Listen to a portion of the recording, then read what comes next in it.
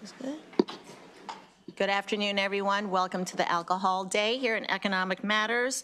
For those of you who don't know me, I'm Chris Valderrama, Chair of the Alcohol Subcommittee, and the members who are here today. We were hoping to have a full house, but we'll deal with what we have here today. Just so you know, if there are a large number of witnesses, we're okay if you say "me too," in the interest of time. With that said, we'll get started. We're going to go with the local bills prior to the statewide bills. And with that said, unless I see any chair, are there any chairmen in here? I don't see any. Okay, we will start with House Bill 1108, Allegheny County Delegation. Is there someone here to present House Bill 1108? Allegheny. Okay, all right. We won't, I'm sorry. While we're taking this time, let me just give out a reminder that for the delegation bills, if they are missing a delegation letter or amendments that are needed, they need to be sent to the committee ASAP. Is Allegheny on the way? If not, we'll move on. Okay. We will now move on to House Bill 571, Delegate Kipke. Thank you, Madam Chairman. Joining me is the Liquor Board of Anne Arundel County. House Bill 571 passed the Anne Arundel County delegation, and you've received a letter to that effect. It has two amendments, which were also sent over as well. What this bill does essentially is for all nonprofits that have a club license in Anne Arundel County, it allows them to essentially be the bar for those events when they're renting out their halls. The people renting it out will still have to get a one-day liquor license, but the nonprofit can operate their bar, for which they have alcohol awareness training and those safeguards, which don't currently happen with our one-day liquor license process. And with that, I'd like to pass it on to the Liquor Board. And please state your name for the record. Yes, Wayne Harris. I'm Chairman, Anne Arundel County Liquor Board. And with me, I have Edward Aronson, who is our Executive Director. I'd like to say that we're in favor of this bill as it is. The protections that are built into it are perfectly fine. And it gives an opportunity to help, those nonprofits and not-for-profits, and even the few clubs that we do have that are for profits. And, again, we're glad to support it. Edward Aronson, I would say me too. We're here if there's any questions from our side. Jim Ford, Chief Inspector, me too. I'm sorry, what's your name? Jim Ford, Chief Inspector for the Anne Arundel County Liquor Board, and me too. Okay, thank you. We didn't have you on the list, but that's quite okay. Are there any questions for the bill sponsor or this panel? Seeing none. Thank you very much. Thank you. We also have a Peter Carocchio.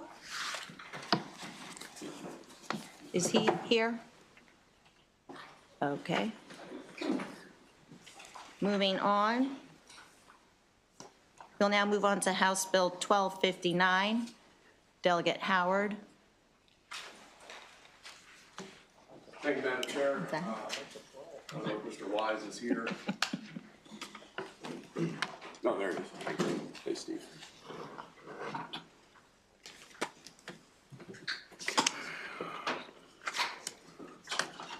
Thank you, Chair. Thank you, colleagues. For the record, Delegate Seth Howard, pleased to introduce HB 1259, Anne Arundel County Alcoholic Beverages License and Permit Distance Requirements.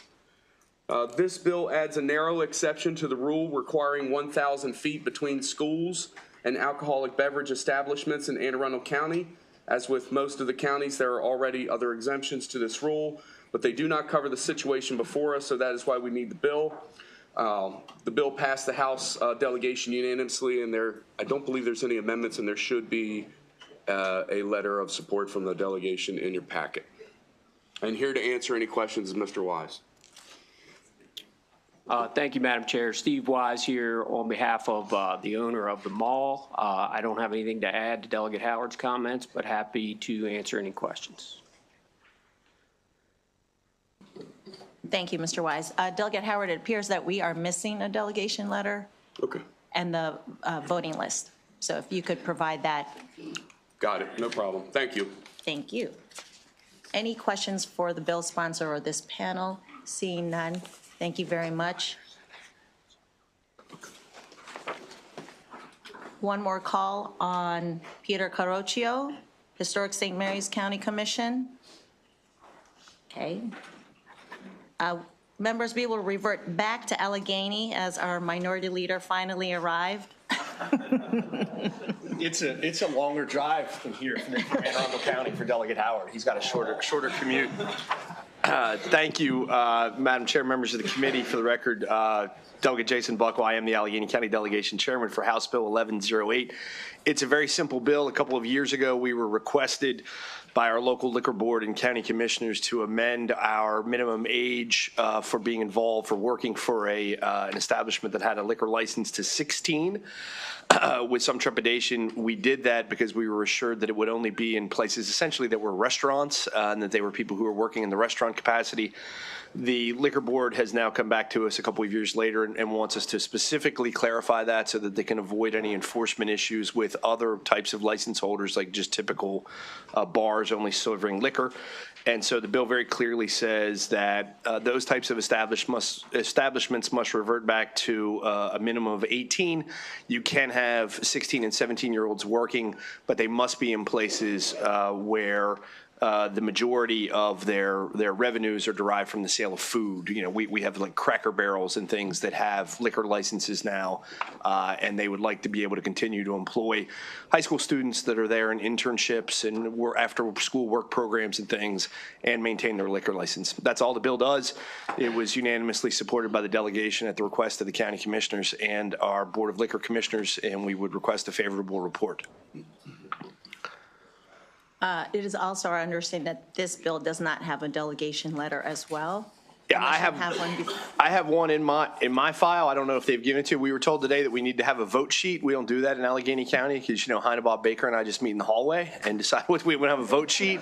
I'm just like, guys, you good with this? Or like, yeah, we're absolutely good with this. So we made one up. This is the first official Allegheny County delegation vote sheet in several years, just for you guys. And I'll make sure that my aide gets that in your file by the conclusion of today. Thank you. Thank you Great. very much. Thank you, Delegate Buckle. Thank you. Any questions for the bill sponsor? Seeing none, I will keep calling this gentleman's name in the event he shows up, but Peter Carocchio on House Bill 1108. Okay. Thank you.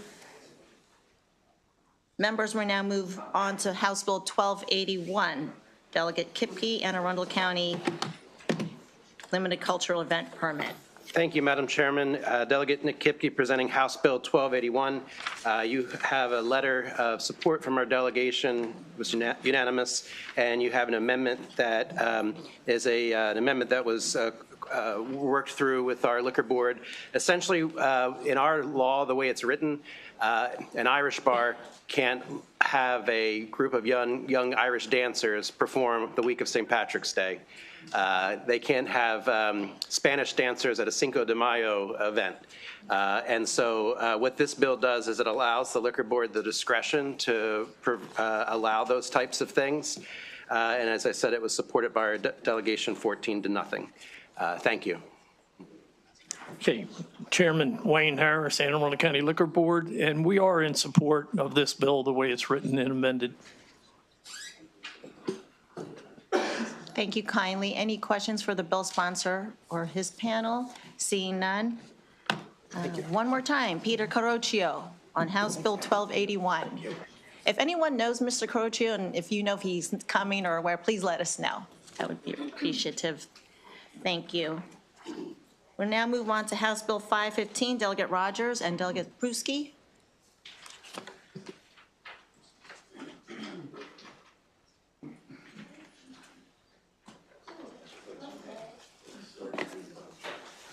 Delegate Rogers, if I may, the gentlemen who are near the doors, if you could just keep the entryway clear God forbid there's an emergency.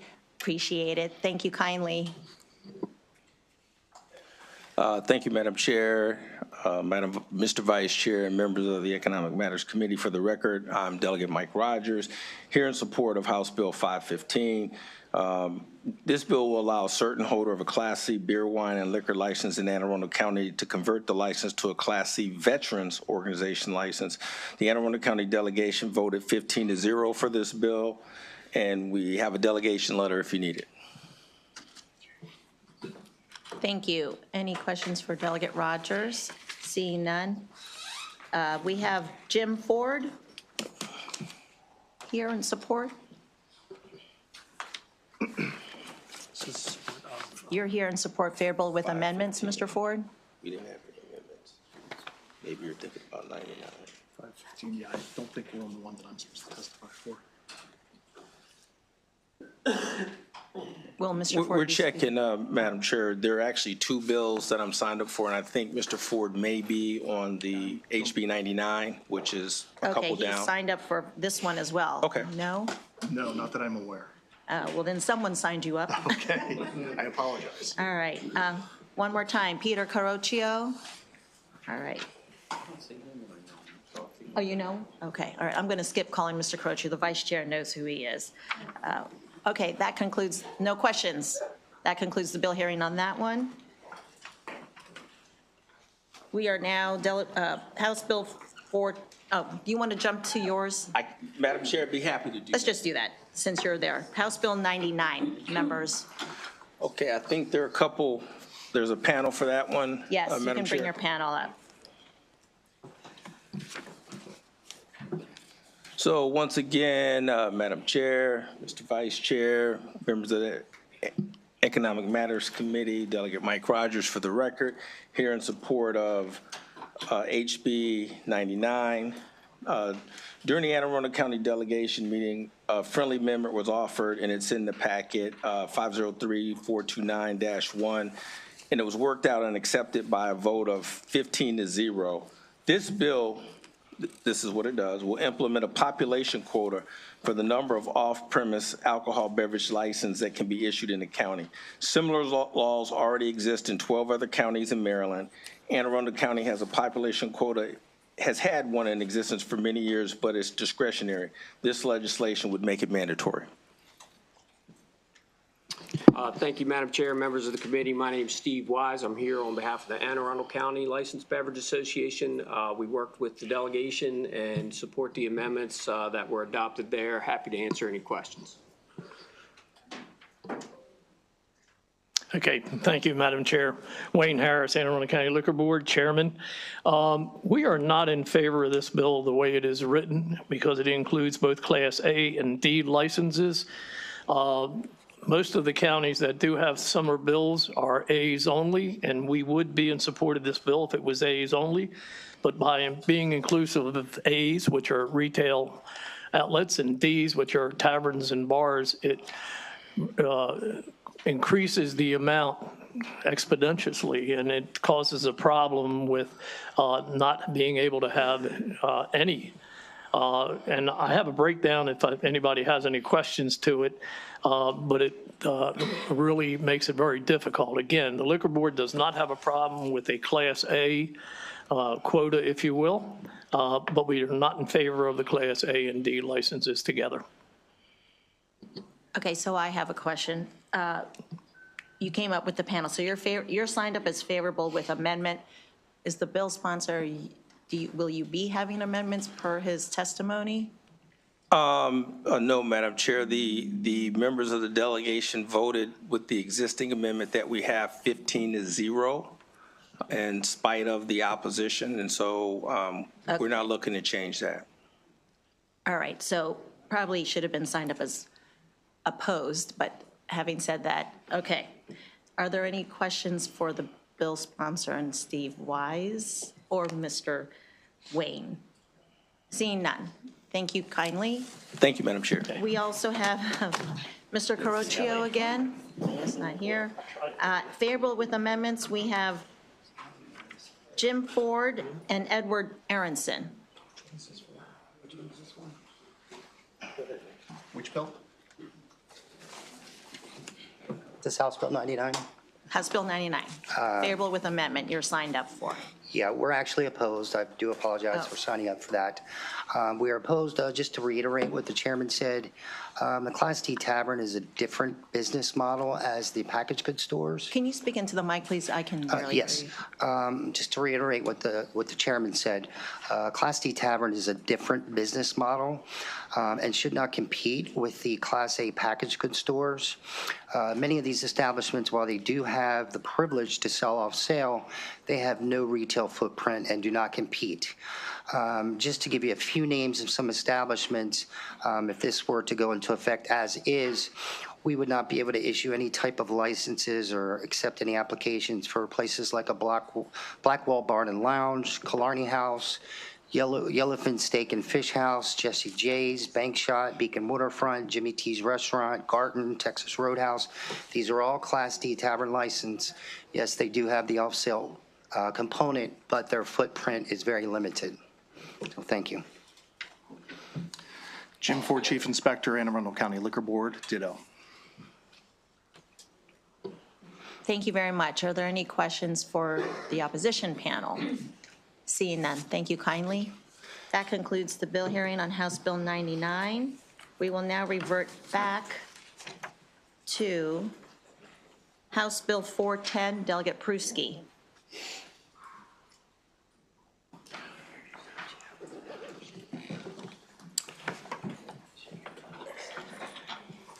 Thank you, Madam Chair. Delegate Andrew Pruski here.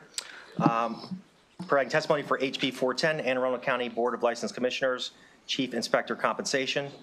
The original bill was a pay schedule change from the full inspector employed by Anne Arundel County to move from non-represented pay from an NR5 to an NR15. After discussion through the Alcohol Subcommittee and amendments, that is moved to an NR6, and that was a vote of 9-5. And I do have a letter, and that is all the testimony that I have in regards to this bill, and I know the Liquor Board will obviously represent themselves. Thank you. Thank you, Delegate Pruski. Are there any questions for, oh, I'm sorry. Are you Mr. Jim Ford? Yes. Correct? Now, you're listed here as favorable with amendment. Are you opposition again? I'm opposed as amended, yes. Okay, so let me get through the favorables first. If there's any, is Mr. Carocchio here? No. All right. Okay, so now we will, okay, so again, you're listed as favorable with amendment. Yep.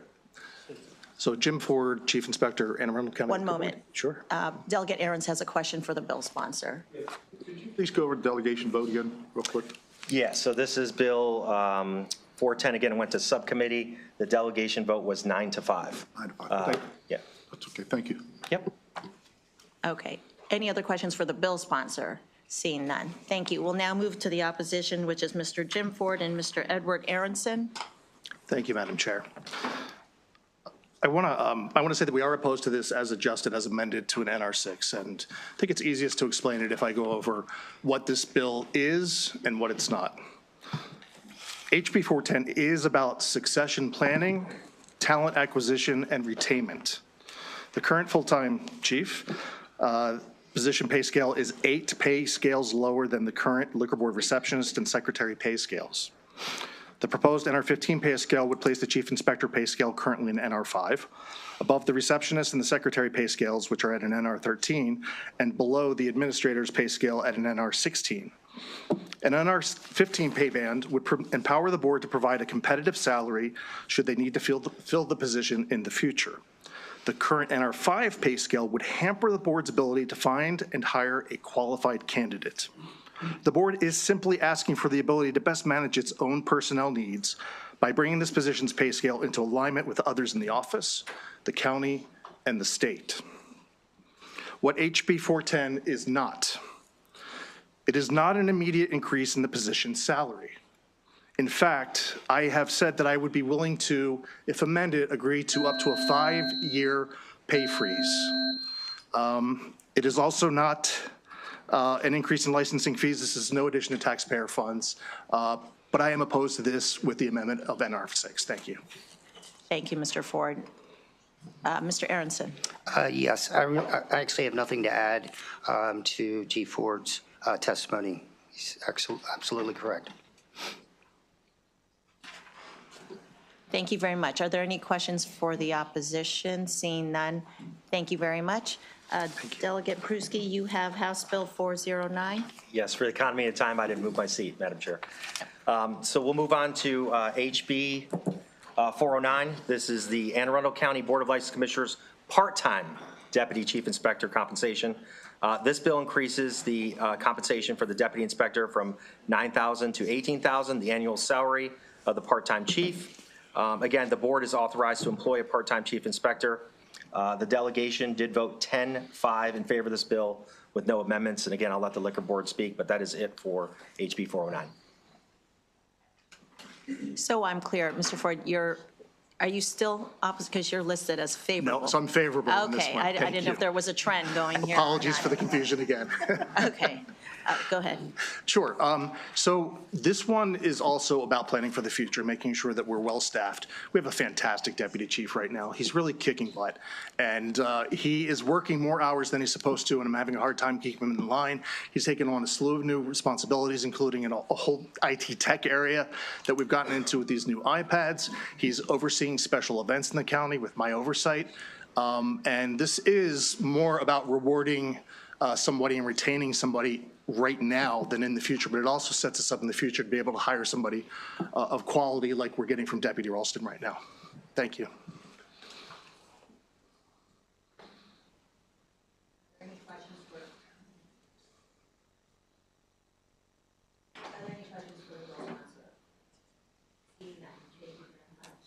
Thank you. Mr. Wayne, Peter Carocchio, and Edward Aronson. Thank you, Madam Chair. Edward Aronson here. Yes, we are in favor of this bill. Everything that Chief Ford said pretty much makes sense of why we introduced this. Thank you. Thank you kindly. Okay. Thank you, Madam Chair. I'm in support of this bill as it's written. Please state It simply your name. takes a person that's being, putting in and should be not putting in more than 5 hours a week and puts in much, much more time than that. We're just trying to take that salary, which is $9,000 for an average of 5 hours a week, and doubling it to 10 hours a week and doubling the salary equally, which would be $18,000, I believe it is. Correct. Any questions for this panel? Seeing none, thank you kindly. And just a reminder for everyone who's coming up before the table to, regardless if you're up several times, just please state your name for the record since we are live recording. Thank you. Thank you. That concludes the bill hearings on House Bill 409. We are now on to House Bill 1141, Delegate Ebersole. Is he here? Only Rhodes.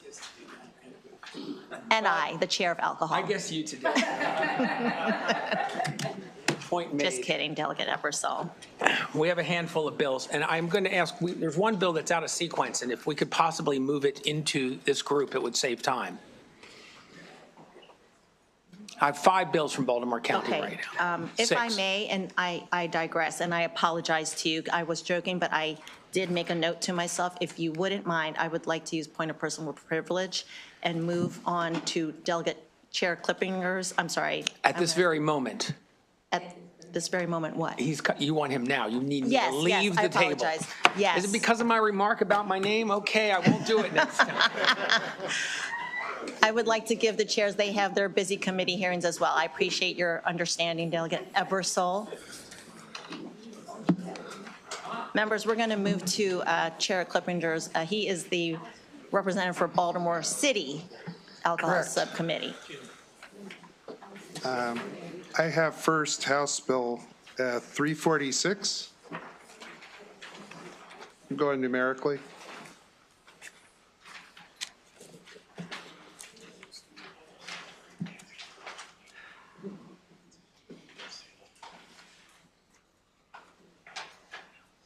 Is that okay? Yes. Okay. Thank you all very much. Delegate Luke Klippinger, I'm the Subcommittee Chair for the Alcoholic Beverages Subcommittee for the Baltimore City Delegation. Happy to be here today to present House Bill 346. 346 does several things, and it was amended in the Baltimore City Delegation to appear before you today. It creates 7 BD7 licenses, 1 in the 2600 block of Huntington Avenue, 3 in the 2700 block, and 3 in the 300 block of West 29th Street.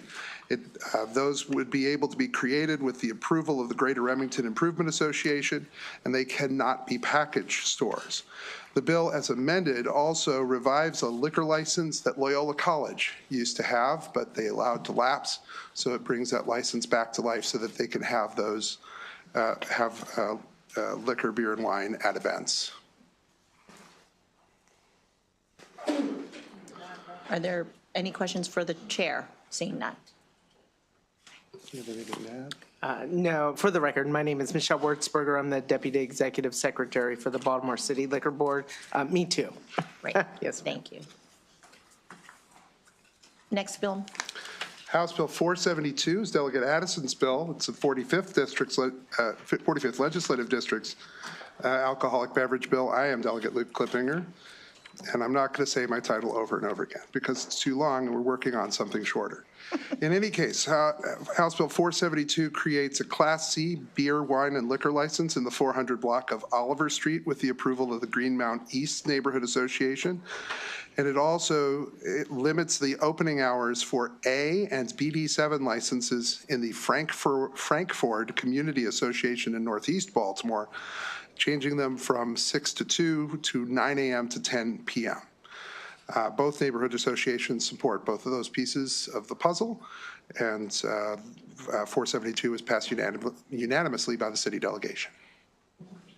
Ma'am, for the record, Michelle Wurzberger, Deputy Executive Secretary for the Baltimore City Liquor Board, and again, me too. Are there any questions for the bill sponsor? Seeing none. Next. Thank you. House Bill 784, again, Delegate Luke Klippinger. This time, this is my bill, the 46th District's Legislative Alcoholic Beverages Bill. It does two things. It extends the life of a license that is not presently being used in the 3500 block of Boston Street so that it can be transferred. And it further clarifies language regarding the requirement that is set when a license seeks to move within 300 feet of a church, saying that not only needs the sign off of the church, but also of the community association where the license would be moving into. Compared to previous years, the 46th District Liquor Bill, this is very brief. I didn't sign up for this one.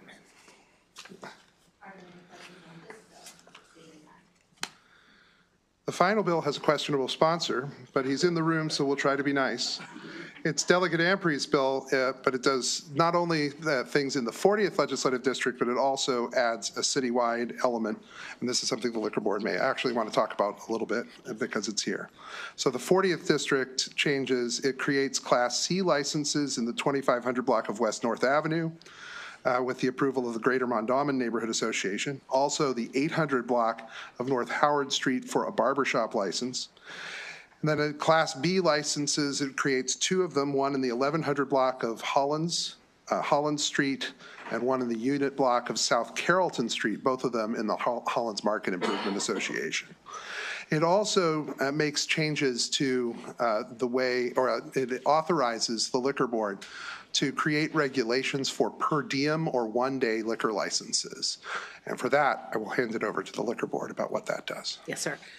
Michelle Wurzberger, Deputy Executive Secretary for the Baltimore City Liquor Board.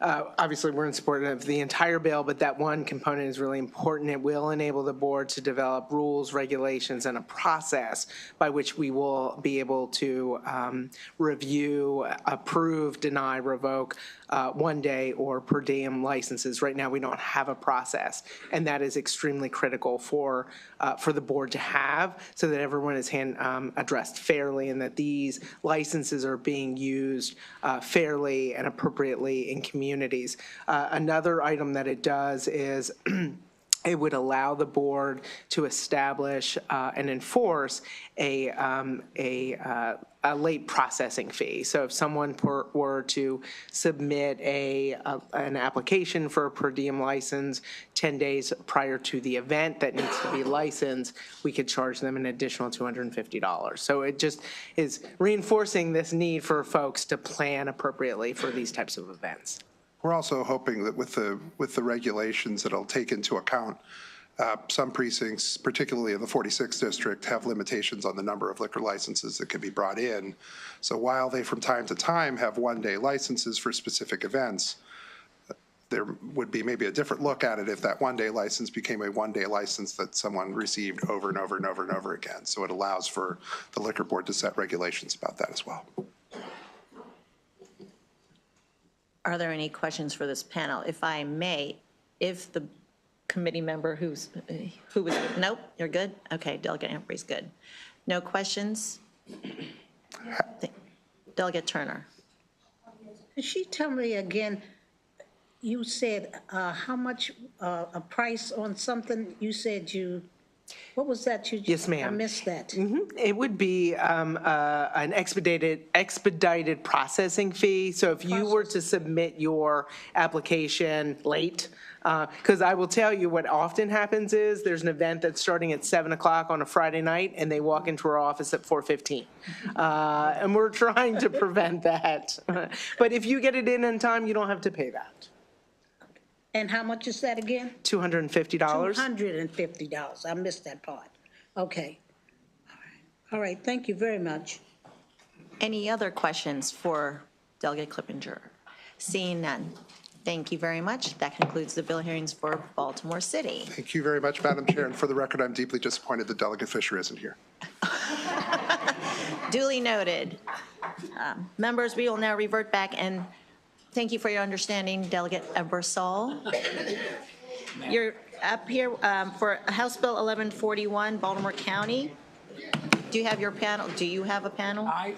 We have a handful of bills on. Some of them, the Licensed Beverage Association of Baltimore County would like to testify, others not. But if we can just put them on here at the table so I don't have to run back and forth. Jack Milani would like to sit with me. Sometimes he'll sit quietly. I don't run anywhere. He says he never runs anywhere. All right, so the first bill we have is House Bill 1141, which, in a very nice, timely manner, is actually a bill that I submitted. Ultimately, this bill will be taken up by the Baltimore County delegation probably on Friday. Tradition in Baltimore County, and I'll say this once and not every time, is to offer an amendment to change the sponsor to Baltimore County delegation once the delegation approves of them. So it will no longer be my bill, okay? But I come to you not only as the sponsor, but as the chair of the delegation. Okay, so I'm just been notified, this bill does not have a letter, delegation letter. It does not yet because it has not been voted on by the delegation. House Bill 1141 allows the Board of License Commissioners for Baltimore County to approve a change of location for alcoholic beverages licenses originally issued to a contract purchaser, an owner of the premises, or a developer if the new location is within the same election district and has been at the same location for the last 10 years. And that's it. I just want to clarify, when you mentioned that there was no vote on this bill, is that for all the bills that are following or just this one? 3 of them have managed to find their way through the delegation, and 3 of them have not. Okay. And I'll tell you which ones are which if you'd like on each one. I turns out I know as the chair. Okay. That's actually helpful, but we can get that information. I'm done with my testimony. Okay. Mr. Milani? Jack Milani, Baltimore County Licensed Beverage. We're in support of the legislation. Any questions? Seeing none. Next bill. 1145 is, I don't have the order here because I was using one from off the site earlier. Okay.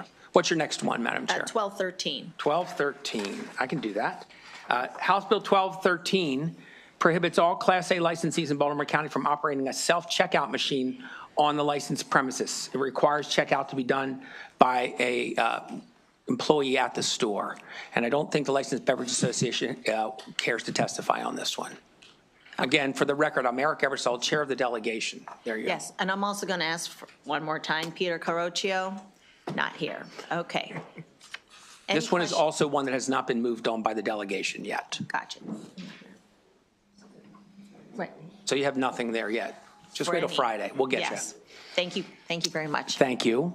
That concludes the bill hearing on, oh, I apologize. Delegate Aarons has a question. Okay, could you answer, how's it done today?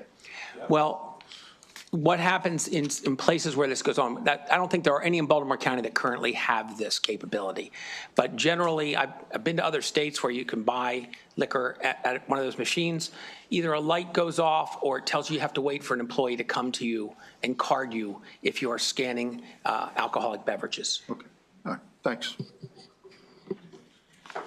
Any further questions? Seeing none, that concludes the bill hearing on House Bill 1213. House Bill 770. Okay, House Bill 770 was moved on and approved by the delegation, I think. It has an amendment. Originally, the bill was to allow restaurants and bars in Baltimore County to sell and deliver alcoholic beverages for off-premises consumption. The amendment changes it to only sell, not to deliver in this case. Practice that ended during COVID, but Baltimore County Liquor Board has to adopt regulations authorizing them. These are the drinks that are alcoholic, but they're in containers with the lids taped down, that sort of thing. We did it during COVID, and this bill would seek to allow that to happen again in Baltimore County.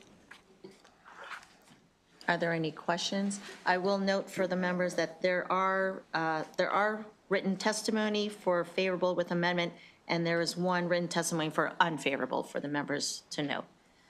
If there are no questions, that concludes the bill hearing on House Bill 770. Next, we'll go on to 1145, your bill, Delegate Ebersol. Another bill that I'm sure the delegation will approve when they get a chance to. House Bill 1145 changes waiting periods for the application or for issuance of an alcoholic beverages license at a specific location if the application for a license at that location has been previously denied. Current waiting period is 6 months. This would change it to 1 year waiting period, and if the application is denied a second time, the waiting period becomes 2 years after that. I believe you guys. Yep, we're on it.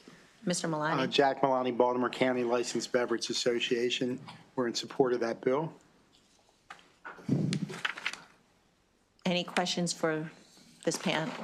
Seeing none, that concludes the bill hearing on House Bill 1145. Next, House Bill 746. House Bill 746, which was actually voted on and approved, has no amendments. Baltimore County delegation, you probably have a vote sheet. This extends the sunset for 3 more years that existed for Baltimore County Liquor Board's authority to approve transfer of up to 5 Class B or Class D alcoholic beverages licenses in eligible transfer districts to other election districts within the county in accordance with current law. Jack Malani, Baltimore County Licensed Beverage Association, in support. I have a quick question. Yeah. This bill, did you say it was adding?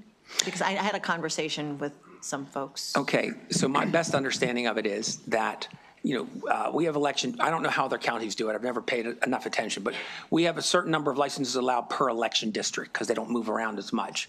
And they're based on the population. So sometimes if a population shrinks, a county has more than it should, but we're not going to make them get rid of them. And some districts don't have enough liquor stores, so they have available ones. So the idea is that they can move them from election district to election district where appropriate according to those situations. That's the part about according to current law that I said. You don't have enough. My county has more than enough. We're happy to share with you. We have some districts that are subscribed up to, based on their population, up to their max and maybe even over their max at this point because the population of the district shrunk slightly. We have other districts where there are possible licenses that are unapplied for. And so the idea is that we could move them to places where people would be able to use them. So I guess I'll review this bill, but how does one qualify to get that This comes to you. license? Yeah. Basically, a district has to be over by 10% or more to have one come out, and it cannot go into a district that is currently over 25% over. Remember, all these were grandfathered at one time, so there were some districts that were way over when the grandfather clause was put in. So it's almost like a license equalization. Any other questions? Delegate Weigel. Thank you, Madam Chair. Is this just a one-time deal or is this annually? This is up to 5 licenses over a 3-year period. Over a 3-year period? We have been doing it already in Baltimore County, but it had a sunset. And so this bill just seeks to extend the sunset for 3 more years. All right, thanks. Any other questions? Seeing none, that concludes the bill hearing on House Bill 746. And that, oh, there's one more. We do have one more Baltimore Yes, County and- bill, if you would allow me to testify at this time. Yes, I'd I be just want very- to make sure it's the correct one. So I just got handed, it was not in the correct. Original sponsor is Delegate Mangione on this It's one. House Bill 987. I'm looking. Hold on. Yes? Okay. If he says it, phew, I'm trustworthy here. This authorizes the Board of License Commissioners for Baltimore County to issue a beer, wine, and liquor license to an establishment that has a certain zoning classification as within 300 feet of a place of worship under certain circumstances. Those circumstances are the establishment is located in the Towson area of an office building that is at least 100,000 square feet. The establishment has a BMDT zoning classification, and the church consents to the liquor board in writing that they're okay with it being within that distance of their establishment. Mr. Malani. Jack Malani, Baltimore County Licensed Beverage Association. We worked with the sponsor and got it worked out, and we're in support of it as amended. The amendments were mostly technical to make those things come true. We had to get the language in the correct spot for the most part. Got it. Delegate Ampry.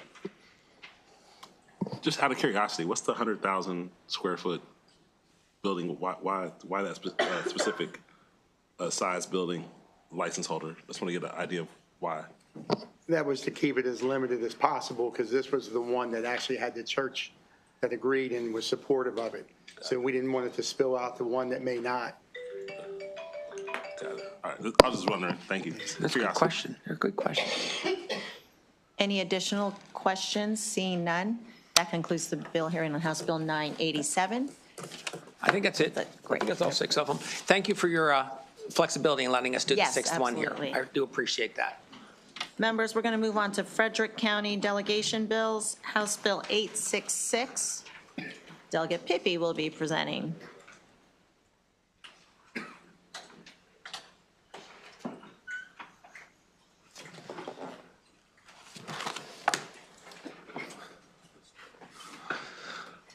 Delegate Pippy, for the record, I'm the chairman of the Frederick County delegation here for HB 866. What this bill would do is currently in Frederick County, we have a beer and wine theater license. This would create a beer, wine, and liquor theater license and also would enable the theater to designate which employee they want to be as the licensee.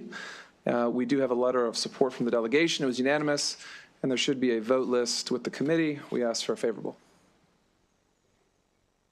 Any questions? Seeing none, that concludes the bill hearing on 866. 1026. Okay. Delegate Pippy, for the record, chairman of the Frederick County delegation in support of 1026.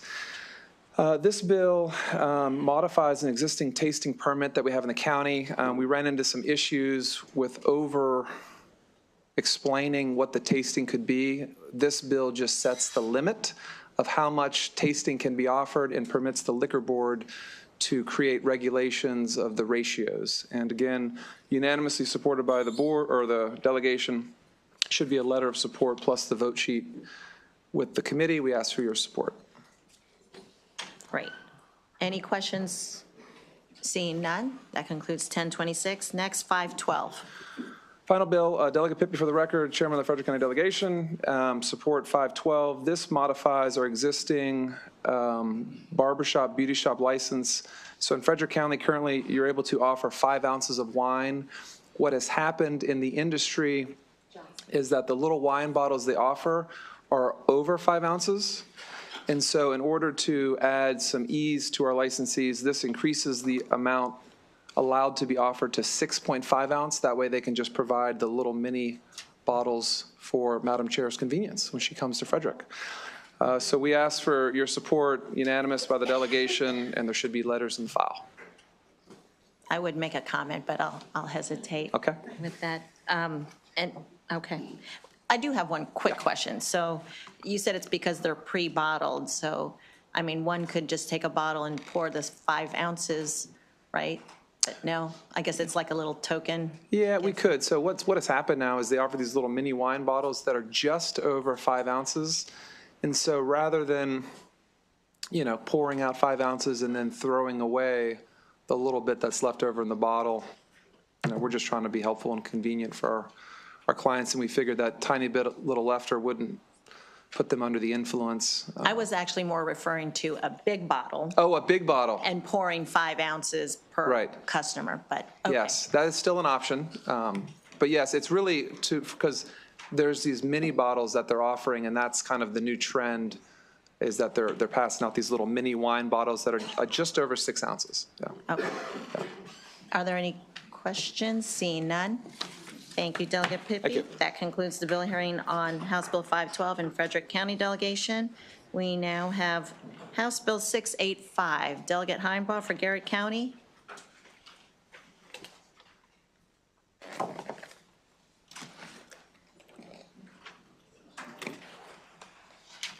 Delegate Heinbaugh, before you start, we are missing a vote sheet for this legislation, so if that could be provided at some point, we'd appreciate it. I can take care of that, Madam Chair. Since I am the delegation, it'll be pretty easy to give you. Okay.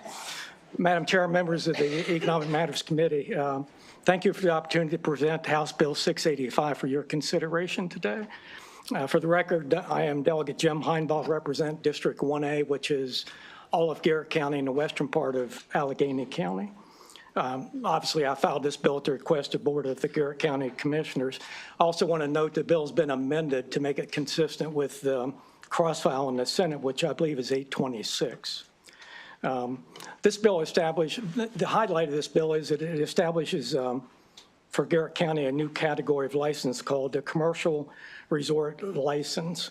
And this is necessary because of some things that were turned during inspections where there were multiple licenses on one property. And I could give you an example. If you're familiar with Will-o'-the-Wisp or Ace's Run, people would get a drink there and walk down to the lake at Firewater with their drink, and they're two different establishments. So the liquor board worked with the bill writer to try to fix that and correct that, and that's the purpose of this license. The bill also corrects some errors in previous language.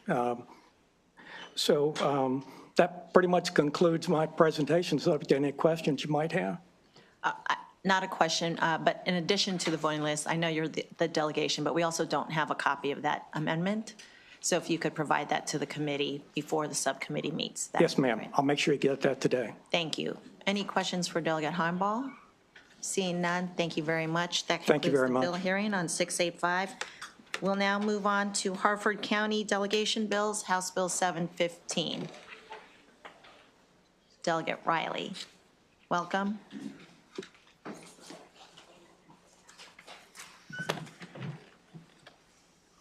Madam Chair, I have 4. Do you want me to go them in order? Because the first one would be 712. We're going to start with 754. Okay. Okay. Sounds good. 754 first. 754. Yes, ma'am. That's fine. Good afternoon, Chair Valderrama and Vice Chair Crosby and esteemed members of Economic Matters Committee.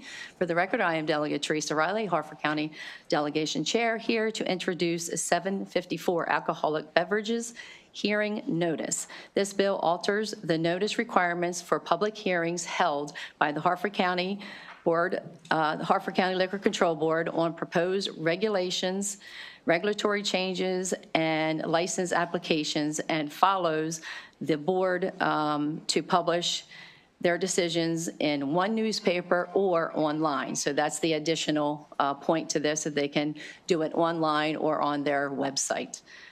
So that's the bill. It is also the cross-file to Senate delegation, SB 744. You do have a letter of support from the delegation, the Senate delegation, and also the vote count, and we respectfully ask for a favorable report. Any questions on House Bill 715? Seeing none, that concludes the bill hearing on 715. Next, 754.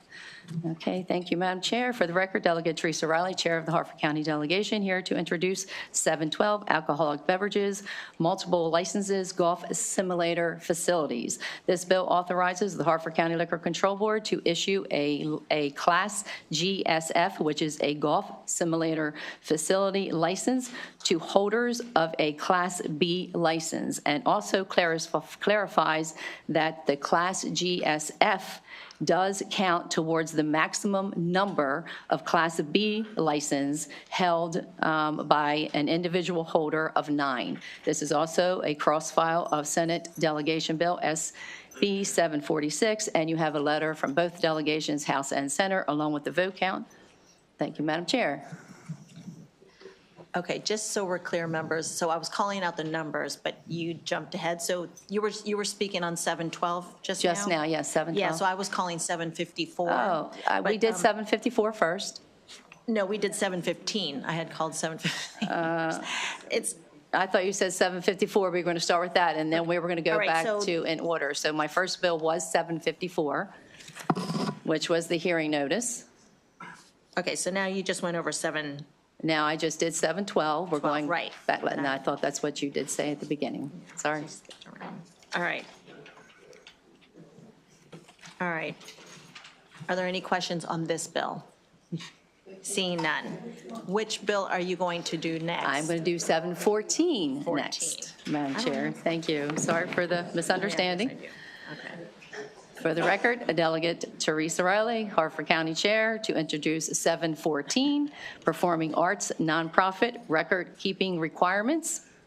The bill repeals the authority of the comptroller regarding reporting, record-keeping and reporting requirements for the performing arts nonprofit organization license holder. This bill was language that was collaborated with the Harford County Liquor Control Board, the comptroller, the ATCC, and the Senate and House chairs of the Harford County delegation. This is a cross-file to the Senate bill, SB 745.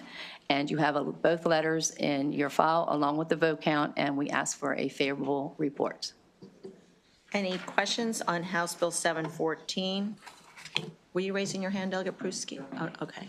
Seeing none, thank you, Delegate Riley. That concludes the bill here on House Bill 714. Okay, and we have one more. The last one, Madam Chair, thank you, is HB 715.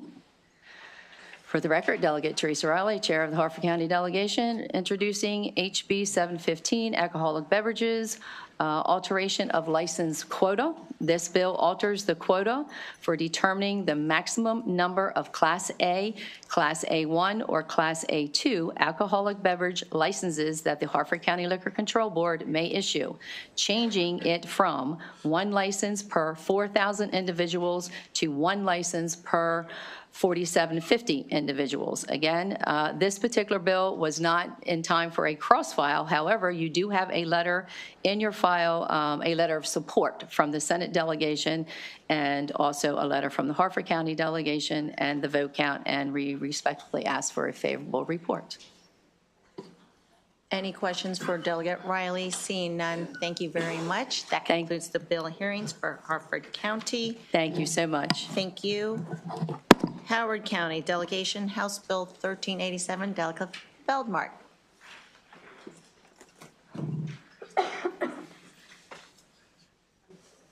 Good afternoon. Thank you, Madam Chair, committee members. For the record, I'm Delegate Jessica Feldmark, pleased to be presenting House Bill 1387 on behalf of the Howard County Delegation. This bill would simply extend the existing retail delivery authority that we've had for the last several years for Class A license holders to include Class D license holders. You'll note in the fiscal note, it mentions a meaningful impact on small businesses. One of those small businesses is in my district, a wonderful place to buy wine, happens to also be a wine bar and restaurant. So while they sell wine for off-site consumption, they are not able to take advantage of the retail delivery options as a Class D license holder. We want to extend that opportunity for them and for other small businesses throughout Howard County. You should already have the delegation letter and vote sheet. You'll see this did have unanimous support from both the House delegation and our Howard County senators. So I respectfully ask for your favorable report, and I'm happy to take any questions. I have a question. Yes. I'm looking at the, I just want to be clear. I don't pretend to remember every single bill that runs through my mind, but significant ones do when it deals with delivery. So this bill that you're referring to, was this Chair Atterbury's bill? Like the? So Chair Atterbury had a bill last year about the sort of third-party delivery. Right. This is not that. Okay. This is the same authority that Class A license holders have for retail delivery, where the actual license holder or an employee can deliver. This would allow a Class D license holder to do the same thing. So since they have off-site sales, they could do that delivery as well. Okay. Are there any other questions? Seeing none, thank you very much. Thank you. That concludes the bill hearing on House Bill 1387. I'm sorry, does not conclude the House Bill hearing. We have a Alexandra Arnsberger from MDRA. Okay, she's not here. Now that concludes the bill hearing on House Bill 1387. Thank you very much, Madam Chair. Now we move on to Washington County, House Bill 481. Delegate Weibel. Delegate Weibel, we are missing a delegation letter of support, so if you could get that. Yeah, I to just the committee. noticed that. We'll get it to you. Great. We do have more than one member. Thank you, Madam Chair, Vice Chair. For the record, my name is William Weibel. I'm Chair of the Washington County Delegation. Pleased to present House Bill 481. What this bill does is alters the composition of the three-member Board of License Commissioners based on the results of the preceding election for the Washington County Board of County Commissioners. 2 members would belong to the political party that received the highest aggregated number of votes, and 1 member must belong to the political party that received the second highest number of aggregated votes. We did vote on it. It was a vote of 4-1 amongst the delegation, and I do ask for a favorable report. Any questions? Seeing none. Thank you, Delegate Weibel. That concludes the bill hearing on House Bill 1335, I should say. If I may take a point before we move on, I would like to defer to Delegate Andrea Harrison if she wants to make a quick announcement. Yes, thank you so much, Madam Chair. For the record, I'm Delegate Andrea Harrison, and today is Sigma Gamma Rho Day here in Annapolis, and the ladies have come. I invited them in to see how the sausage is made. So you see we're all here in uniform, and I just wanted them to have an opportunity to see what goes on here in committee. This is a good committee, because some of you may be interested in some of these topics. But I just want to take a moment, and I'm going to give a special recognition to my sister, my biological sister, Soror Dr. Carol Anderson. Oh, welcome, ladies. And they're going to see Chair Pena-Melnick, so I'm going to step out for just a moment, and then I will come right back. Thank you so much. I appreciate it. Yes, you're welcome. Friendly reminder, you are a member of the Alcohol Subcommittee, so you will be reviewing. Thank you. Thank you, ladies, for joining us. Members, will now move on to Dorchester County Delegation, House Bill 567. Delegate Adams.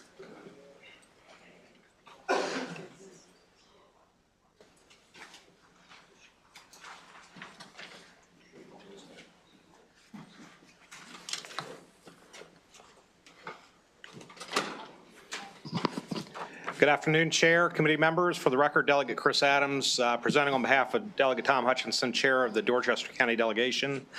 HB 567 establishes an arts, beer, and wine license in Dorchester County for an art-focused business in designated arts and entertainment districts. The bill, as amended with 173-525/1, allows the board to issue a license to an establishment that is within a certain distance of a place of worship or school with the written consent of the place of worship or school. Delegate Adams, 567 doesn't, we don't have the delegation? I have it in the file here. Tom okay. Hutchinson's the chair. I'll make sure we get it to you. Okay, great. Any questions? Seeing none. That concludes 567, now 569. Okay, thank you, Madam Chair, committee members. For the record, Delegate Chris Adams presenting on behalf of Tom Hutchinson, Chair of the Dorchester County Delegation. HB 569 amends the annotated Code of Maryland alcoholic beverage and cannabis article to permit a certain Class A license holder in Dorchester County to conduct liquor tastings alongside beer and wine. Any questions? Seeing none. That concludes 569. 564. Thank you, Madam Chair. For the record, Delegate Chris Adams presenting on behalf of Tom Hutchinson, Chair of the Dorchester County Delegation. HB 564 establishes a venue beer, wine, and liquor license in Dorchester County, allowing alcohol sales at qualifying event venues in Dorchester County. The bill, as amended with 483-628/1, allows the board to issue a license to an establishment that is within a certain distance of a place of worship or school within the written consent of the place of worship or school. So House Bill 564 also doesn't have a delegation letter, so if you could have that. I have it in the folder. We'll make sure. Oh, you have all of them? Okay, Yes. Great. So Yeah. Council, We'll thank get it. you. 566. Okay, thank you, Madam Chair, committee members. For the record, Delegate Chris Adams presenting on behalf of Tom Hutchinson, Chair of the Dorchester County Delegation. HB 566 alters the licensing fee for alcoholic beverages in Dorchester County and application and transfer fees. Seeing no questions, thank you very much. Madam Chair, I have the Wycomico County Delegation bill. Would you mind if I present that while I'm here?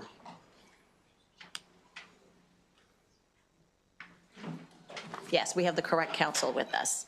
Okay. Thank you, Madam Chair. Committee members, for the record, Delegate Chris Adams, Chair of the Wycomico County Delegation.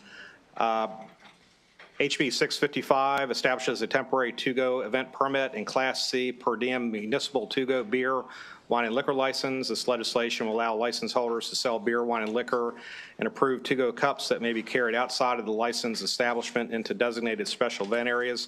The city of Salisbury has the Folk Festival, and so this is a special event for which these licenses will allow our friends who come and visit us a day of travel along the streets with the benefit of this license. I have a question. So, okay, so this is a new introduction. It is. Right. So just so I'm clear, this is open container. So like Vegas, like are we talking, what are we talking here exactly? Like you said, if I heard you correctly, you said it was open container and they'd be walking from. It'll be to-go cups. So let me just read that let me read the testimony from the county council.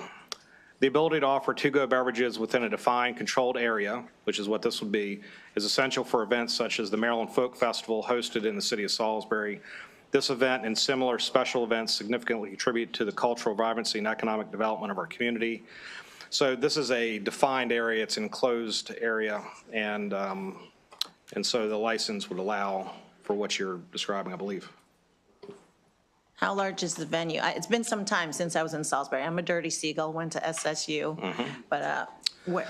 Well, think about Main Street, and then you've got the library. They call it Unity Square now, which is sort of the parking in between the downtown establishments. So there's a handful of different businesses that come in during the Folk Festival, and so folks will get a drink and they'll walk around to the different arts establishments, the bands or the performers, and you know, the idea of being able to walk with a glass of beer or whatever is what the idea is here. So what's the current situation? So they're vendors, right? Or Madam Chair, you are asking great questions, and I could certainly carry it offline or carry it with the subcommittee. Yes. The city of Salisbury was issuing the bill, and we worked closely with the Board of License Commissioners to craft amendments to, we think, make it workable with the committee. Okay. Are there additional questions? Seeing none, thank you very much, Delegate Adams, and have those letters from the delegation to council. Thank you. Thank you. Did I do 1238? All right, members, we'll go back to House Bill 1238, Delegate Otto for Somerset County. Thank you, Madam Chair and members of the committee. I see a couple faces that we worked with on E&T a few years ago. I am Delegate Charles Otto, Chairman of the Somerset County Delegation from District 38A. We have House Bill 1238, which is a request to authorize the Board of License Commissioners to provide for a liquor tasting license. And it spells out the fees, and it pretty much copies some similar language that's authorized in other jurisdictions. And I have a support letter coming from the Liquor Licensing Board and from the Somerset County Commissioners. And I am the delegation. I think we did send a letter of it, but we'll see that you have it. Perhaps we were waiting to get these other letters at the same time. I ask for your favorable report. Thank you. Yes, if you could provide that, because we do not have the letter of support from the delegation. Thank you very much.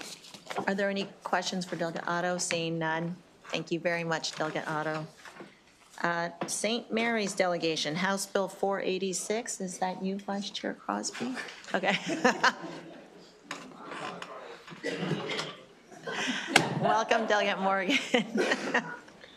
Thank you, Madam Chair. Thank you, Mr. Vice Chair, for the opportunity to sit here today, present to you three bills on behalf of the St. Mary's County Delegation. House Bill 486 is pretty simple. Basically, the request from the Alcohol Beverage Board and the Commissioners is to increase the alcohol sales violation fine from $1,000 to $2,500. We do have all correspondence in your files.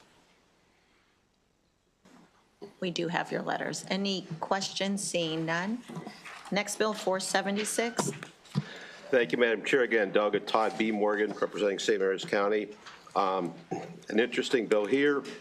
476 is basically asking to change the quota of the number of liquor stores we can have based upon population. I can testify this because it was my commissioner district previously. Today is Delegate Crosby's district. And basically what they're asking them to do is just basically change the density allowance to every 1,350 people along the way for a liquor store, because in that district I would say that there's probably a liquor store every quarter mile or less as the crow flies. We do have proper documentation in here. We ask for a favorable report. Any questions on House Bill 476? Seeing none. Thank you. House Bill 574. Thank you, Madam Chair. Again, Delegate Todd B. Morgan on behalf of St. Mary's County. The purpose of this bill is to authorize the Board of License of the Commissioners of St. Mary's County to issue a maximum of 3 Class B beer and wine liquor store licenses to an individual while prohibiting a license holder from having direct or indirect interest in more than one Class B beer, wine, or liquor restaurant when the license authorizes the sale of off-premise consumption. Currently, St. Mary's County only allows one person to hold a Class B restaurant license. Again, all documentation has been provided for the committee. Any questions? Seeing none. Thank you very much. Thank you, Madam Chair. Have a good day, guys. On the St. Mary's County delegation, we now have Wacomico. We did in Wacomico earlier. Lost that. So.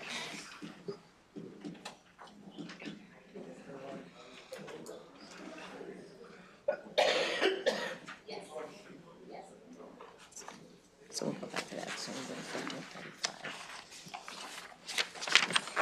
1435. We'll move on to Caroline County delegation. Delegate Ahrens.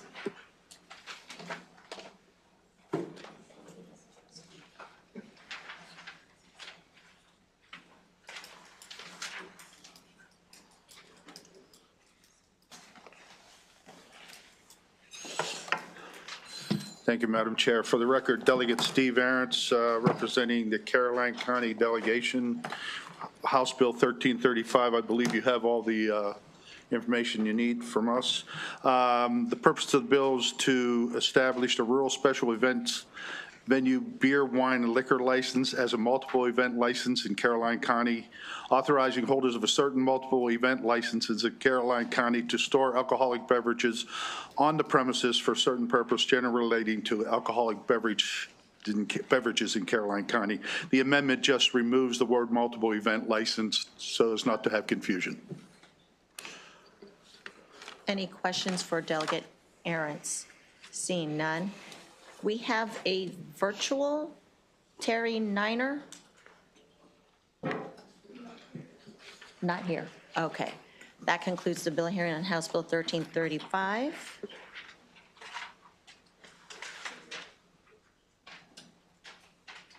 We're waiting for our next council.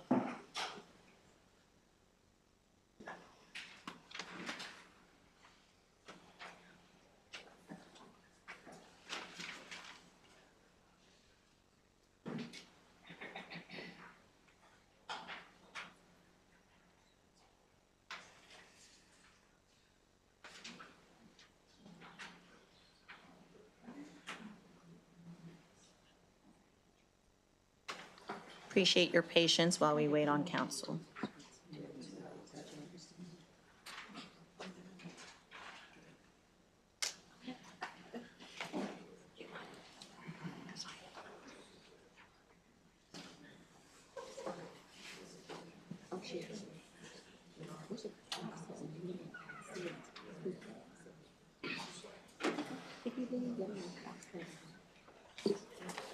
Okay, we have Charles County Delegation, House Bill 835.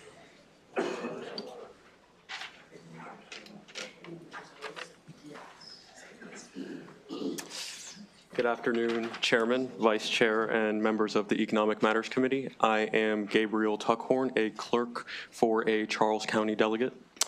Thank you for the opportunity to present House Bill 835, which makes necessary updates to the Class B baseball stadium beer, wine, and liquor license in Charles County. This bill clarifies that alcoholic beverages may be sold and consumed throughout the stadium premises, excluding any parking areas, ensuring responsible alcoholic consumption within the designated areas. Additionally, the bill modernizes the types of beverage containers permitted, allowing for plastic, paper, or other non-glass containers, while maintaining the option for glass service in enclosed dining areas where patrons are seated. These updates promote a safer and more enjoyable experience for attendees while supporting the economic vitality of the stadium. For these reasons, I urge the committee to issue a favorable report on HB 835. Thank you. The Vice Chair has a question. I do not. Okay. Thank you, Bernard. Are there any questions? He did do a good job. Yay. Yes. What delegate do you work for? Chairman C.T. Wilson. Thank you.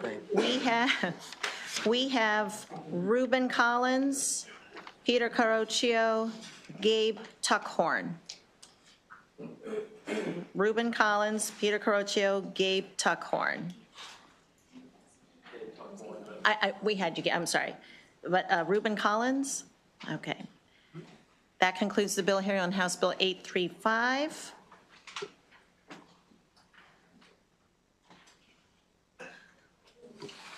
We now go on to Montgomery County Delegation, House Bill 1095 and 1174 and 1229. Delegate Foley. Thank you, Madam Chair. I'll be presenting 1095, and I believe two other delegates will be presenting the other bills. Good afternoon, Chair Valderrama, Vice Chair Crosby, members of the Economic Matters Committee. For the record, I'm Delegate Linda Foley, and I am the chair of the Economic Development Subcommittee for the Montgomery County Delegation. I'm presenting HB 1095, Montgomery County Alcoholic Beverages Beauty Salon License on behalf of the Montgomery County Delegation. The Montgomery County Delegation passed this bill, or voted unanimously to support this bill. The bill alters provisions for salon beer and wine license, making it a salon, wine, and beer, and liquor license. Under an existing law, a license holder may serve not more than 5 ounces of beer or wine for on-premises consumption by a beauty salon customer who's provided a cosmetology service or is attending a fundraising event at the beauty salon for which an event permit has been issued by the Permitting Services Department of the county. Under the bill, a license holder may provide not more than 1.7 ounces of liquor. In addition to that, and additionally, the volume of a beer license holder that a beer license holder may provide under this bill is increased to not more than 12 ounces. And the limitations on wine is not affected. There is an amendment to this bill that you should have that that expands the right to serve these amounts of alcohol to customers at barbershops as well as beauty shops. Let me just note that the amounts specified in the bill are roughly equivalent in alcoholic content, which is the change in the beer amount. I urge a favorable report on the bill and be happy to answer any questions. Thank you. So I have a question. So just to be clear, we're adding liquor? Yes. Because it was just one. For those who know me, I like to partake, and one who likes to go to the beauty salons, quite honestly. What is the impetus, the necessity to have liquor at a beauty salon? Yeah, I don't know the answer to that, Madam Chair. I mean, this was a request, actually, my understanding is this was a request of a barber shop to be able to add liquor to the list. So it's 5 ounces of wine or 12 ounces of beer under the bill, or 1.7 ounces of liquor. You don't get all three. Like, you can't do a chaser, okay?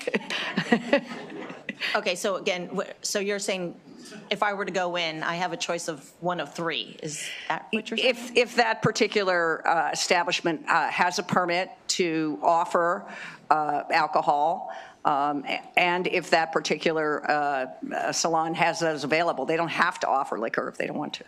I see. Okay. Any other questions for Delegate Foley, Delegate Weigel?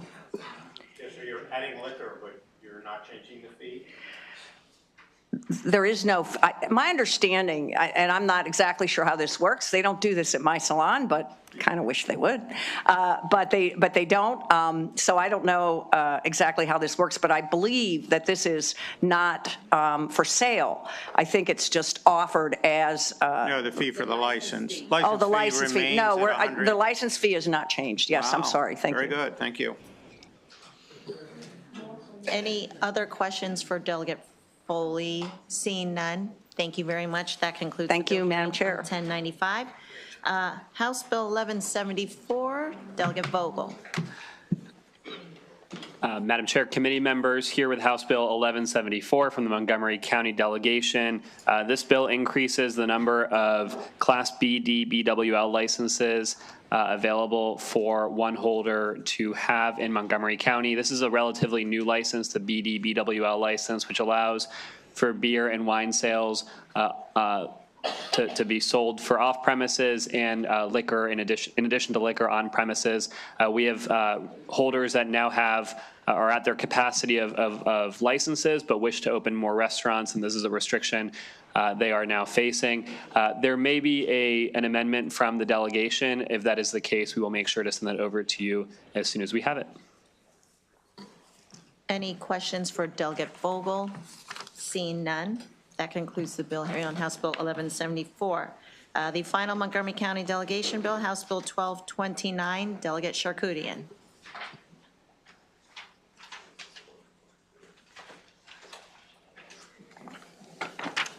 Thank you, Madam Chair.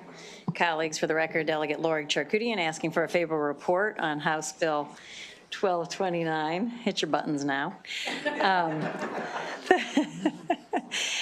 This bill has actually been significantly amended from the one that was put in the file, so I'm going to explain what the amended version does, and then we can sort out, hopefully the amendment was voted on Friday, so I emailed it to everyone this morning, but you may or may not have it in the system yet. The basic idea behind this bill was that Right now, the board has the ability to consider the impact of a new license on the business interests of the existing licenses. So that's kind of the extent to which density is considered. And they can consider individual licenses based on their behavior and how they affect public health and safety.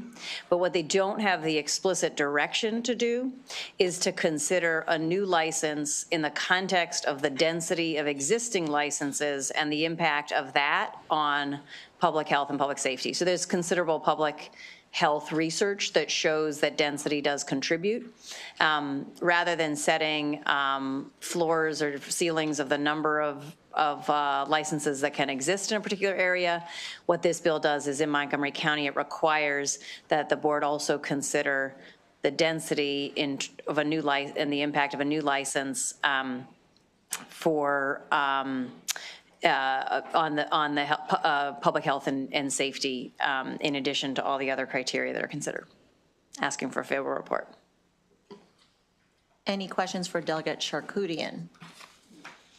Seeing none, thank you very much. Thank you, Madam Chair. That concludes the bill hearing on House Bill 1229. Members will now move on to the statewide bills, and we will begin with. I've been informed there's someone to testify on 1174, if that's okay. Rob, is he on our list?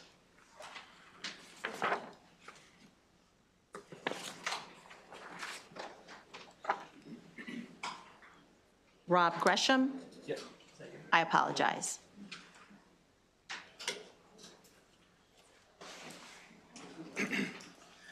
I'll just state my name.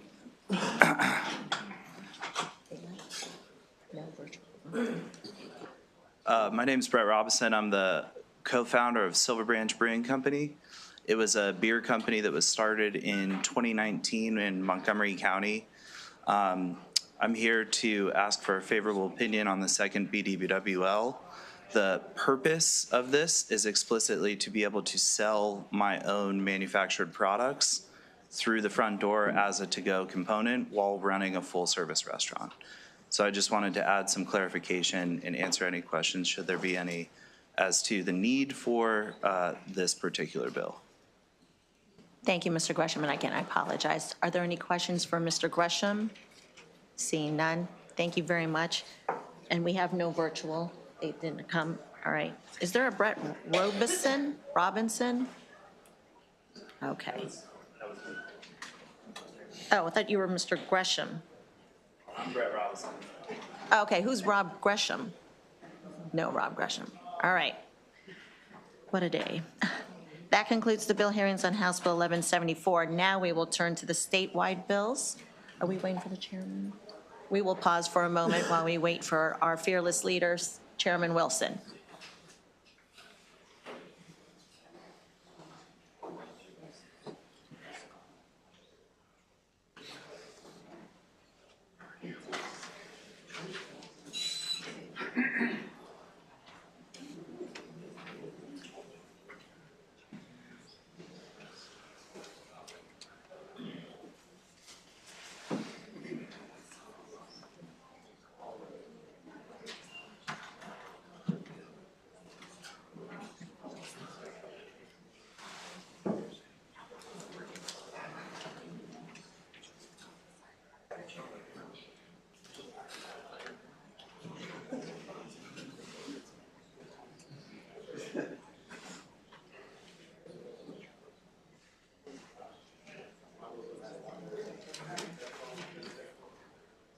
We'll begin with, we were supposed to begin with House Bill 1379, but we'll start with,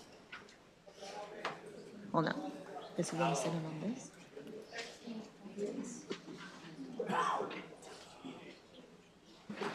Okay, so it really doesn't matter who starts at this point because we're waiting for the chairman.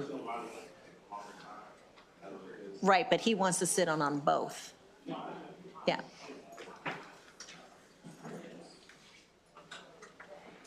All rise. Okay, thank you for your indulgence, members and our guests. We will now begin statewide bills. House Bill, would you like to defer to? Okay. House Bill 1379, Delegate Ampry, Alcohol Beverages Class A License Retail Establishments. Modernization Act of 2025.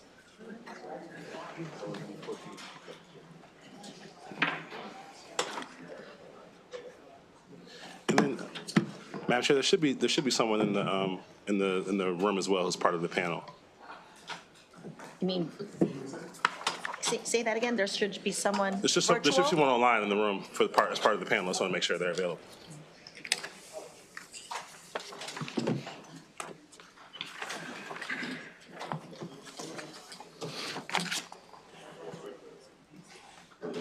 All right, you ready? All right. Good afternoon, Madam Chairwoman, Mr. Chair, Mr. Vice Chair, and esteemed members of the committee. For the record, Delegate Marlon Ampry here in support of House Bill 1379, the Alcoholic Beverages Modernization Act. I'm hoping that we can have a really thoughtful conversation around where we are in the state of Maryland when it comes to accessibility to beer and wine and the components of this bill. I've taken a lot of time in thinking about what was said last year. This is the second time that I've brought this bill forward. So I'm not going to dig into particularly all the weeds of the bill. A lot of the bill is similar to last year. We did make some adjustments and changes based on some of the feedback that we got from last year. I took it to heart. But I'm really hoping that we can have a fruitful conversation where we can really dissect, understand. I want to hear you all's thoughts. I want to make sure that whatever questions that you have, we can find solutions and suggestions to make this a bill that would be something that the people want. So with that said, first off, I just want to start off with the data and make it clear that, this bill will ultimately bring Maryland to the 21st century. We are one of 4 states that does not currently have beer and wine available in some of our retail establishments. We have 46 other states and Washington, D.C. that allow it, including our neighbors, Virginia and Pennsylvania. This bill modernizes our outdated licensing system, giving certain retail stores a fair opportunity to provide customers with the same convenience available in nearly every other state. And I want to make it clear that this is about convenience, right? This is about giving customers choice.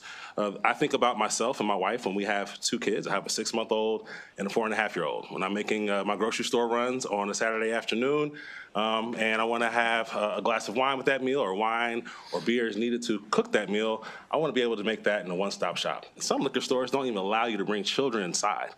So I think the opportunity for families to be able to have the convenience and the ability to go and make a one-stop shop where they can go to a store that's more child-friendly, to go to a store that has bathrooms, to go to a store that has changing tables in the bathroom, et cetera, that allow you to have the ability to make it more family-friendly.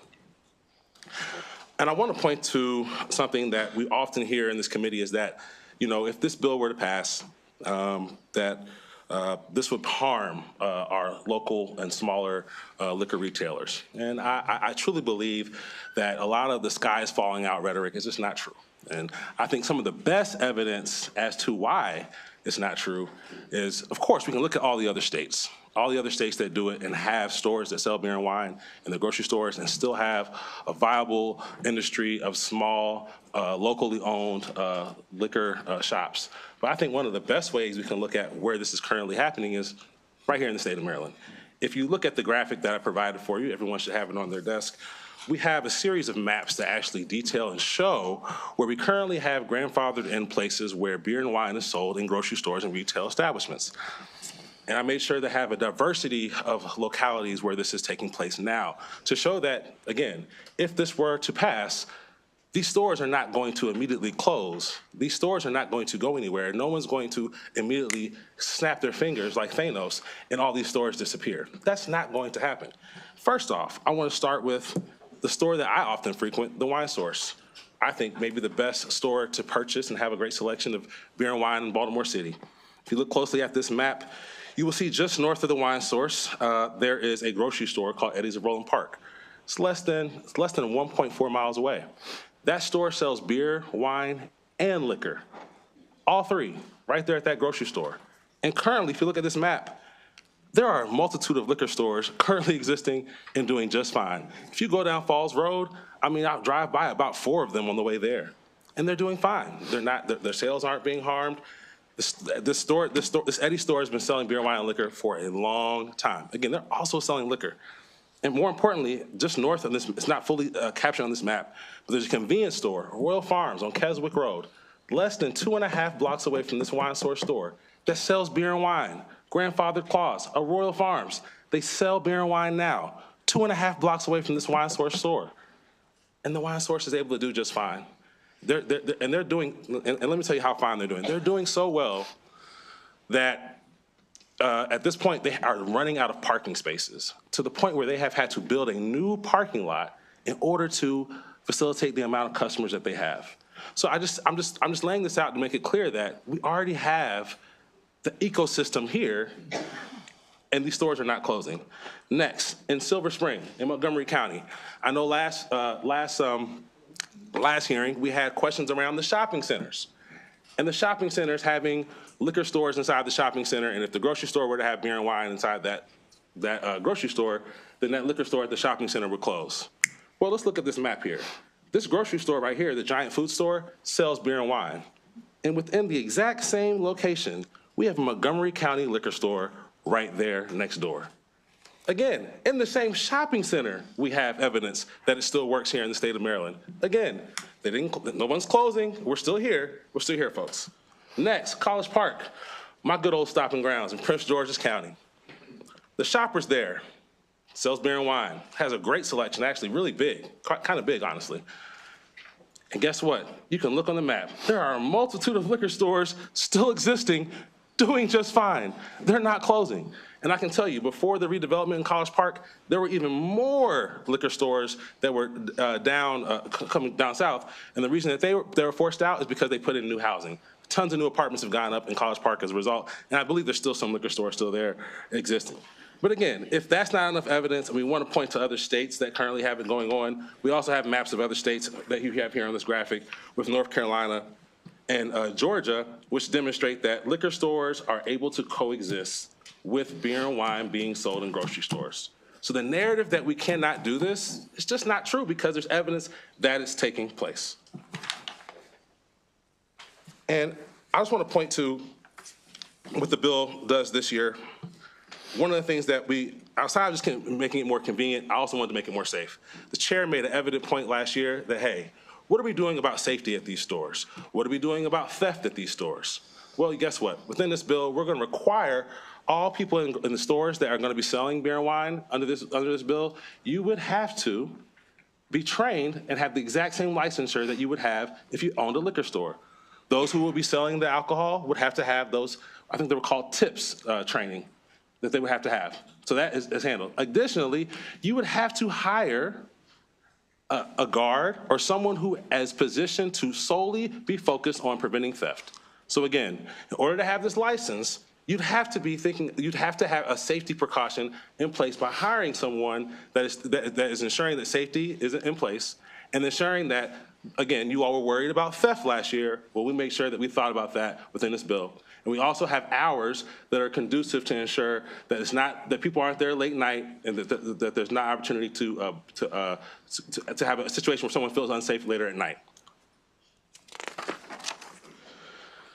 As far as specifics of the bill, I want to make clear that the bill does not mandate that all retail stores sell beer and wine. Instead, it creates a structured and fair process where stores must, and I have an amendment that would, you also have a clip of amendments also with you. There's an amendment that we have now that you could buy out, you have to buy out an existing Class A license from a current license holder or apply through the normal channels in order to do so. Local liquor boards will retain full authority over license approvals just as they do now. And to prevent further disruption that people are worried about, because again, it is a fair concern, we also include storage size and distance requirements to ensure a gradual, well-regulated expansion. Again, this will happen slowly. It's not going to happen overnight. It's not just because these licenses are available that instantly every grocery store is going to now be selling beer and wine. The other thing that I want to ensure that we're thinking about here with this bill is I know that there's a lot of conversation around our liquor stores and small businesses as it relates to liquor stores. But the other small business community that I've been talking to in the interim is also our beer and wine makers, breweries and our wineries. Now, in my conversations, every conversation that I've had with a brewery or winery, in a private conversation where we've had the opportunity to talk through how their business models work and how they are doing in the moment, they say that one thing that will really help them is having the opportunity to find a way to get their products outside of the state of Maryland, figuring out ways that they could sell in other states, figuring out ways they could sell within the region. Well, currently, under our laws, the way we have it set up, most of these people are only going to be able to contract with the current local liquor stores that are here in Maryland, which is fine. I love that we're able to support each other. But at the end of the day, one thing that we could really do to help bolster our breweries and wineries is having the opportunity for them to have contracts with national stores. So imagine a world where there's a national franchise store that is able to carry beer and wine. If they're able to carry Maryland beer and wine, it's an opportunity to say, hey, this beer and wine is moving off the shelves in Anne Arundel County. This Maryland stuff must really be good. You know what? We have some stores in Georgia and Texas that have the similar demographics. Why don't we try placing this product down in Georgia or Texas? You know what that does? That grows our economy. That's going to have an opportunity for our breweries and wineries to have sale points in other states, exporting our beer and wine to other locales. What does that do? That creates more jobs and creates more opportunities for those breweries and wineries to have access points outside of the state of Maryland in a time when we need as much exporting and money coming back to the state of Maryland than we ever have. I also want to make it clear, this is a balanced approach that works for everyone. This bill is not about dismantling liquor stores. It's about ensuring Maryland keeps pace with modern consumer expectations while maintaining fairness and regulatory oversight.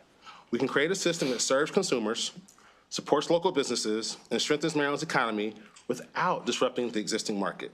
It's time to move Maryland forward and end outdated restrictions that no longer serve the interest of our residents. Now, again, as I stated earlier, there are several proposed amendments that we have thought through in order to make this bill more palatable. And I want to just point out 3 amendments that you look at the bottom left-hand corner of your graphic. There are 3 amendments that I think are really important. And after that, I will stop talking, I promise.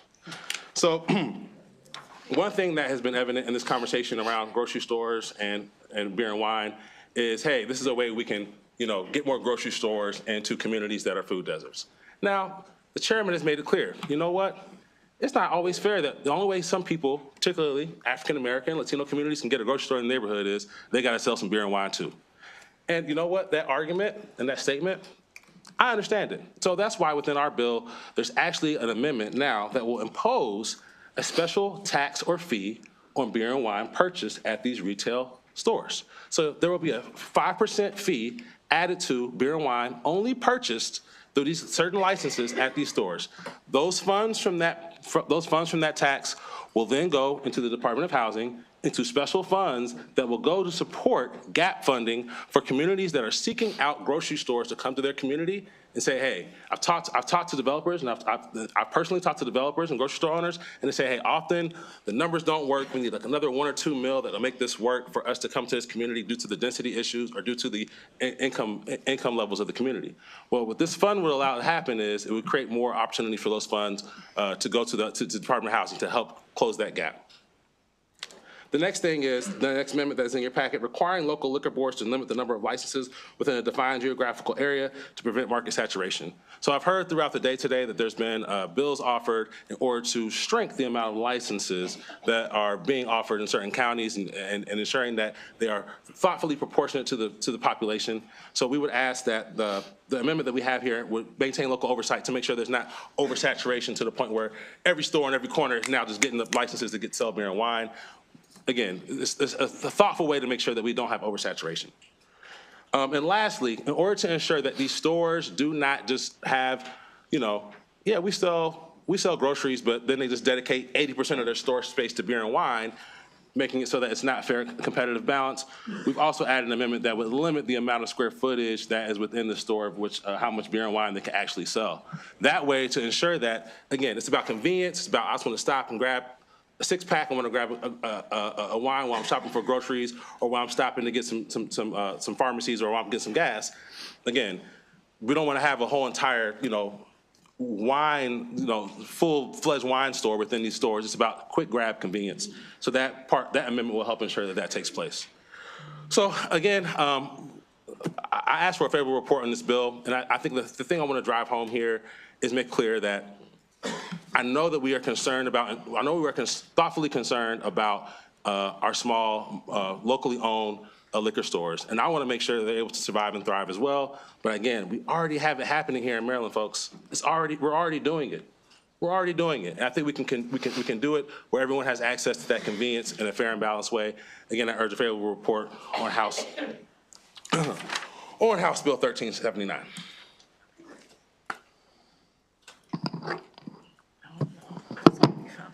Sorry. Good afternoon, Madam Chair and honorable members of the House Economic Matters Committee. For the record, Kaylee Locklear here on behalf of the Maryland Retailers Alliance. We are in support of this legislation. We manage the Maryland Consumer Freedom Coalition, where over the past couple of years, more than 50,000 Marylanders have signed up in support of allowing chains to sell beer and wine. Many of these consumers have contacted you all to change the law, as they ultimately want choice and convenience. And polls throughout the years overwhelmingly show support for this issue in upwards of 80%. We also commissioned an economic development study about the impact of grocery stores receiving licenses that's been updated, and I submitted to you in written testimony, along with a national case study on alcohol expansion in the state of Tennessee. In short, they show job and revenue increases for states. They also show that despite increased competition in other states that made similar changes, package store licenses remained steady, losses were minimal based on license purchases, or that package store numbers actually increased. With 46 states already allowing for the sale of alcohol and food retail, we are open to a variety of good faith options and ideas that are good for Maryland's businesses, our communities, and most importantly, our consumers. We have introduced over the years varying forms of this bill, and this year's is no exception, but welcome an opportunity to work through additional concerns with the committee. Finally, I would say that our food retailers do not want to hurt existing liquor stores. We are not asking to sell liquor spirits and firmly believe that both types of businesses can, do, and will exist in harmony. I'll stop there, as I know the committee typically has quite a few thoughts and questions. We do urge a favorable report. Thank you. Good afternoon, Madam Chair and members of the committee. Michael Adams, also on behalf of the Maryland Retailers Alliance. I just wanted to stress that the bill in front of you today is a relatively clean version of the bill. There are quite a few amendments which I think present a really exciting opportunity for this committee to tailor a bill that is right for Maryland, that gives consumers more choice, while also protecting small businesses and making this the best policy moving forward, and happy to take any questions.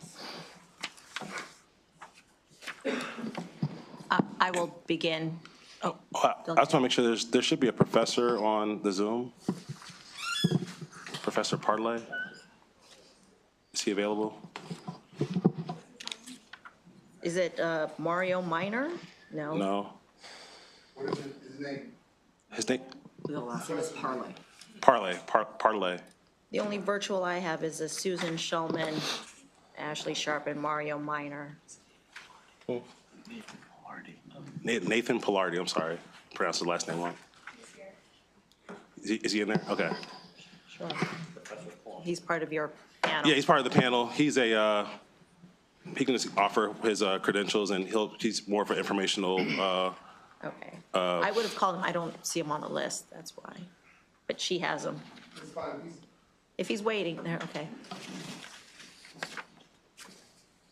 Dr. Pilardi. Go ahead, Professor. I just want to make sure that I can be heard. Yes. Excellent. Thank you, Madam Chair. For the record, Nathan Pilardi, agricultural economist and professor of state and local government at the University of Florida, providing informational testimony. My research on Colorado's expansion of alcohol retail examined the impact on consumers, alcohol retailers, including grocery stores, convenience stores, and alcohol producers with a focus on breweries. We found about a 2 to 5% reduction in monthly liquor store foot traffic, which suggests that consumers benefited from and took advantage of the convenience of purchasing in the grocery channel. When we examined the number of active retail liquor store licenses before and after Colorado expanded both beer and wine sales to grocery stores, we found that the number of licenses remained virtually flat at around 1,600 permits, or a little bit under that. This indicates that fears that the policy change would cause widespread liquor stores closures were generally unsupported.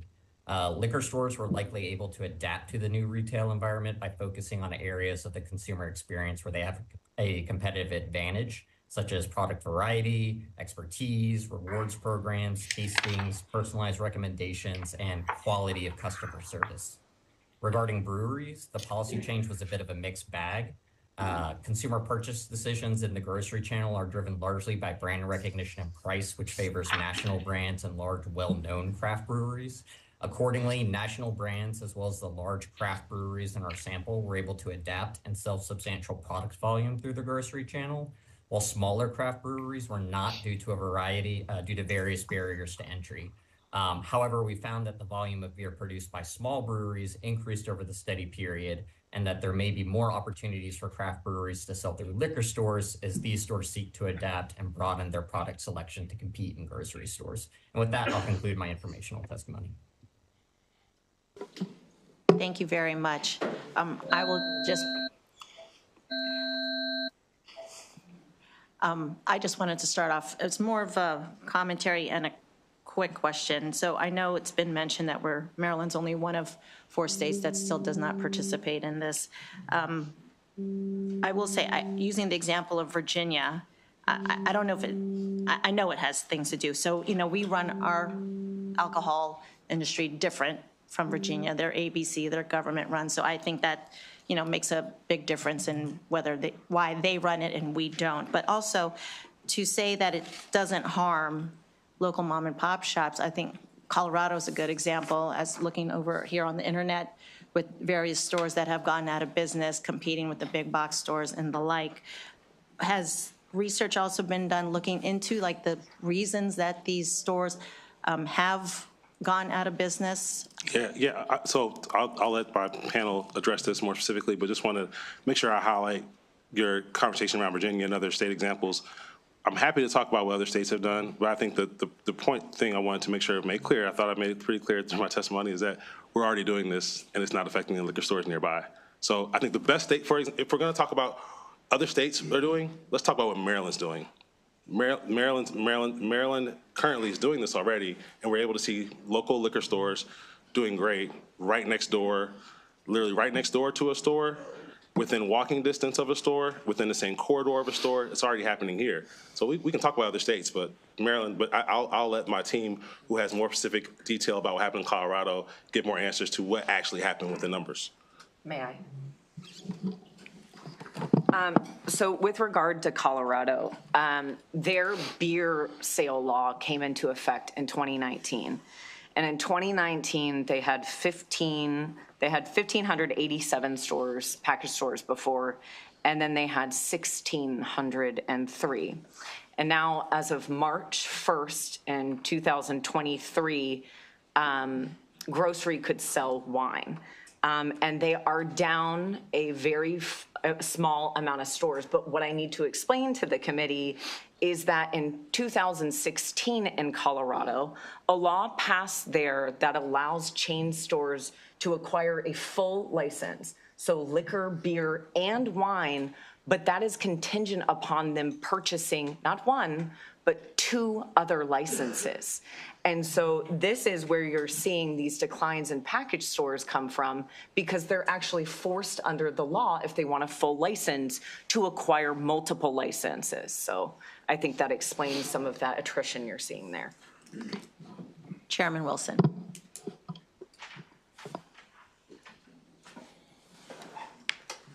Thank you, Madam Chair. Delegate Ampry, I guess I wanted to, I guess I heard the comment about, how well this polls. I mean, I would think after this election or the 2016 election, we really wouldn't use polls as any kind of definitive example of what a state or nation wants, or even a locality, because, yeah, polls can be written to get the exact answer that you're looking for. I don't think anybody doubts that. So I'll move on.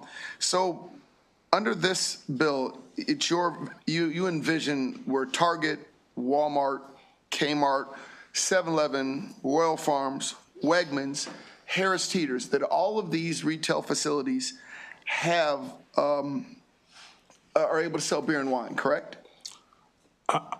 Yeah, I envision a world where they would have access to purchase. Right. They don't all have to. So like, I'm sure they don't have to. The stores you named, if they're all in one shopping center, only one of them would likely have the license. I'm sure they don't have to, but I'm sure they'd all like to, because that was what I was going to get to. What's the actual motivating factor behind this bill?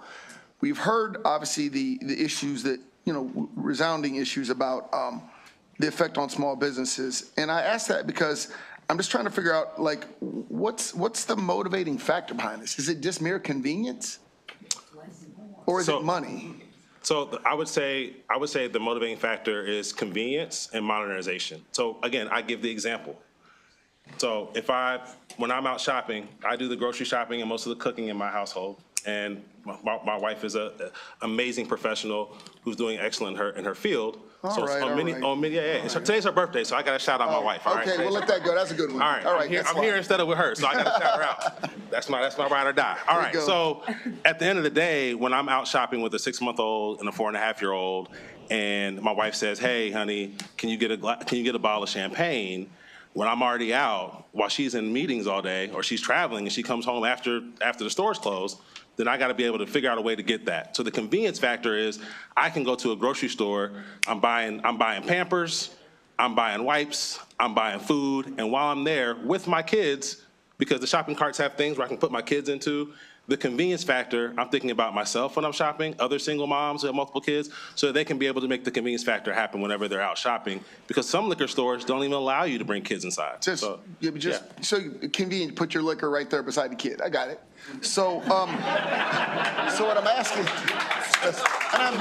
and I'm just messing with you. I do understand, but because what I'm getting to is, it sounds like it really is a money issue, and I'm trying to find out how Maryland would benefit. Like, let's go taxes, for instance. Yeah. All of these small businesses, I know, everybody pays employment tax, but because we don't have combined reporting, like, and Michael, maybe this is better, pointed to you. How I know that all these small businesses, not just they pay taxes in Maryland. It feels like the Safeways and the Targets and the Kmarts and the Walmarts are going to be able to skirt that. And if these businesses do shutter because we don't have combined reporting, does that sound true? No, I disagree. One, because of sales tax, and two, when alcohol is taxed by volume.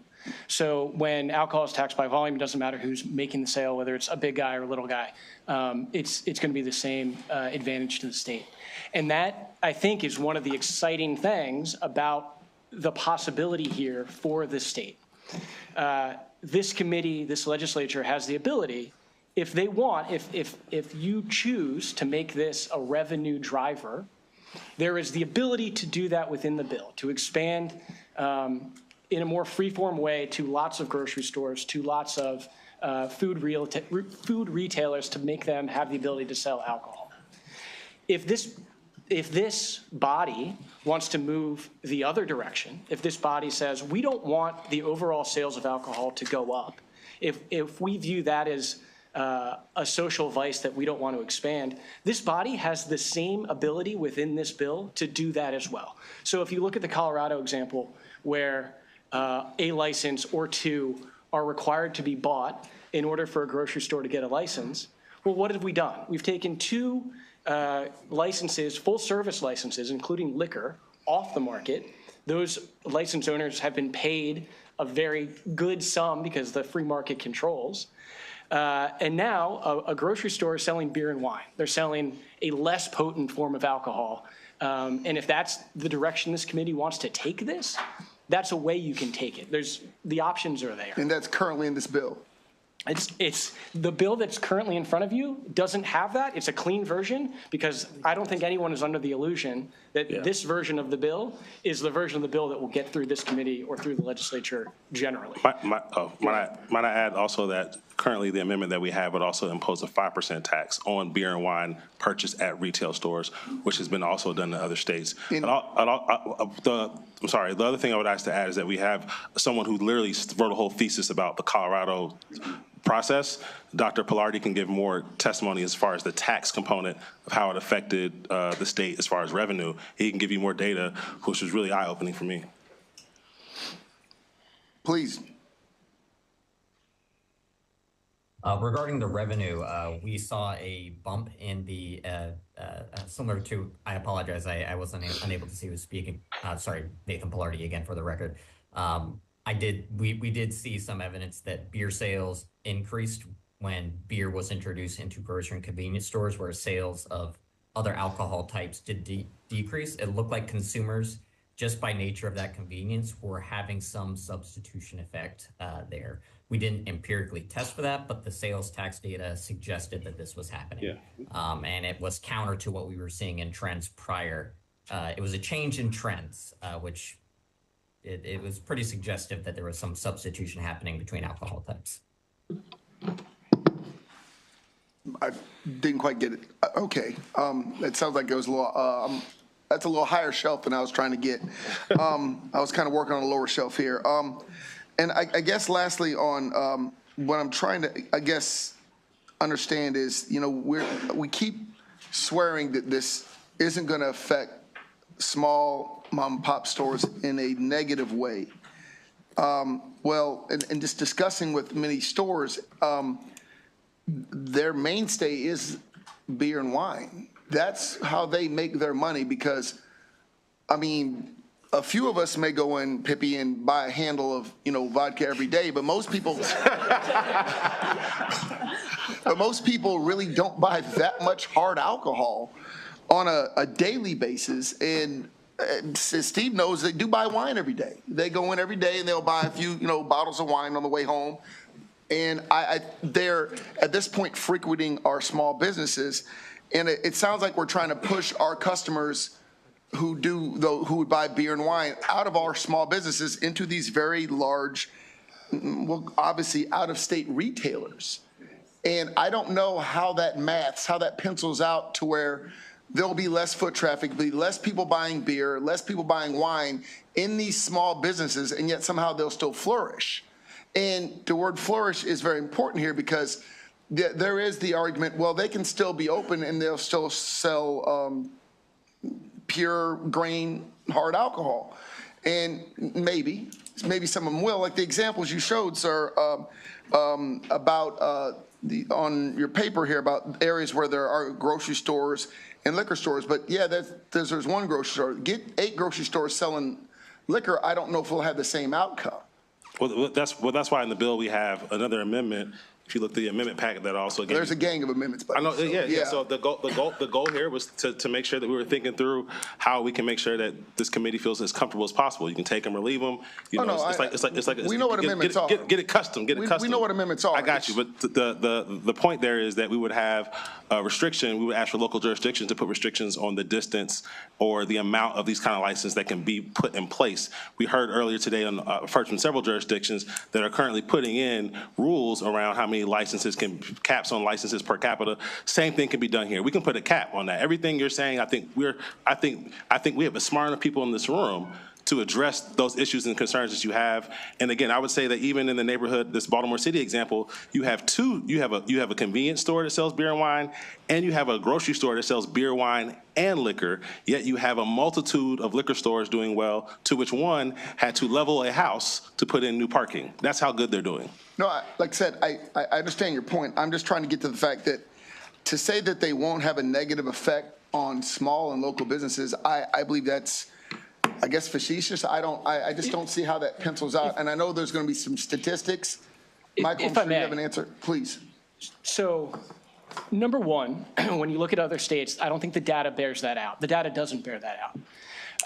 And we can go through that in more granular detail. No. But and I won't. But the second part of it is to try to dispel the notion that I think anyone believes that there will be a bill that comes out of this committee which on July 1st, every grocery store in Maryland is going to be selling beer and wine. That's simply not true.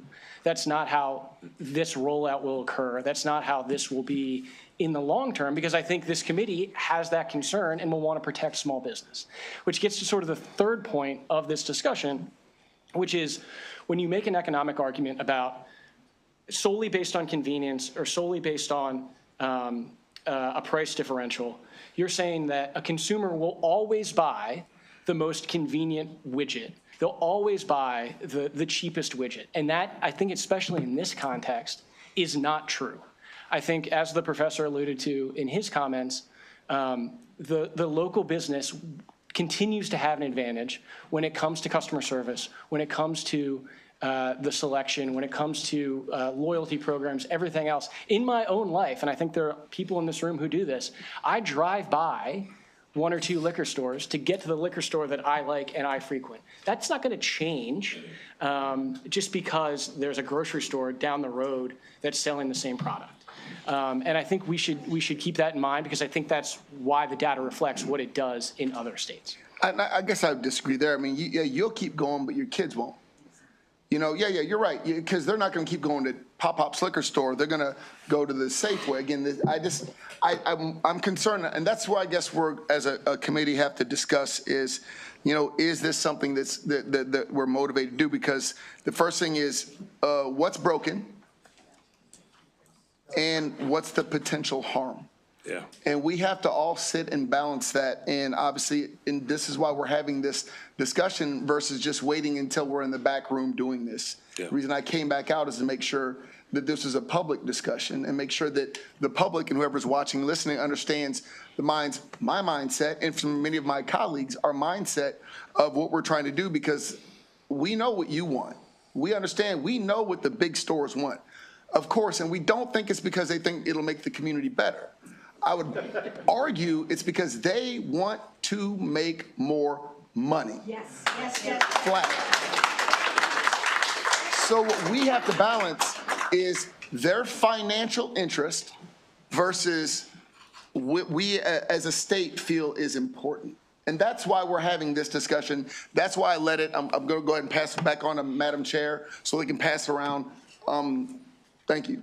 I don't have a question. Got it.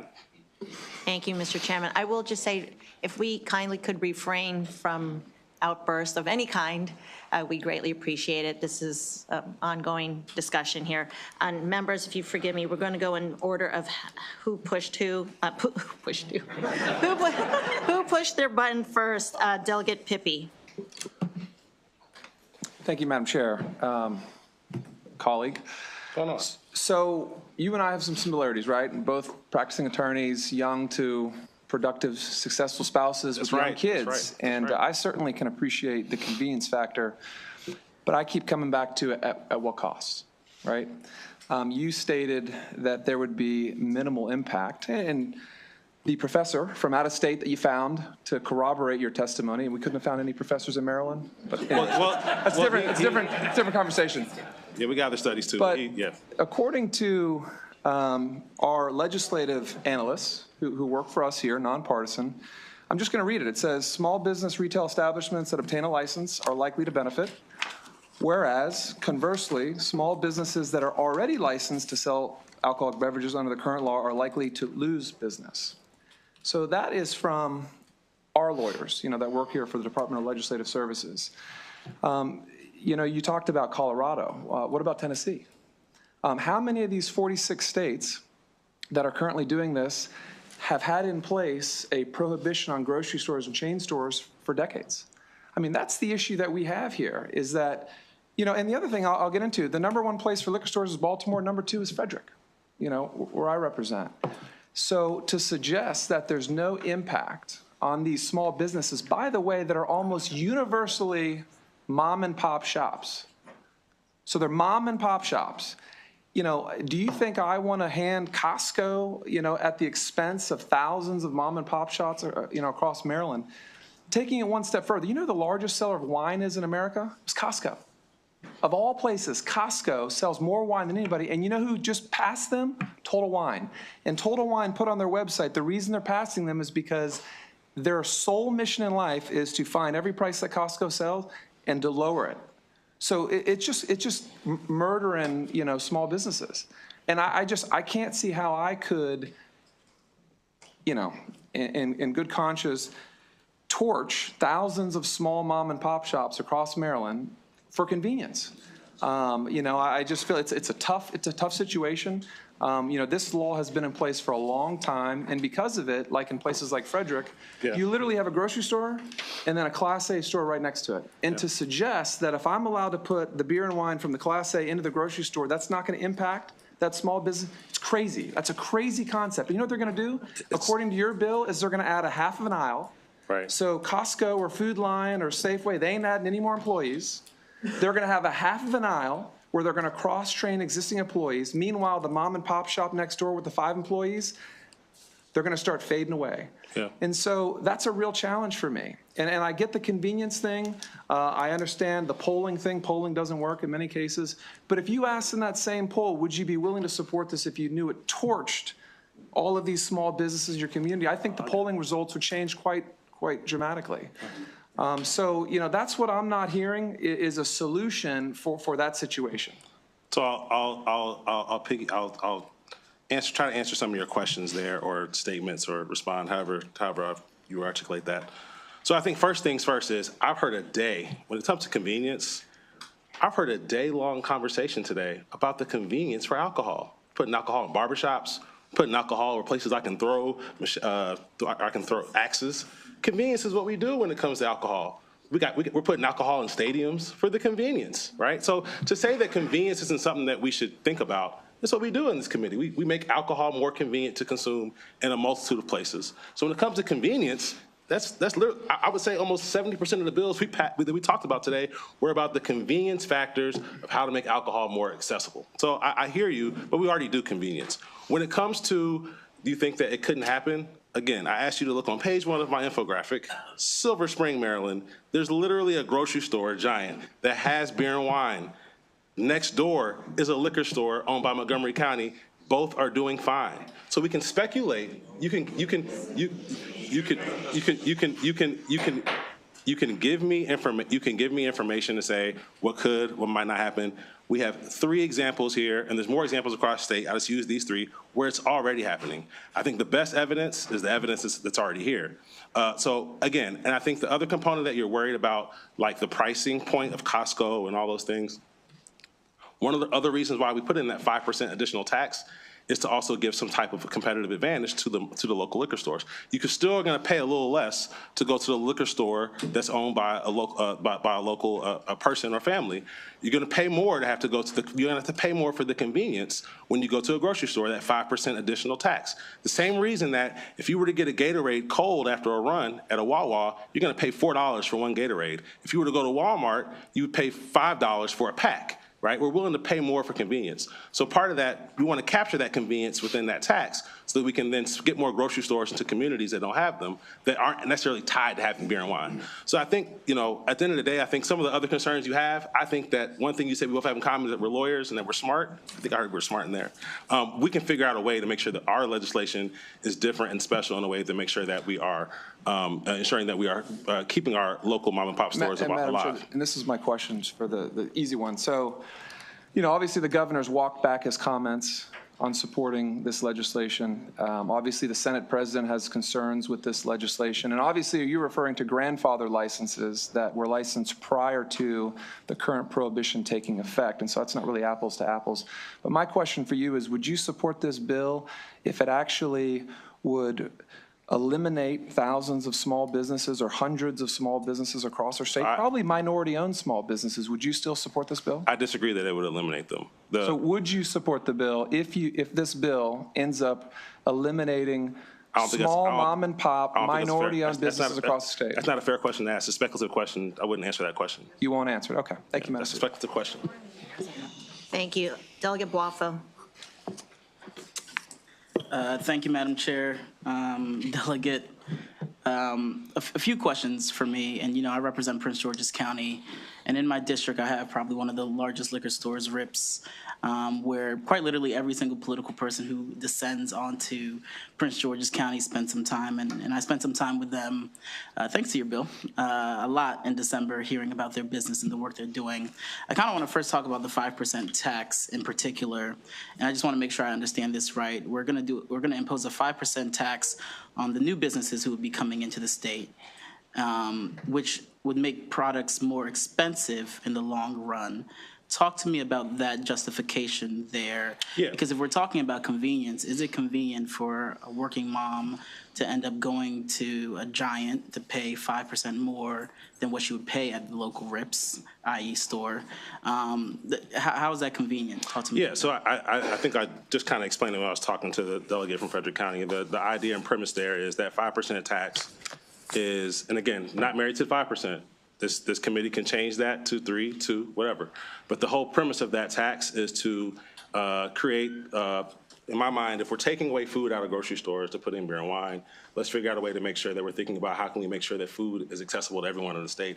That tax will allow for us to create more money, additional funds to help support developers who are going into distressed communities to put grocery stores. So that's why the tax is there. That's the purpose of the tax. The other thing about the tax, what it would do is, again, we're ensuring that you're paying for the convenience. Again, as the example that I just gave earlier, when you go to a 7-Eleven, Wawa, or any convenience store, we know that we pay way more for a bottle of Gatorade, bottle of water, bottle of Coke, whatever. We pay more. We're willing to pay more for the convenience because it's right there while I'm getting my gas. It's right there while I'm getting my lottery ticket. So the premise there is that if you are going to deliver convenience, is to ensure that the cost of that convenience is captured, but we as a state can make some revenue off that convenience in order to support distressed communities that don't have grocery stores. And do other states have the 5% or any kind of tax? Yes, I believe, that goes to special funds? if I'm not mistaken, and I'll confirm this offline, I don't have that sheet here, but I'm pretty sure that we did research. I believe it's Maine that has an additional tax on food, beer and wine that you purchase at grocery store. Maine or Vermont, I forget which one it is, but I'll make sure you have that. It's Vermont, is it Vermont? It's Vermont. Vermont, I'm sorry, I had it. Thank you. Kaylee, question for you, because I just want to get more expansive on the record for this. You talked about the 2016 lawsuit, which is what you attributed the issues that are happening in Colorado instead of the 2023 law. Do you have data that shows that the business loss actually happened between 2016 and 2023? Or did it actually happen post-2023 when they opened the market for beer and wine everywhere else? No, what I need to dig into a little more for you, and I reached out to my colleague there, I just didn't have the information in time, was if all of that was attributed to the purchasing of the dual licenses to get the full license. So I can follow up with you about that. Great. The other question I have, Delegate, is regarding the Class A to Class A purchases. So what if no one purchases a license, right? What if, say, a market comes in town and no one decides to purchase any of those licenses? Does that mean essentially the market remains the same in that way? You're saying if no one were to under this, so currently under the language is a may. Right now, the amendment also is make it a shall, so you'd have to. Based on the market that I've seen, I've actually talked to some locally owned liquor stores. There's a market for it. I know for sure there's a market for it as long as the price is right. And then also, I've talked to some older stores owners who, I know that the goal of anything you own is to pass it down to your family. I know we have some amazing stores here that are that have been owned for several generations. But what you're seeing a lot is if you have a kid who's, goes into tech and wants to go to California, you don't have someone to pass it down to.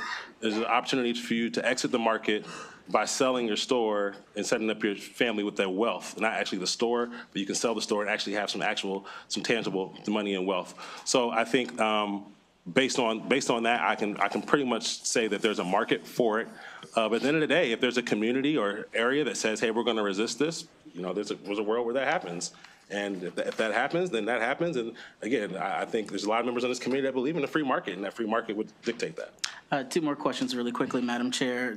In Prince George's County about 2 years ago, we had this issue where young kids were getting off of school, mainly in high school, and the grocery stores ended up being the place where they would convene. Mm-hmm. And what ended up happening is, if you noticed, even just recently, National Harbor imposed tougher laws and penalties on young kids who were just kind of out there between certain times and imposed a curfew, changing kind of the ecosystem around what the grocery store will end up looking like, adding beer and wine into those places. Is there a concern about having young kids in those stores and what that actually mean, and what effects has that happened, in other states? Yeah, so I think it's a viable concern to have. I think the reality is that we already have grocery stores here in Maryland. Again, I hate to keep pointing back to my map, but not on my map for the Eddie's of Roland Park that sells beer, wine, and liquor. It's literally right next door to a middle school. And next door to that middle school is Gilman. Across the street from Gilman is Roland Park Day School. Across the street from Gilman is another private school. So it's literally, the store is sandwiched. And across the street from the store is a library, right? So it's literally peppered with students all the time. Talk to people at Eddie's. There's nothing I know of that are within issue. And also within the bill, we have a regulation around the 300 feet distance between where the nearest point of place of worship in the school is to ensure that. And we already heard bills today where at the local level, they're working to make sure that there's a proper distance between where these licenses are held if there's concerns in the community. Again, so I'm not that concerned with it. And the other thing that we have put in a safety metric, that if you have this license and you are, and that's in the bill, not in the amendments, if you have this license and you're a grocery store or you're a retail store of some sort and you have this license, you must have a security guard present in order to ensure that the stock of beer and wine or other drinks are safe. I think he has another answer. And if I may, Delegate, one of the other solutions to that problem, which is available, is there are models where there is a store within a store. If you've been to the Walgreens next to Grawls here in Annapolis, there's a separated section in the back of the pharmacy, which is separate and distinct from the rest of the store. There are models in places like Illinois, locally in Illinois, there's even like turnstile access into those store within a store models. So depending on where the committee wants to go in terms of preventing that type of harm, the solutions are there to make that happen. Yeah. Last question, Madam Chair, and this could be for Nathan or anyone on your panel, Delegate. What are and I guess this kind of goes to the earlier question from the chairman, what are the long-term effects, right? If we do nothing as a state, what happens? The market continues to thrive, business owners still stay in place, small businesses continue to grow. Are we looking at something disastrous happening? Like, what happens long-term if we decide not to actually even do this and truly become one of 4 states that actually are keeping those small businesses intact? I guess I don't have a crystal ball. I can't see what happens in the future. So the speculative questions of the future are hard to answer. I would say that, again, people will continue to be inconvenienced. I think about my community in West Baltimore.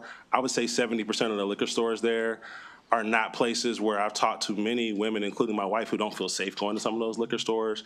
I think that there's a component of dignity that's also included in being able to purchase beer and wine after a long day. And some of these stores, unfortunately, in predominantly black communities, they feel, I don't know why, but there's a history where they don't feel, I guess, safe in these communities. I don't know, I can't give you the points why, but there's literally, you got to buzz in to get into the space. Then I got to talk through someone through thick bulletproof glass. And I mean, the last time I've had to deal with that is when I've had to visit family members who are incarcerated. So I think, it's kind of, I think it's a component where it's like we are a state that accepts that as the reality as to how most people will have to purchase their beer and wine in certain communities. I think the other thing that I alluded to earlier is that I think we continue to have, we've lowered the ceiling on the opportunity for our breweries and our wineries to have access to national stores. I think that one thing, I think Maryland has some amazing, some of the best beer, I think right in the backyard in the 40th District Union Brewery, some of the best beer. There's also a winery there. I think we lowered the ceiling on getting our products into other states because you can only contract with local stores, which is great. I think it's awesome that our local stores take care of each other. We got each other's back, love it. But the reality is, if some of these breweries and wineries want to grow, we're going to stagnate, in my opinion, that industry if they're not able to get into stores that can get them into other states. And if we want to grow our breweries and wineries, which employ more people than your average liquor store, which have way more components to support our amazing agricultural systems here in Maryland, I think that it's important that we think hard and long about ensuring that we create access points for our breweries and wineries. Thank you, Madam Chair. Thank you. I'd just like to remind the members for our testifiers, saying me too is fine too. So if anyone has repetitive questions, just a reminder. With that said, Delegate Queen. Thank you, Madam Chair. So I first want to commend you for bringing this bill, because I do agree we need to talk about the alcohol laws in Maryland. I mean, I've been here now for over a decade, and we have these long alcohol days just because of things being so different in each county. And so I do think there's some need to talk about that. And I do agree with you, convenience is an important piece. So that's another component we need to talk about. But since I am a professor from Maryland, and you didn't call me, so that's okay. And you mentioned Montgomery County. Yeah. So let's give you some data facts about Montgomery County. So in Montgomery County, over 1 million people. In 1980, before 1980, there are only 4 grocery stores that are grandfathered in, okay? About how many grocery stores do you think we have in Montgomery County? You got a whole lot more than I got because I live in a food desert. That's correct. We do. We have about between 500 to 690 grocery stores. Must be nice, Lord. So when you give me anecdotal data about one place that's doing well, that's not something a professor would look at for a reasonable conclusion. Okay, so let's start there. Montgomery County itself has an interesting model. Its model is that Montgomery County itself is a wholesaler and a retailer. So the liquor stores or the beer and wine stores in Montgomery County already are fighting with the county itself. And so their business model is to set up by a grocery store. So just like Frederick talked about, and I've lived in Montgomery County since 1980, and the way you do business when you go to store and when I do my grocery shopping, I go to the grocery store, put my food in the car, and I walk over to the beer and wine store. That is our model. That's been happening since 1980. Okay, so when you talk about changing something and how stores aren't going to be hurt, you need to give me some more data, especially for Montgomery County. Now, I do agree that this is a very interesting conversation to talk about, and the professor talked about the impact to the breweries. They weren't around in 1980, and so these Maryland breweries do need an outlet, and national outlet would be interesting for them. That is a conversation I would like to explore. But before you talk about changing our model for Montgomery County, let's give me some real data. Thanks a lot.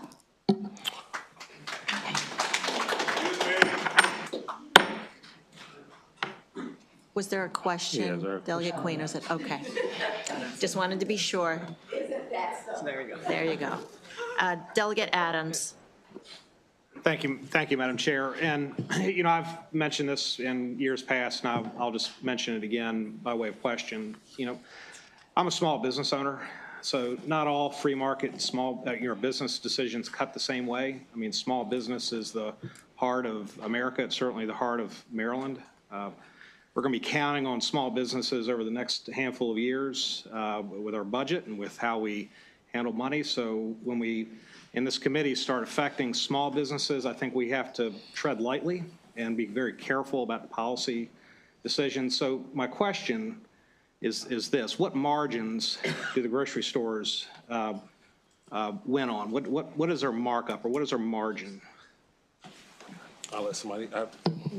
Not my expertise. Sorry. I know it's small. So we, as an industry, grocery operates on a 1% to 3% profit margin. Okay, my small business would go out of business at 1% to 3%. Right, but or volume. Here's the difference: a grocery store they sell commodities, right? I mean, they compete on price, and small businesses that survive these sort of market decisions. For example, retailers and floor covering competing against a home center do it on niches, creating service differences.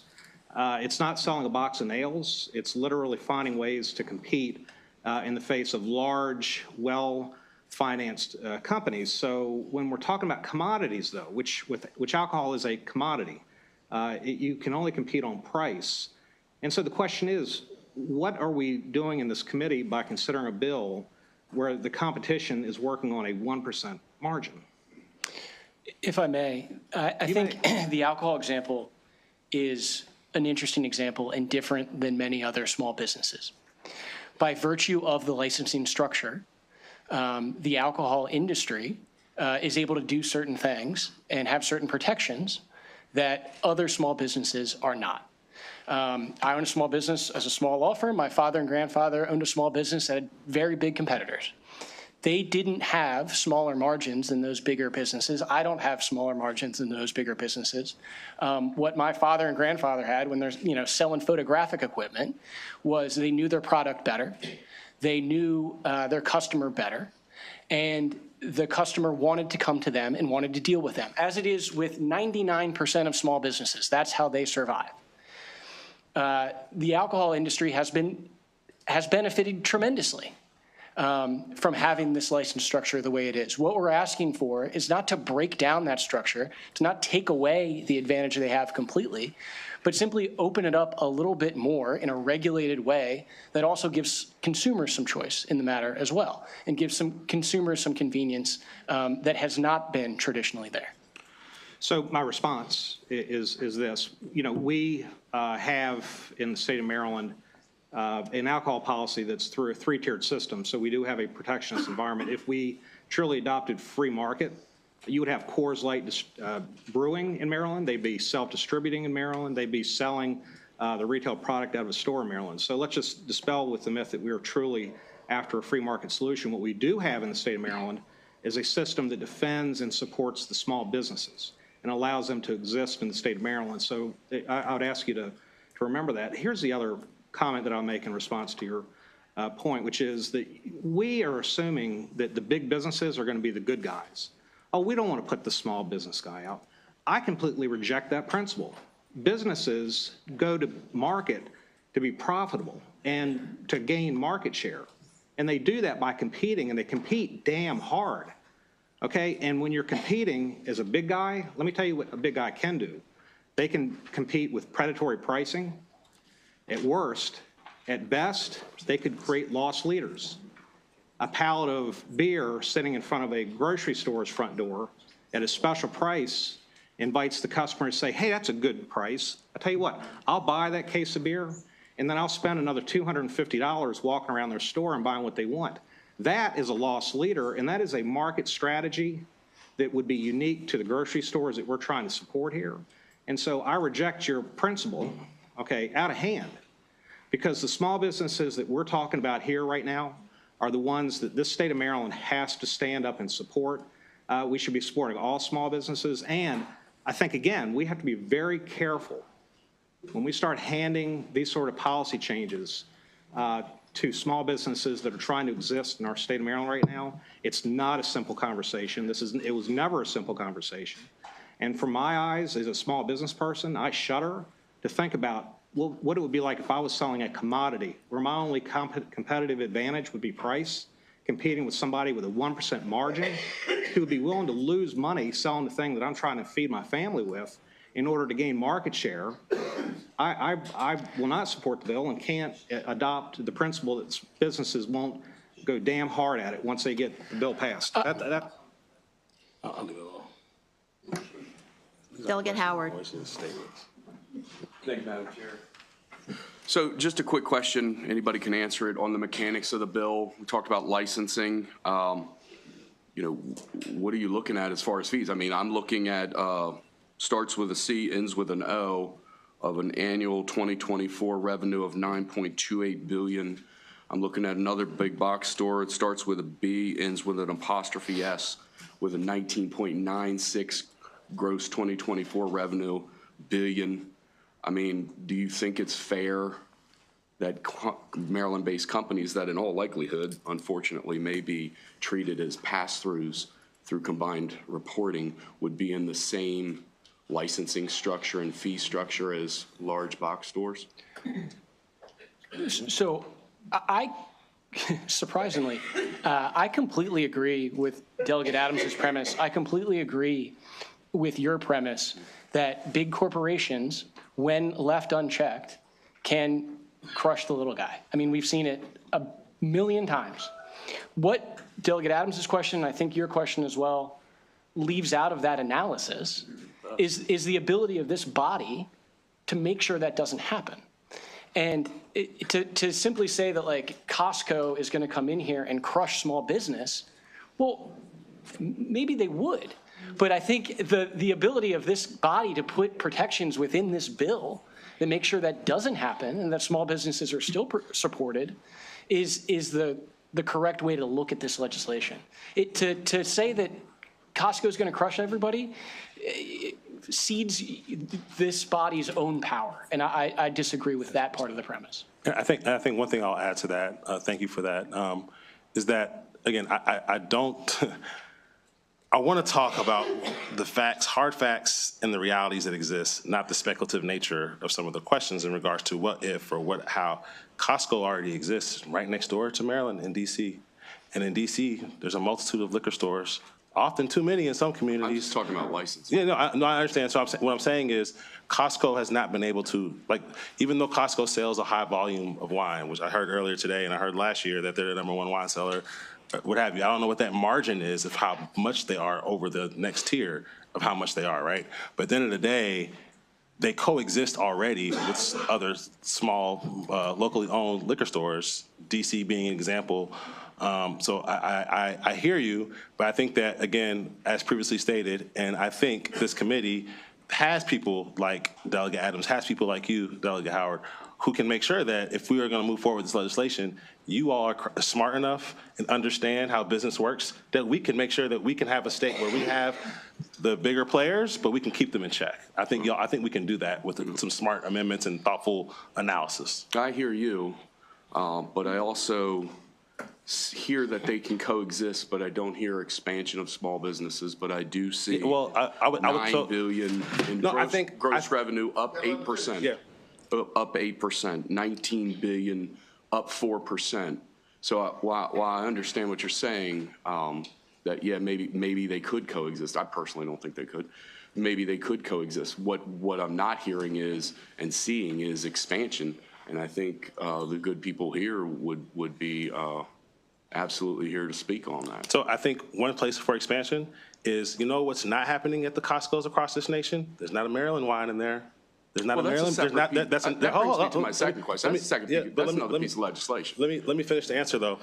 If we're talking about expansion, the numbers that you gave about Sam's and Costco, the unfortunate reality is because of the laws we have, entangled in that multi-billion-dollar number of sales, it's not Maryland breweries, it's not Maryland wineries, because we don't have the contracts to have it here in the state. So there is the opportunity for expansion if we could get some of our Maryland products into national branded stores for the expansion of the small owned breweries and wineries here in our state. I think that's a great way for us to expand. And I think that, but I think also doing it thoughtfully, like you're saying, making sure the big guys just don't not take out the little guys unfairly. I would argue that expanding small businesses and allowing those breweries to have avenues to that revenue and using that data to, and then coming to Maryland and asking for a separate piece of legislation that would allow us, for them to export their product based on the small business data that's provided as far as the want and the need of those. I think that would serve our small businesses and our breweries, and I think that's a separate piece of legislation, but thank you. Thank you. Delegate Weivel. I know a lot of times we use the term liquor store interchangeably. So your example with Baltimore City, you define them as liquor stores. Are they strictly liquor, or were they beer, wine, and liquor, or how did they start out? I'm sorry, you're talking about the stores in my district? Yeah, you're using the example next to Eddie's. I have no idea what Eddie's is. Is that a large grocery store? Eddie's is a grocery store. There's several of them. A large grocery store like you'll see. It's like Growls. It's like Growls. You familiar with Growls? Yeah. Yeah. So Eddie's is similar to Growls in the sense of like how the size and structure of it. And the Eddie's in Baltimore City, the one here that's pictured in the graphic. So they're selling beer and wine. They're selling beer, wine, and liquor. And liquor. So they have a grandfather license where they sell all of it. And the liquor stores, are they beer, wine, and liquor, or were they just liquor? The liquor stores nearby are liquor stores that sell beer, wine, and liquor. And then if you drive literally less than a mile and a half away, there's a Royal Farms on Keswick that sells beer and wine. It's a grandfather. They only sell beer and wine. Okay. So that's all happening in the same ecosystem right there in the 21211 area zip code of Baltimore, Maryland. Okay, and then you use an example in Montgomery County, and that question's been asked. But in Montgomery County, does the county do a profit and loss statement for each store? I'm not sure on how they do the profit margins for the Montgomery County-owned liquor stores. I know that there's also I think Montgomery County has beer and wine stores that are separate from the county. So the beer and wine licenses actually in Montgomery County, to go back to the delegate from Montgomery County's question, would actually be a different facilitation because there's already licenses that only sell beer and wine. So the grocery stores would grab the license that only do beer and wine. So they would not be buying out licenses from the county. That's not my question, because obviously Montgomery County itself would have a much larger resource base. They could cover losses. I mean, and that's really what we're dealing with here is that the existing beer, wine, and liquor stores are talking about loss of margins. Well, Montgomery County could care less because they're going to cover that loss by county revenues. Is that what they do, or do they do a profit and loss statement for each store? I'll let the expert on this. Well, I'm not the expert. Somebody expert. There is something I want to piggyback on here and build on what Delegate Howard's saying, and I think is kind of a point that you're trying to make here. And just remind the committee that the way that the law is written in the state right now, if you are genuinely interested in expanding opportunities for small retailers, small package retailers, you only allow currently one license per person in this state. And if there is an interest in letting them grow and compete, then that's an opportunity and a conversation the committee should take up as well. Well, we had several bills today that would allow, based on the county, to operate more than one license. So that still doesn't answer my question. But maybe you don't know the answer. It's fine to say you don't know the answer. You have the professor here. The chairman had asked about a direct impact on tax collections as a result of these changes. I don't recall I heard your answer. Sure. My examination of tax revenue was strictly looking at substitution effects. So if you allow beer to be sold in grocery stores, how does that affect the quantity of volume of other alcohol types, so wine and spirits? And you can look at that because the state collects excise tax revenue on volume of alcohol sold. So what I found was that by legalizing beer in grocery stores, consumers were substituting beer or purchasing more beer and less wine and spirits. That was the extent of my examination of tax revenue. Did all the other states you look at, did they keep their rate the same, or were they also proposed to be increased? As far as excise tax? Sales tax. I don't believe sales tax or alcohol excise tax changed throughout the study periods. So the rates stayed the same in those states? I believe so, yes. Okay. Have you done any research on the actual impact on the communities? Because there's a big difference where you have the sole proprietorships that live in your community. They live, work, and play there. Their kids go to school there. They're parts of, the Little Leagues and all sorts of things, and versus where the profits would accrue to a large corporation. And is there a negative impact on the actual direct impact on the community? Have you done any studies on that? I have not looked at that. That was beyond the scope of the study. I was looking more at state level impacts. Delegate Weigel, also if I may point you to the Dunham and Dunham study that I submitted in written testimony. It actually specifically looks state by state at the questions that you're asking. Okay. Starting on page 5, Pennsylvania, Oklahoma, Colorado, it points to their alcohol environments, revenue impacts, economic impacts. And then I'd also point you to the back end of the study where we took every single legislative district in the state, and then if this was to be opened up, what the impacts would be as far as jobs and revenue would look like. Okay. Of the 46 states that allow alcohol or beer and wine in grocery stores, how many of them started out that way? Prohibition changed this. I mean, Prohibition changed all this, so I can't give you the exact answer on that, but I'm happy to have my team do some research and give you the information offline. Sorry, okay. There isn't. Oh, we have. Yep, sorry, there is information. So I also submitted to you the FMI study that looks specifically at the state of Tennessee, but it expands it. And it looks at, I believe, the past decade, maybe 15 years of almost 10 states that have made changes, what years those changes were made in, how specific they were with regard to alcohol, and then the impacts too. That's also in written testimony. Okay, thanks. And then question for the Retail Association. What's your process in deciding how you support or oppose a bill? So I have a legislative committee. I'm governed by a board. That legislative committee reviews all legislation, and then we make decisions about how we're moving forward. Do you poll your membership, or you just use that committee? We use that committee. Okay. And all of our members may participate on that committee as well, might I add. So it's not limited? It is not limited. Okay, because I assume you represent both the small mom and pops as well as the large Absolutely. The retailers. majority of my membership is actually small retail. There is a separate association, to be clear, that represents the package store industry, though. They are not my members. Okay, thank you. Delegate Ahrens. Thank you, Madam Chair. Just a couple questions.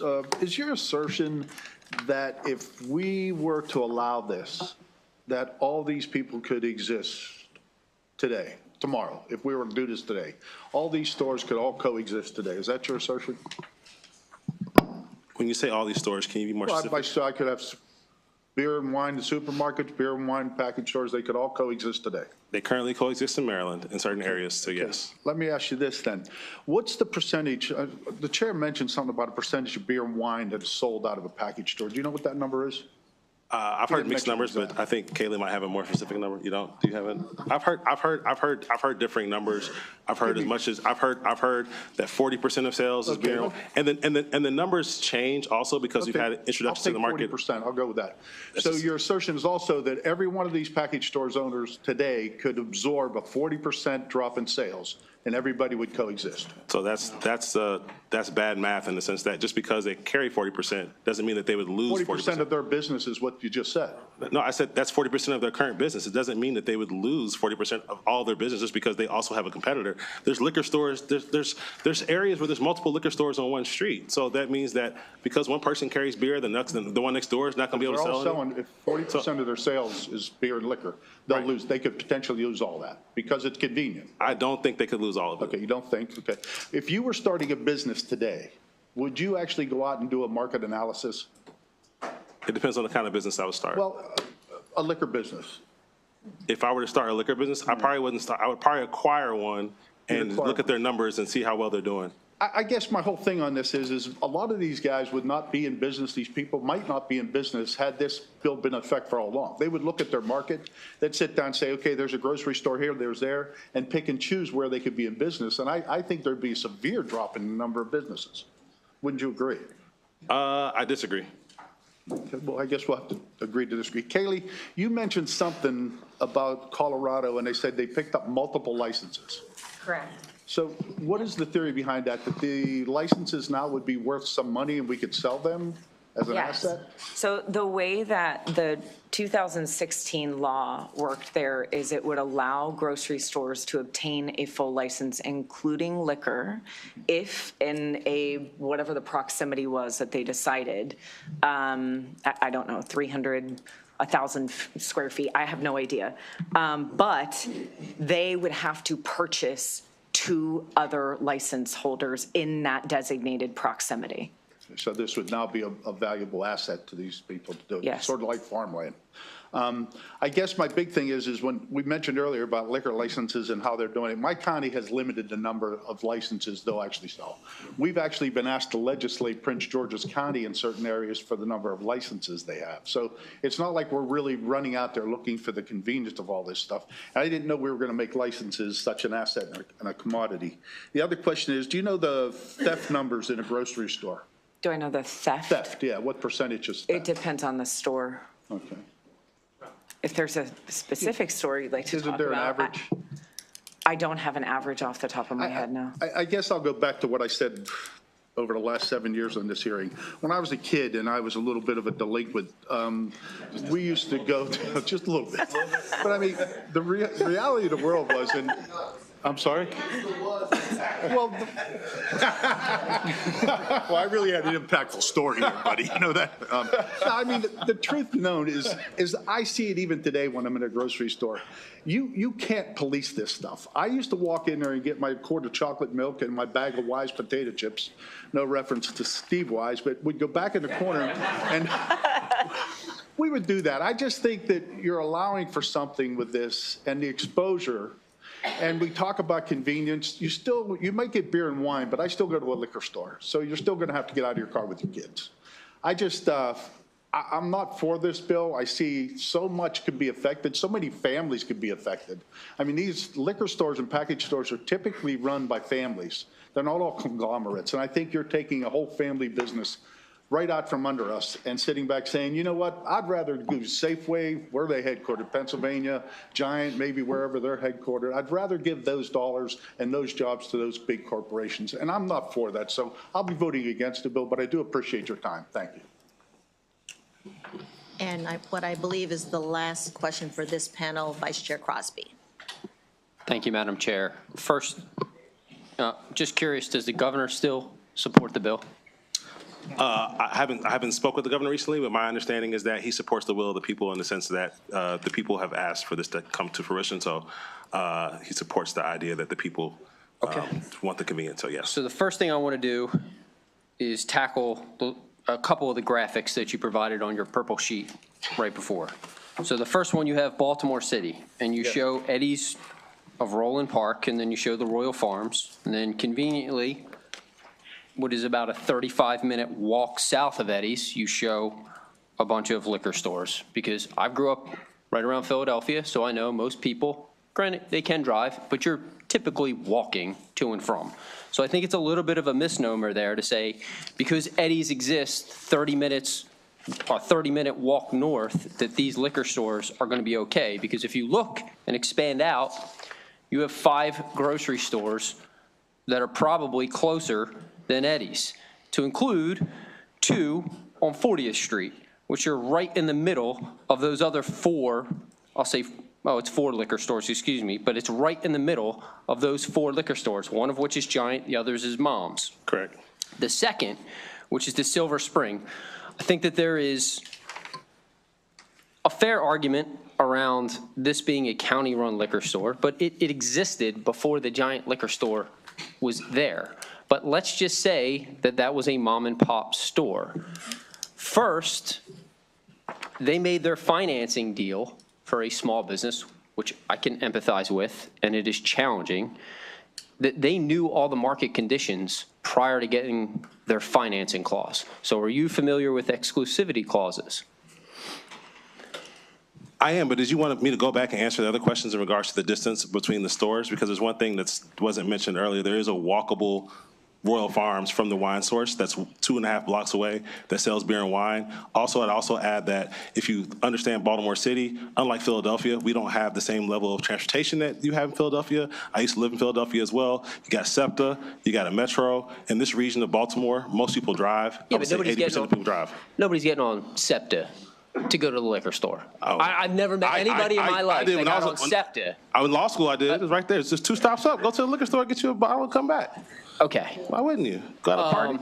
No? But let's go back to the exclusivity clause. Yeah, the so clauses, the exclusivity clause essentially says that an anchor tenant, in most instances, rightfully so, is going to be your grocery store. They have exclusivity over XYZ, and they have forward-looking contracts that say if the liquor laws in the state ever change, then I will get to be the one who sells liquor, and this other liquor store in the same facility has to go. Correct. And your bill, if I read it correctly, says they may offer.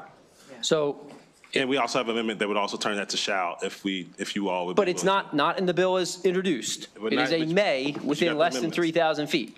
So if this were to happen and the grocery store were to get that liquor license, essentially they would execute that exclusivity clause immediately on the landlord, and it would close that business. I know because I looked into buying a liquor store, and that was like the sticking point on the entire deal. But I will say that was my question to you would be, what do you tell a small business owner who went out, got financing, probably put their whole entire life savings on the line for this? what do you tell them when we just willy-nilly, with a stroke of a pen, grant the big box store or the grocery store that liquor license? So first, I would say the clause you're talking about is specific to that shopping center. I've done a multitude of transactions here in the state of Maryland. I've looked at a multitude of shopping center leases. That's not the norm. Oh, it is the norm. It is the norm. Trust me, I own a couple pieces of property. That is the norm. You put them in. No, I understand it's the norm for certain types of industries, but it's not necessarily the norm across the board. So as far as every shopping center has that exact same clause in regards to if a law changes, then we can take your store. In regards to, that's not standard across. It wouldn't say. It doesn't necessarily say the law changes. Right. It says if at this time the grocery store is able to sell liquor, we prevail.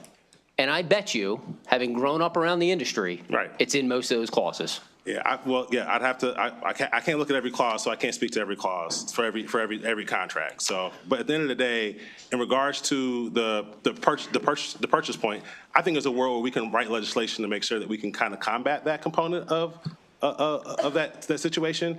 And I honestly believe that if there's a fair compensation component, and also if you are selling beer and wine, you still cannot sell liquor. So the example that I gave in Montgomery County, the picture that you have here, the liquor stores next door are still thriving on selling liquor.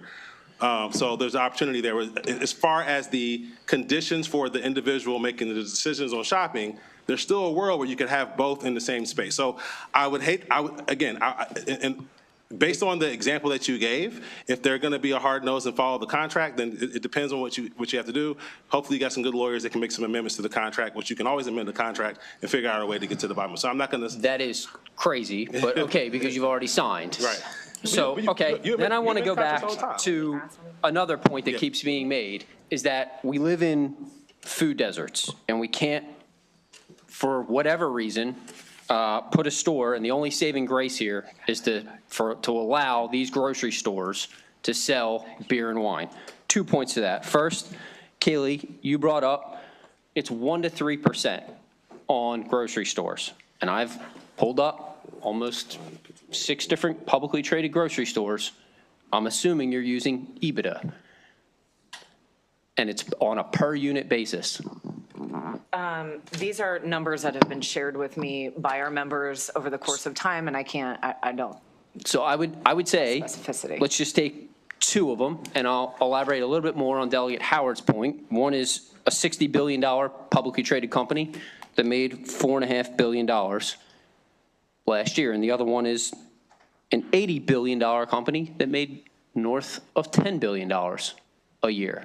And so I fail to see how companies making billions and billions and billions and dollars of profit are suddenly, because we changed this law, out of the goodness of their heart, are just going to open up a grocery store in an area that doesn't have one. That's the first point. The second point on that is, if it were true, Delegate Adams represents Talbot County with an Acme and a Safeway that both were able to share or sell beer and wine, and they both closed.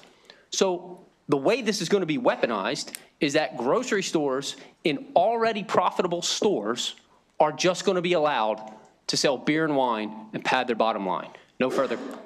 So can I respond to that, Madam Chair? So I'll make clear that during this hearing, in no way are we saying that grocery stores are putting beer and wine in grocery stores is how we get grocery stores into the communities. I point to, again, the first proposed amendment where we would have a tax on grocery stores. So the amazing amount of grocery stores that exist in Montgomery County, that number still astounds me, given that my community has very few.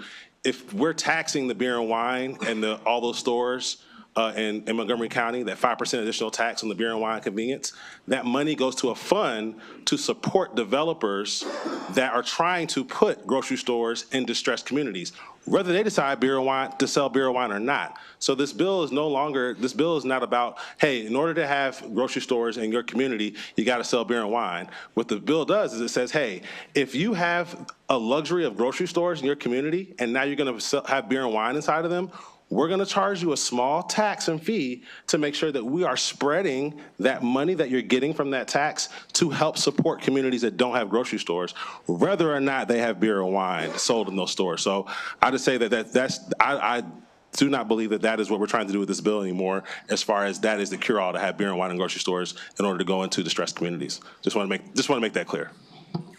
Thank you. Are there any additional questions for this panel? Seeing none. Thank you, Delegate Ambrey. We have John Pica present.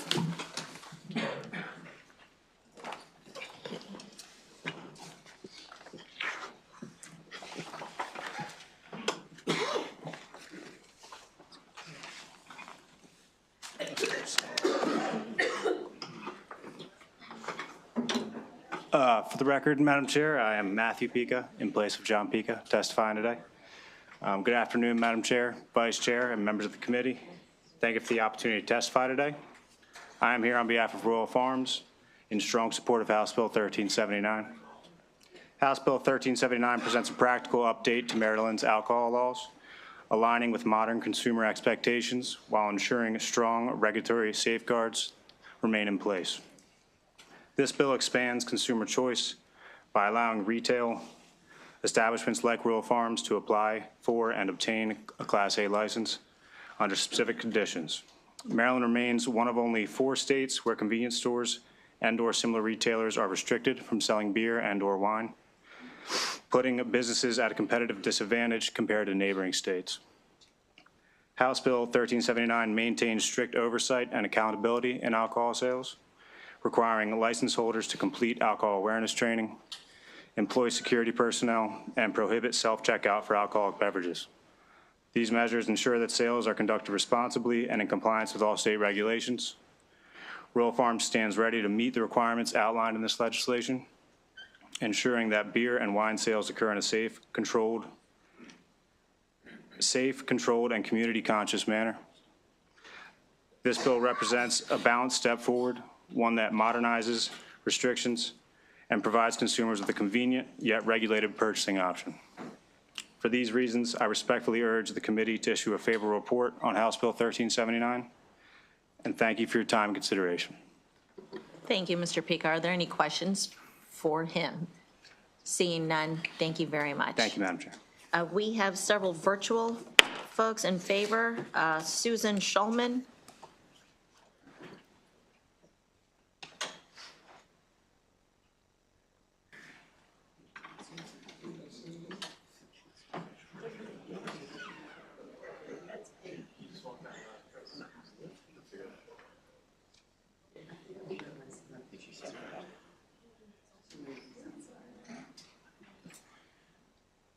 Ms. Schulman. Hi, I'm here with Susan. First of all, I want to, good afternoon, Madam Chairman and Representative, and Roman Diaz, the General Manager of the Common Market in Frederick, Maryland. It's a small cooperative with 2 stores and 164 staff members and 93 owners. 90% of them are Maryland residents.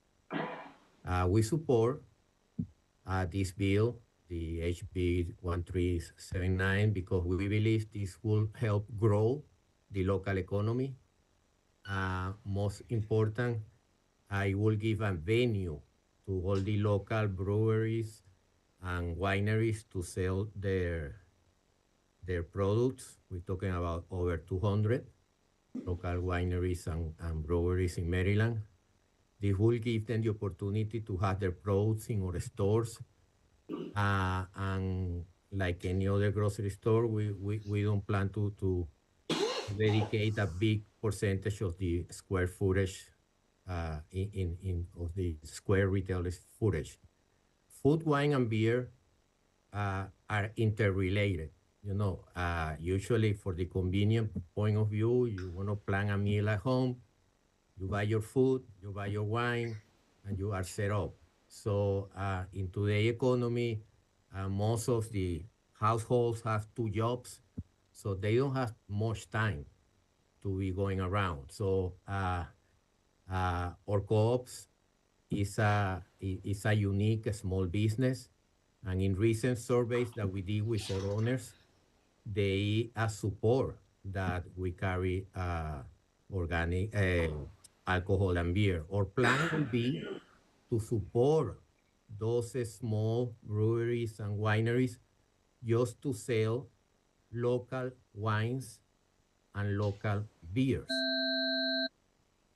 So that's where we are here, and we don't believe we will affecting much the other retail stores because when, like you guys were saying, when it comes to local beer and local wine. Sir, you need to wrap it up. Yeah, okay. When it comes to local beer and local wine, the assortment in the liquor and wine store is small. So I don't think we will be affecting them that much. Thank you kindly. Are there any questions for this witness? Seeing none, thank you very much, sir. Next, we have Mario Miner with Market Fresh. Mario Miner going twice. I'm here. I'm here. Okay. It says I can't get my video, but I'll just go ahead and I'll start. Again, thank you, Madam Chair, for allowing me to come before you. My name is Mario Miner. And I want to Hopefully you're not driving, sir. No, I couldn't make it there, so I'm sitting on the side of the road. Thank you for your concern. I want to make a public reading of the support that we have sent forth there. As an owner of Market Fresh Gourmet Incorporated, I'm an independent grocery store that is not controlled by Wall Street. I am writing to express my strong support for House Bill 1379, the Alcoholic Beverage Modernization Act of 2025. We have been committed to making a major impact on health and food access that is fresh and affordable, and coming up in Baltimore City and Prince George's County, Maryland. I believe this legislation is an important step towards modernizing Maryland's alcoholic beverage laws. Allowing small businesses like ours to obtain a Class A license will not only help us better serve our customers, but will also support the growth of sustainability and local businesses. Grocery stores are expanding concepts to meet the consumer's demands and promote sustainability. The ability to offer a diverse selection of alcoholic beverages, such as wine and craft beers, alongside our grocery offerings, would provide greater convenience to our customers, improve sales, and enable us as a small business to remain competitive with retail chains. It is a conduit, not the overall driver. Most grocery stores do operate on a 1% to 3% profit margin, so we are not supporting this bill proposal to meet a jackpot. Moreover, the passage of this bill aligns with the interests of Maryland's consumers who increasingly value the opportunity to shop locally for a wide range of products. So I just want to say we strongly support this, and as a minority-based business, we have done this before.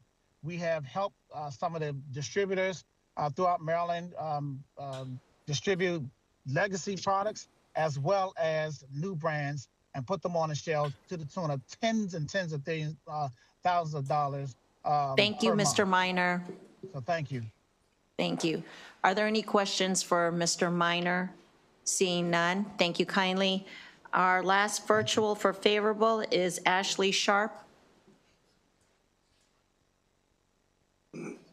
Okay, she is not present. We will now move on to the unfavorable. I'll call on Ms. Kathy Hoke, Steve Wise, Jack Milani, Kim Lawson, Jaskinder Gill, and Jed Jenny.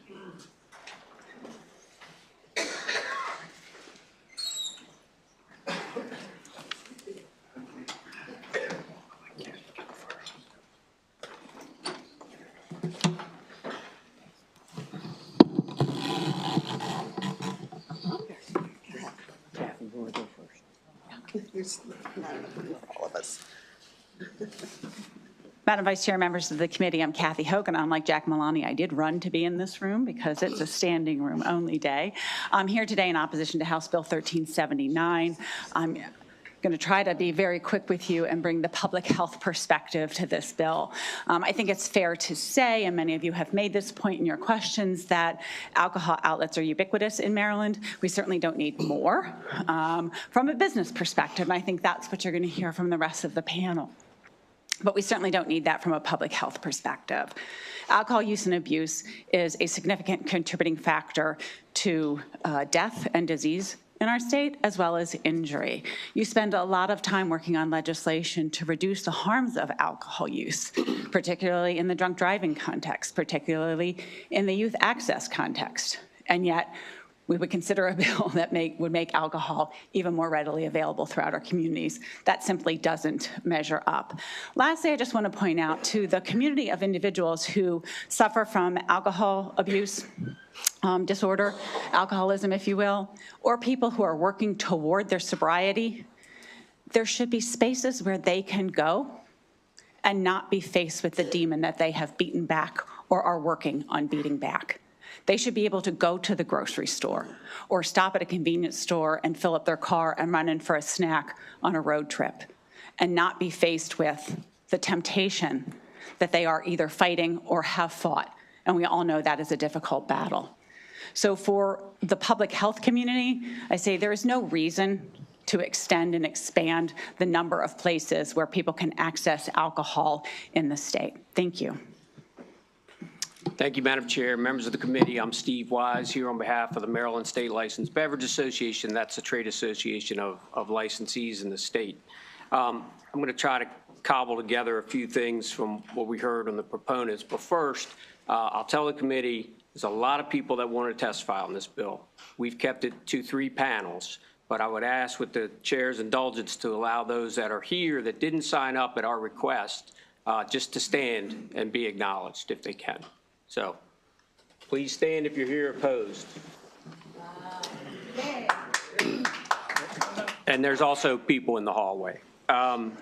So I want to address this notion that somehow if you frame the bill correctly, that there can be an orderly transition where everybody's happy with licenses moving from independent owners to supermarkets. And there's not. The number one tool that the supermarkets have at their disposal is being what Delegate Crosby alluded to, and that's the anchor tenant. Leases have to be renewed to begin with. The anchor tenant saying to the landlord, don't renew the lease of the independent liquor store is very easy. And guess what? They're going to do that because they know that that bolsters their anchor tenant. They can put another store in where the liquor store is, right? But that's all it takes. Don't renew the license. Delegate Crosby alluded to the exclusivity clauses on top of that. The other argument they make is there's plenty to go around. Rising tide floats all boats. If you look at the Maryland data, and this is true nationwide, even in states that have beer and wine in the supermarket, alcohol sales are down. Since 2018 in the state of Maryland, they're down 10%. People are drinking less. Cannabis came online. That's a nationwide trend. So the argument that you're going to have greater sales to offset the loss of sales to these folks is just not true. And that's true even in states with beer and wine in the supermarket. Happy to answer any questions. I'm sure there'll be some. Mr. Milani? Thank you, Jack Milani, Monahan's Pub, Baltimore County. We've been doing this a long time. I'm not going to come up with anything earth-shattering. It's different than we've said in the past. The only thing I would ask you to remember is that I think the chair talked about polls. And I know when the poll came out, I talked to a lot of my neighbors, and they were like, man, everybody wants it. And I was like, you understand that bill's not just for grocery stores. It's gas stations, it's convenience stores, it's big box retailers. And they're like, wait a minute, that's not the question they asked me. And I say, well, that's kind of how you do a poll. You write the poll and get the answer you want. I said, now just pick any stretch of commercial Route 40 in Ellicott City is the one I always tell people, and think about how many places there are that are gas stations, convenience stores, big boxes, grocery stores. I think that Delegate Ampray is correct. Not everyone would get it, but I don't see how you would determine how many are going to get it, because most of this stuff has always been done locally. As you guys know, we had probably 50 bills that were local and 2 statewide bills today.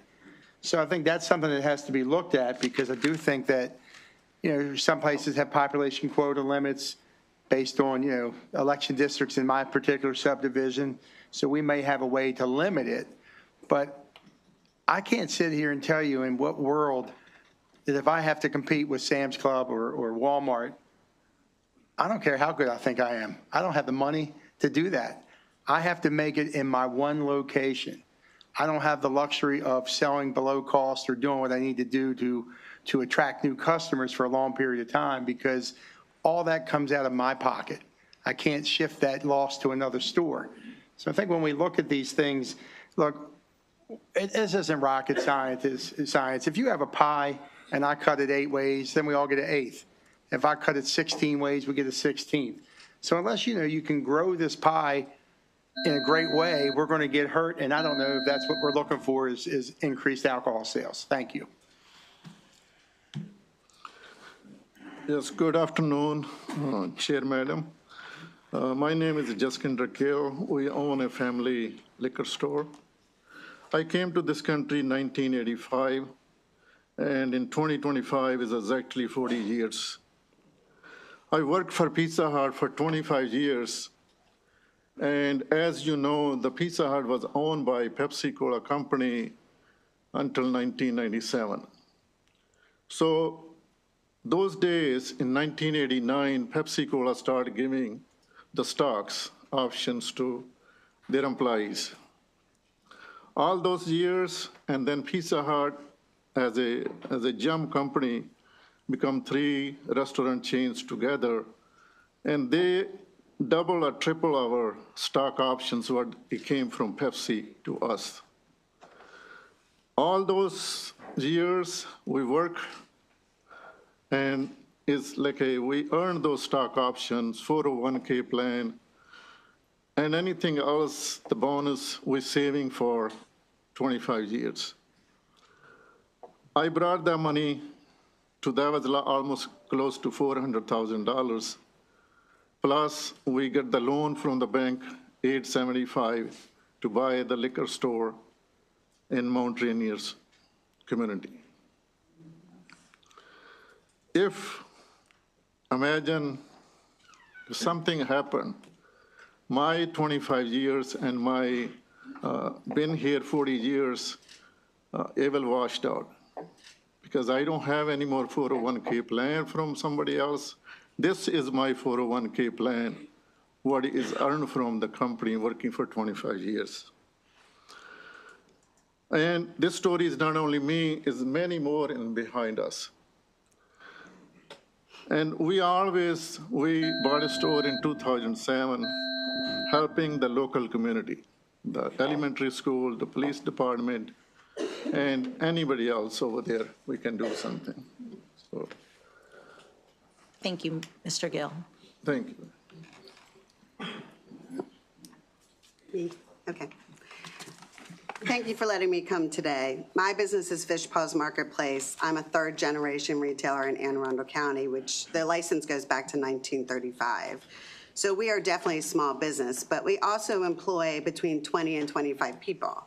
Not only do I employ them, but I give them benefits, paid time off, IRR plan, and we pay everybody above minimum wage. So we are truly a small business. And what we do as small business for the community is we donate at least $10,000 yearly just to local charities, the police department, the fire department. We also partner with Baltimore Washington Medical Center Foundation for an annual Corks for a Cause event that last year raised $21,000. So corporate businesses traditionally do not donate to those local type charities. I know, I've been on the board of the foundation. It's very difficult. You have to go through a lot of red tape. So we also support the local breweries. We sell over 200 local Maryland beer, wine, spirits to support our local industry. Grocery stores are only going to sell the top selling SKUs. I know they say, oh, we can get more Maryland beers in the grocery stores if we get it. That's not going to happen, because they are only going to sell the Bud Light, the Miller Lite, the Coors Light, the things that sell. Every shopping center has basically a liquor store right next to the grocery store. Hey, we all want to get our steps in. You only have to walk maybe 50 to 100 feet to get to that little store right there that will serve your convenience. Again, like I said, all these small businesses, if they lose, let's say, a third of your business is beer and a third of your business is wine, even if they lose a third of their business, that's going to be very substantial for them. So what I ask is, it is a very complicated industry. This is the way it's set up. This is what we've always done. Don't fix what's not broken and support small business. Thank you for your time.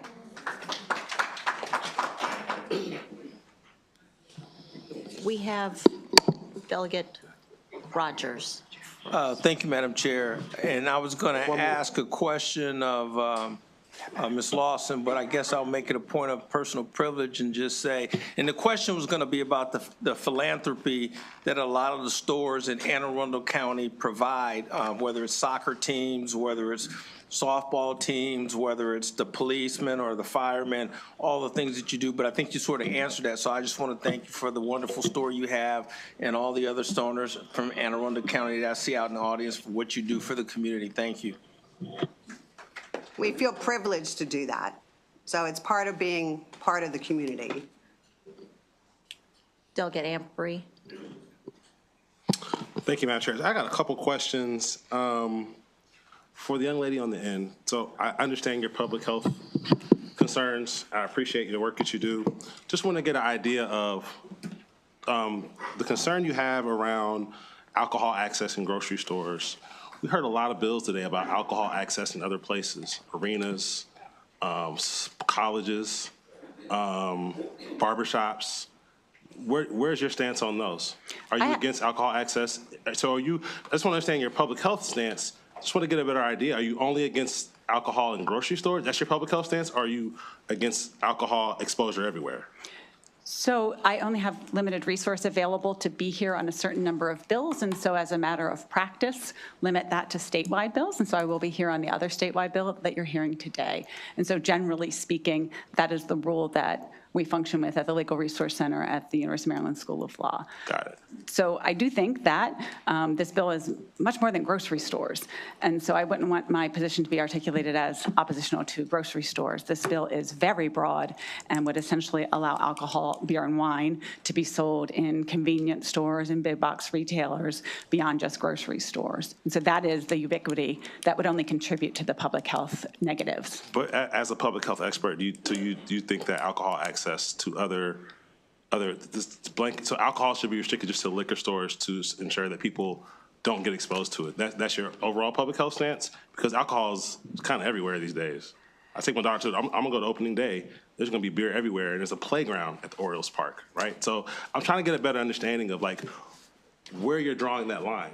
Well, you just made my point. Alcohol is ubiquitous in our communities now, and we certainly don't need to add to the places where people who are living sober, or people who are trying to live sober, or parents who don't want their children to be exposed to the natural advertising that comes when alcohol is sold in a location. So here it is about ubiquity.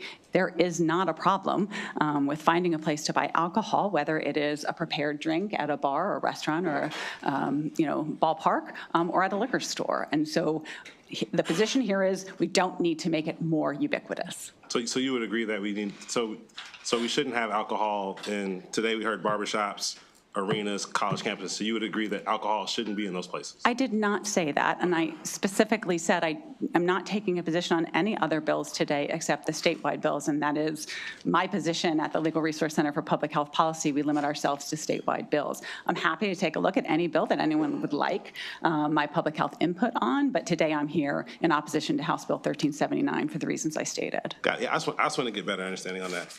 The next question I had was for Mr. Wise. Right here. Oh, there he is. Oh, y'all playing musical chairs up there. No, appreciate your input, sir. And we've had some great conversations offline. Thank you for the respect. We know it's all just a great conversation thus far. I know there's been a lot of conversation around the grocery store tenant shopping center leases and liquor stores. Do you have a number of how many liquor stores are currently set up that way? Because I know that that's the conversation point for some of today, but in my community, in my district, there aren't any liquor stores next to grocery. We don't have to be in grocery stores in the first place. But there's not liquor stores. There's just a proliferation of liquor stores up and down corridors. Like you go down a certain corridor in my community, you will literally walk 1 mile and walk by maybe 6 liquor stores, right? So I'm trying to understand, like, what percentage of liquor stores would be impacted by your shopping store lease example in Maryland? The short answer is I don't know the exact location and their distance. Would you say it's a majority or a minority of stores? Yeah. Delegate Ampry, you're a lawyer. I know what you're doing. You're trying to get me to say one or the other. I'm a lawyer too. So I'm going to stick with I don't know the answer. Okay, that's fine. I just want to get. I really want to know the number there. I was going to say the reason we use that example is the control that we talked about that the anchor tenant has, but they're also the ones most likely to be immediately impacted. That's not to say that if you go across the street from an anchor tenant and maybe it's not the same landlord, maybe it's a freestanding building. It's not to say that that person's not going to be impacted. It's just the leverage that the anchor tenant has over that tenant is much greater. And the last question I asked, I know we did a lot of hypothetical questions that were posed towards me, so I'll throw it at you. If we were to pass a law in Maryland to make sure that those kind of clauses couldn't exist in contracts for shopping centers, would you support that? If I thought it was possible, that'd be great. But I can tell you, in my 20-some years of representing this association and doing liquor license cases, I've learned one thing, and that's the supermarkets are extremely savvy. And every time you think that you've closed a loophole, they find a new one. They have people, that's their job. So I just don't believe it's possible. But if we could make it happen, you support I don't believe it's possible. You're good, man. You're good. Mr. Milani, is Milani, is that how you pronounce it? Milani, yes. Milani, nice. Thank you so much for coming out. So I know you talked about how the local jurisdictions are better positioned to monitor and make sure that there's not a oversaturation of certain types of licenses or stores. So I'm just asking, I know it wasn't in the original bill, we had the amendments, I can share them with you, but would you support the amendment that we posed today earlier that would say that we would have the local jurisdictions would have the responsibility of implementing rules and laws around ensuring that there's not an oversaturation of these Class A licenses? I don't know that I would support anything that takes us down that path, to be honest with you, because I am adamantly opposed, because I really don't think it's very easy when you're not in the business to say it'll be minimal effect. My idea minimal and your idea minimal may not be the same. Right. All right. Yeah, that's fair. All right. That's all the questions I have. Before we go to the next question, forgive me, Delegate Howard, forgive me, Mr. Jenny, I did call your name, but you weren't sitting up there, so I didn't realize you swapped out. We ran out of chairs with seats, Mr. Yeah. so we switched out. So I would like for you to give your testimony, just in the event there might be additional questions for you as well. Please, thank you. You have 2 minutes. Thank you. Yes, my name is Jed Jenny, and I'm actually here from the Wine Source in Baltimore. Thank you for your compliments, and we appreciate your business. Delegate Ampry, you did lose your discount, however.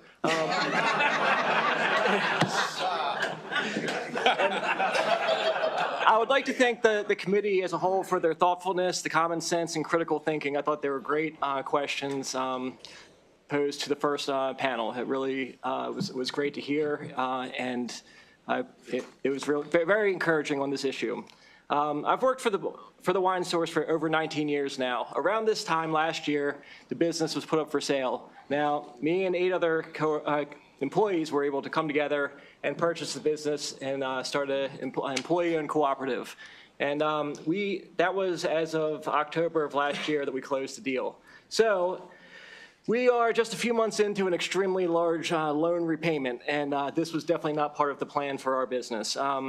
We are off to a good start, but we are doing well, but we need to do more than well. We need to maintain our projected sales, and in order to be successful and to continue on and be a prospering business.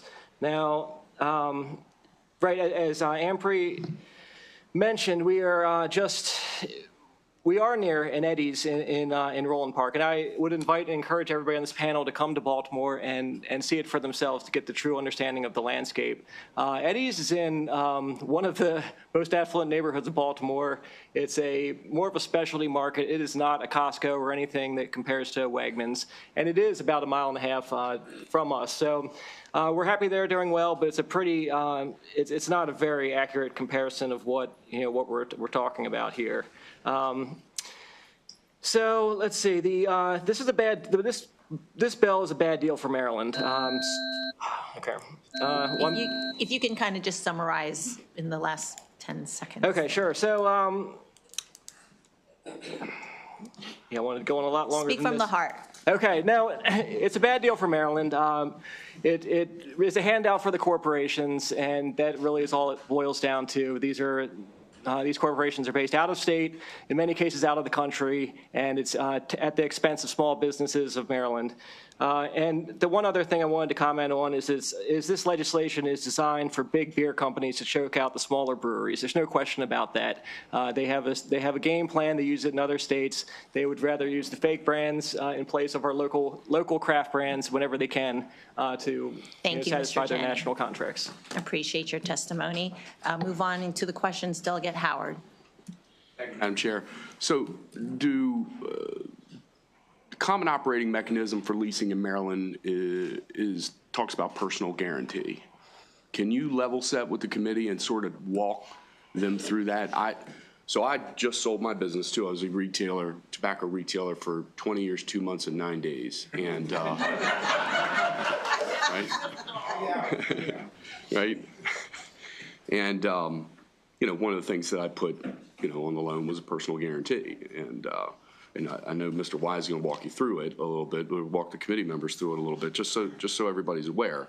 But between me and the landlord, and the good gentleman talked about the hundreds of thousands of hard-earned dollars that he brought to the table in the bank loan, and I'm sure his landlord secured that lease with a personal guarantee of an IRA, 401k, or your house. So the people that bought my business, if they default, this is my house now. Same with the landlord. When I renewed a lease with him 5 times, if I defaulted, if you could, that loan doesn't go away. I mean, that just... No, that's correct. And I mean, you laid it out pretty well. The reason you have personal guarantees is typically when you set up a business, you set up an LLC. But the LLC is one step removed from real assets. So no bank is going to give somebody who's starting out in a new business a loan just to the LLC saying, yeah, we're going to pay you back. They want the members of the LLC to sign a personal guarantee, and as Jess Kinder pointed out, that was his assets. Everybody has one of those. Nobody's that good with the bank that they're getting a loan without that type of guarantee. So it is it's found in the vast majority, if not all, of these stores that are represented behind me. So even if it was a small fraction of people that were negatively affected, that negative effect would be catastrophic. It would just be carpet bombing. I mean, it would just be... The banks are not going to eat that loan. Or the landlords. Correct. Thank you. Delegate Ahrens. Steve, I guess you might be one to answer this. We talked earlier about the percentage of beer and wine sales in a package store. It was suggested it could be 40%. Do you know what it really is? I think you'd be better with Mr. Milani on that question. Yeah, it would depend. In my particular store, I'm closer to 50% beer and wine. But it depends on what you specialize. Some people may specialize in bourbons and drive their spirits up. Other people might do craft beers and drive that number. Okay, I'm just looking for somewhere where an average. Do you have any of your members out there that could absorb a hit of, let's say, 20% loss of revenue? Not that I'm aware of, because the biggest detriment to us over the last few years was recreational marijuana. Okay. And I guess my other question would be, if this were to pass, and when you start looking at the amount of inventory that somebody can carry and what have you, if a grocery store could sell, it's like how much wood could a woodchuck chuck, if a grocery store could sell beer and wine, What are the odds of, it was alluded to that this would be a big bonanza for local microbrews and local stores and what have you. What are the odds that they would sell more local stuff as opposed to the big brands? And Delegate Orange, not to avoid your question, but the representatives of the brewers, the wineries and distilleries is up next, and maybe you'll get a more thorough answer from them. All right, I'll ask them then. Okay. All right, thank you, Madam Chair. Delegate Amprey. Jed, how can I get my discount back? I'm joking. You got to respond to my emails. I'm joking. Thank you for coming today. And again, as I've said, I shop at y'all way too much probably. I have 2 kids, so I'm there often. So I think just want to say congratulations to you all moving to an employee-owned model. It's been amazing watching you all do that. Great. Just want to confirm though. I know you mentioned that the Eddie's is a little bit distant and different, but you can confirm that less than 3 blocks away, there's a Royal Farms that sells beer and wine, correct? Sure, it's a small operation, but yes, that's correct. I just want to confirm that is true. Also within, those 3 blocks, we have the Mom's Organic Market and the Giant right up the street as well, so all very walkable. Right, but yes. Just want to make sure, but again, appreciate you coming down and making your voice heard, and again, congrats on that employee model.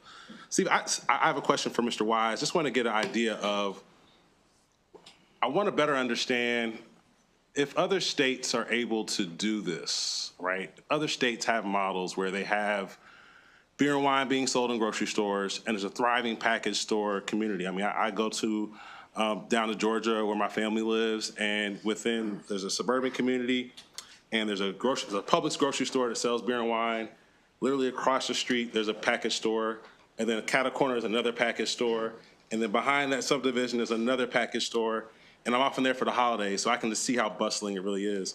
If those states can make it happen, like why do you believe that in Maryland it couldn't happen based on other states? It exists, it coexists, and we have models where it currently coexists. So what is like the sticking point as to why you think that if we were to get this right in a way where we amended it and got the bill right, like why couldn't we, what's the sticking point as to why it works there and it wouldn't work here? I'll give you the answer in 2 parts. Right. First of all, Colorado was discussed earlier, and I didn't have time to address this, but I disagree with the results in Colorado, and I'm happy to share an article, which I think we've already shared with many members of the committee. It didn't happen right away, but you're seeing stores go out, as the article says, by the dozen, and they predict by the hundreds. And that's not just, we talked about predictions. The indicator for that is the wholesalers know when somebody goes on a credit watch, and they have stores on credit watch, which is an indicator they're in trouble. So they expect the number to go up greatly. To your point, it happens in other states, yes, but every state with alcohol is significantly different. You and I talked about Pennsylvania. Pennsylvania still has state stores. It's crazy. Okay? I don't know the history in Florida or Georgia, but we have had a 50-year history here where people have bought stores knowing that this statute is in place. And to undo that, I don't want to know the prediction of who's going to survive and who's not. Some are. I'm not up here saying everybody's going out of business, but I wouldn't want to be on your side of the table because I think there's a reasonably good likelihood that some of them are in your district. So I can't be precise about it. I think it's usually a local economy that's going to determine who stays and who goes, but people are going to go. Thank you for your answer. Delegate Weigel. Thank you, Madam Chair. Just to follow up with the gentleman from the wine store, you just bought your store, I think you said last fall. Correct. And was the Royal Farms there at that time? Yes, they were grandfathered into the license they have now. I'm not sure what they were originally to keep that license, but there's, I think, 4 or 5 other Royal Farms also within walking distance of us, none of which have the beer and wine. But they sold beer and wine at the time you bought your store. Correct. So I think that's the fundamental difference that Mr. Wise just touched upon. You paid a price for your store on sales volume that was known at the time, whereas these other folks who bought their stores, borrowed the money, sometime back, that 30, 20, 30, 40, 50% loss of revenue is not reflected in their price, whereas in your store, it should have been reflected in your price because the sales volume was never there in the first place. Do you agree? Sorry, I don't follow. The Royal Farms, whatever volume of sales they had, should have already been reflected in the price you paid for your store because the sales volume wasn't in your store, it was at the Royal Farms. Whereas these folks who, we're kind of changing the rules in the middle of the game because these folks, unlike you, their sales volume was reflected in their purchase price, whereas now it's going to be taken away from them. So they would have a tougher time meeting their loan. Would you agree with that? I think so. It's a capitalization of earnings approach. I'm assuming that you. Yes. Okay. Thank you. Are there any additional questions for this panel? Seeing none, thank you very much. Thank you. Our next panel, I'll call on Nick Manis, Dan Hoos, Brad Rifkin, Jamie Winden. Jamie can't make it, unfortunately. Pardon? Jamie's sick, she can't Oh, make it. okay. Okay, one less.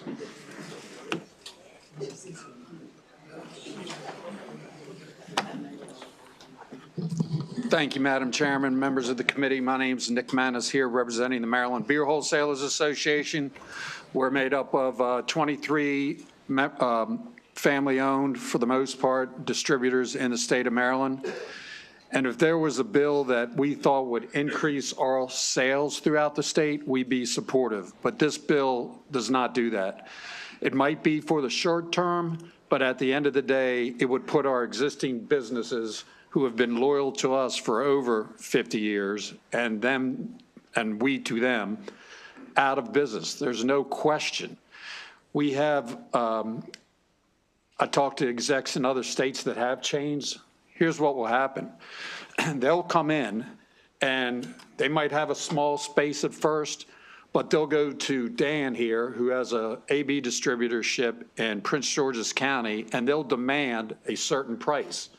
And if he doesn't give it to them, then they'll go to the other supplier. And if they don't give it to them, they'll go to another one until finally they find some supplier who will give them what they want. I heard about customer choice. You can go into any of these establishments behind us, and they have thousands of SKUs. If you limit the size of the space in a chain store, and I apologize, I haven't seen the amendments, but I understand they're limiting the size maybe to an aisle. There's no way that that store is going to be able to give the customer choice or the consumer the choice that they have in a local packaged goods store. I know Brad here is going to talk about the breweries and the wineries. You all over the years have done tremendous things to help promote Maryland wineries and Maryland breweries. Never once have they come in and asked for, hey, we need this so we can be nationally in other channels. If a Sam's Club has a local brewery, they're not going to just be able to go and say, we have a Sam's Club in Florida and we want to get it there. You're going to have the same regulatory system in Florida as far as getting it through the system as you do in Maryland. For those reasons and others, we oppose the legislation, Madam Chair. Madam Chair, members of the committee, my name is Dan Hoos. I'm the general manager of the Bob Hall Beverage Company in Upper Marlboro. We are a local family-owned beverage wholesaler, employ 130 people, and sell beer to almost 1,000 different local customers throughout Southern Maryland, and have been doing so since 1933. Cornerstones of our business are responsibility, charity, and the environment, and we work hard to be part of the fabric of the community.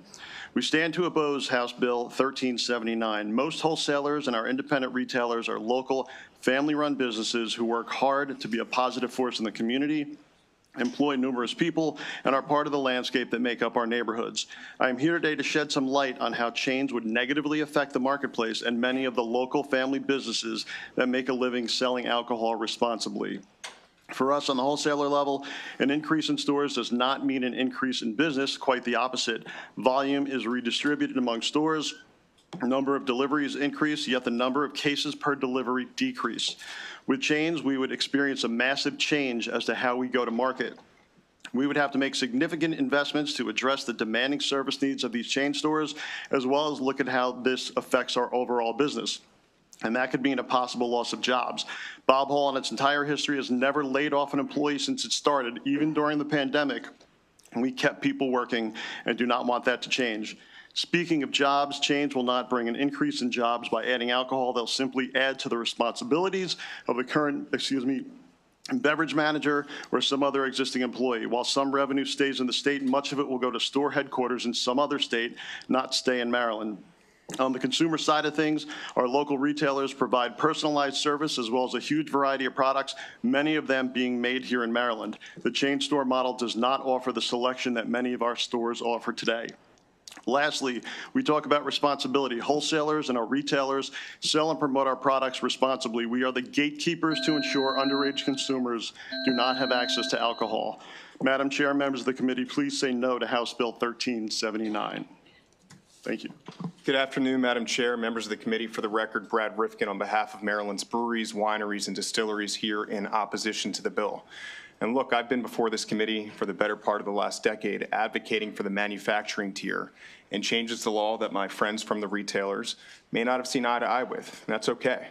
Whether it was increased taproom limits, broadening our sales channels, increasing our production, we've done so under the premise that a rising tide lifts all ships. And for my clients, small businesses, that meant having control of their own destiny, growing their brands, and if they were fortunate enough, being carried in local retailers across every district in this state. And that's a good thing, because our success in many ways is tethered to their success. The small business owners in this room that put my clients' products on their shelves highlight Maryland-produced manufactured products and do so for even the smallest members, the members that self-distribute directly to them, for the seasonal brands, for the things that they're rolling out. And, you know, we heard from the proponent's expert witness directly. You heard it in Colorado. The sales of small breweries have gone down. So while we may disagree at times, we may disagree next year, who knows? You know, what we remain steadfast with is our support of small businesses that want to grow the Maryland manufacturing tier, and we sincerely appreciate everything they stand for. So for those reasons, we respectfully request an unfavorable report. Thank you. Thank you. Delegate Adams. Thank you, Madam Chair. So just briefly, I think the quote is do no harm. So when we're in Annapolis here, we got 90 days. It shouldn't be that hard to do no harm. Does this bill do harm? Yes. Yes. Okay. Yes. Thank you. Delegate Ampry. Thank you, Madam Chair, and thank you, gentlemen, for coming out today. Mr. Manis, I want to go to the question, the statement you stated as far as if the stores were limited based on the amendment that we provided, again, maybe 150 square foot or a percentage based on the size of the store. You stated that the package stores would have a better selection. So we saw in Colorado, based on Dr. Parlay's testimony, that what we saw happen was the local stores actually helped uptick brewery sales because there was a kind of change in purchasing because they noticed, hey, I have better selection at a package store because, you know, people want to have a better selection than what they have at the grocery store. So I want to know, like, wouldn't that give the package stores an advantage that would support the industry further? It's like, hey, so it's not like we're losing. It's more so that there'd be an uptick based on what we heard earlier. And you stated that the package stores are maintaining a better selection. So wouldn't that still keep the system that we have going fine? No. Okay. So I want to know why. I want to know why. There was the next question. Why do you believe that? Well, I assumed you would say that. Part of the argument was for the bill was customer choice. Right. And so there is no customer choice in a chain store, in our estimation, and what we've seen in other states, especially when you limit it. And again, I haven't seen the amendment, but someone said 150 square feet, right? So yeah, it'd be 150 square feet, and that's what's stated now, but we would also, there's more language where we would say, if it's a bigger store, we do a percentage cap. Okay, so a Costco, a Sam's Club, they're big stores, so good. I don't know how big they're gonna be. Right. But you can go into, I shop at Sam's Club sometimes, right? And I go in and I find my favorite package of rice. And I go back 2 weeks later and I can't find that brand. I'm like, what happened to it? They go, we replaced it with Uncle Ben's instead of, Uncle Nick's. I'm like, why? They go, we just got a better price and, that's why we did it, all because of price. So you're just not gonna find, you said you go into, you do the shopping for your family. So you're just not gonna find the SKUs that you find. And no, it'll eventually get to where the only thing the chain stores are selling are going to Dan at a Budweiser house and say, we want, 5 pallets of Bud Light at this price. And if he doesn't give it to them, then they're gonna go to another national brand. And they're gonna use it as a loss leader just to get you in the store. And our tier is responsible to making sure that we don't oversell retailers, because the overconsumption, or if it's abused, it comes back to haunt us. So, and that's what, we would have to, chain stores would do to us, is our opinion. Got it. One more question, if I might, Madam Chair. So this question is more for Brad. I had a lot of conversations with breweries and wineries in the interim, and we were working on some language in the bill that we're still trying to figure out how to make sure that we can make sure that it's, going to meet the standard based on the Commerce Clause, based on our conversation with the AG's office. And there are some language points that we could possibly add. Just want to get your thoughts on hypothetical, since hypotheticals were the favorite questions of the day. Want to get an idea of if there were a requirement where we could put in a requirement or a goal that stores of certain sizes would, the franchise stores or the new retail stores would have to carry a certain amount of Maryland-produced products. Is there a world where you think your association members would be interested in exploring that? The hypothetical doesn't, for me, resonate because of the Commerce Clause. And I appreciate that there are attorneys looking at it. Would I love a world in which all Maryland products are sold at every store? Sure. Yeah. Certainly you all will take a look at that and determine whether it benefits, the initiative. That being said, I've talked to my members across all 3 associations, and while some may support it, the overwhelming majority do not. I would be ignorant if I didn't acknowledge that there are some larger breweries in this state that could benefit. But again, what we're talking about are small businesses. 99.9% of my members are small businesses, let alone the distillers who, Jamie Wyndham was going to be here on behalf of Line Rum, the distillers who aren't even a part of this, and consumers who oftentimes go into a store, peruse around, maybe they're there for beer or wine, and they look on the shelf and they see a product, oh, that's interesting, I'll buy that. Well, they may not make that choice anymore if they don't walk into a local retail store. So, again, I appreciate the hypothetical, but again, the overwhelming majority of my members just don't support this. Certainly, if that's part of an initiative at some point, we'll certainly take a look at it. All right, thank you. Yep. Delegate Chi. Thank you, Madam Chair.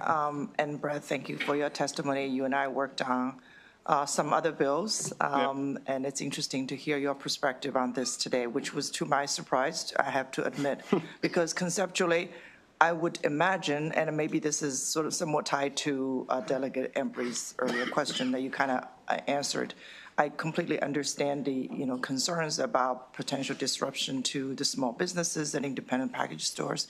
But for you, representing the Association of Manufacturers, right, sure, breweries, distilleries, and wineries, wouldn't you think hypothetically they would welcome more opportunities to open up markets in addition to local stores? So your argument is only local stores can do a good job carrying their brands. Is there a concern about volume, that they can't keep up with the demand when you open up to the national chains, or is it because of service? I mean, what is the key argument? I'm not quite getting it. So I think it's a very, for us, if we lose retailers, which I think is a very real likelihood, we're losing retailers who are carrying some of the products that will never make it into a grocery store. Simply put, it just won't happen. We're losing those retailers, our partners. We run the risk of having the trickle-down effect to us. So I think it's apples to oranges. To us, it's not opening up one for the other, and somehow it would be a benefit to both. I don't see that. I'm not quite settled with on that issue with your answer, but I can see part of it. To expand a little bit, I think the reality is, if you open this up for chain stores, you even heard it from the expert, there is a race to the bottom on price. And for my clients, who are craft manufacturers, that's really problematic. They can't compete with macro brands. So in theory, if this bill passes, we are helping macro manufacturers wedge out the small breweries to the benefit of large conglomerates out of state. We just can't support that right now. Okay, thank you. Are there any additional questions for this panel? Seeing none, thank you very much. Thank you. Our next panel, Blaze Miller, Jimmy Sparopoulos, Julianne Sullivan, and Gerald Cole.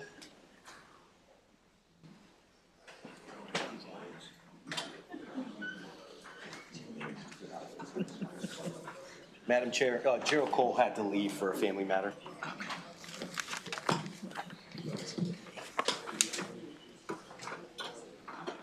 Yep.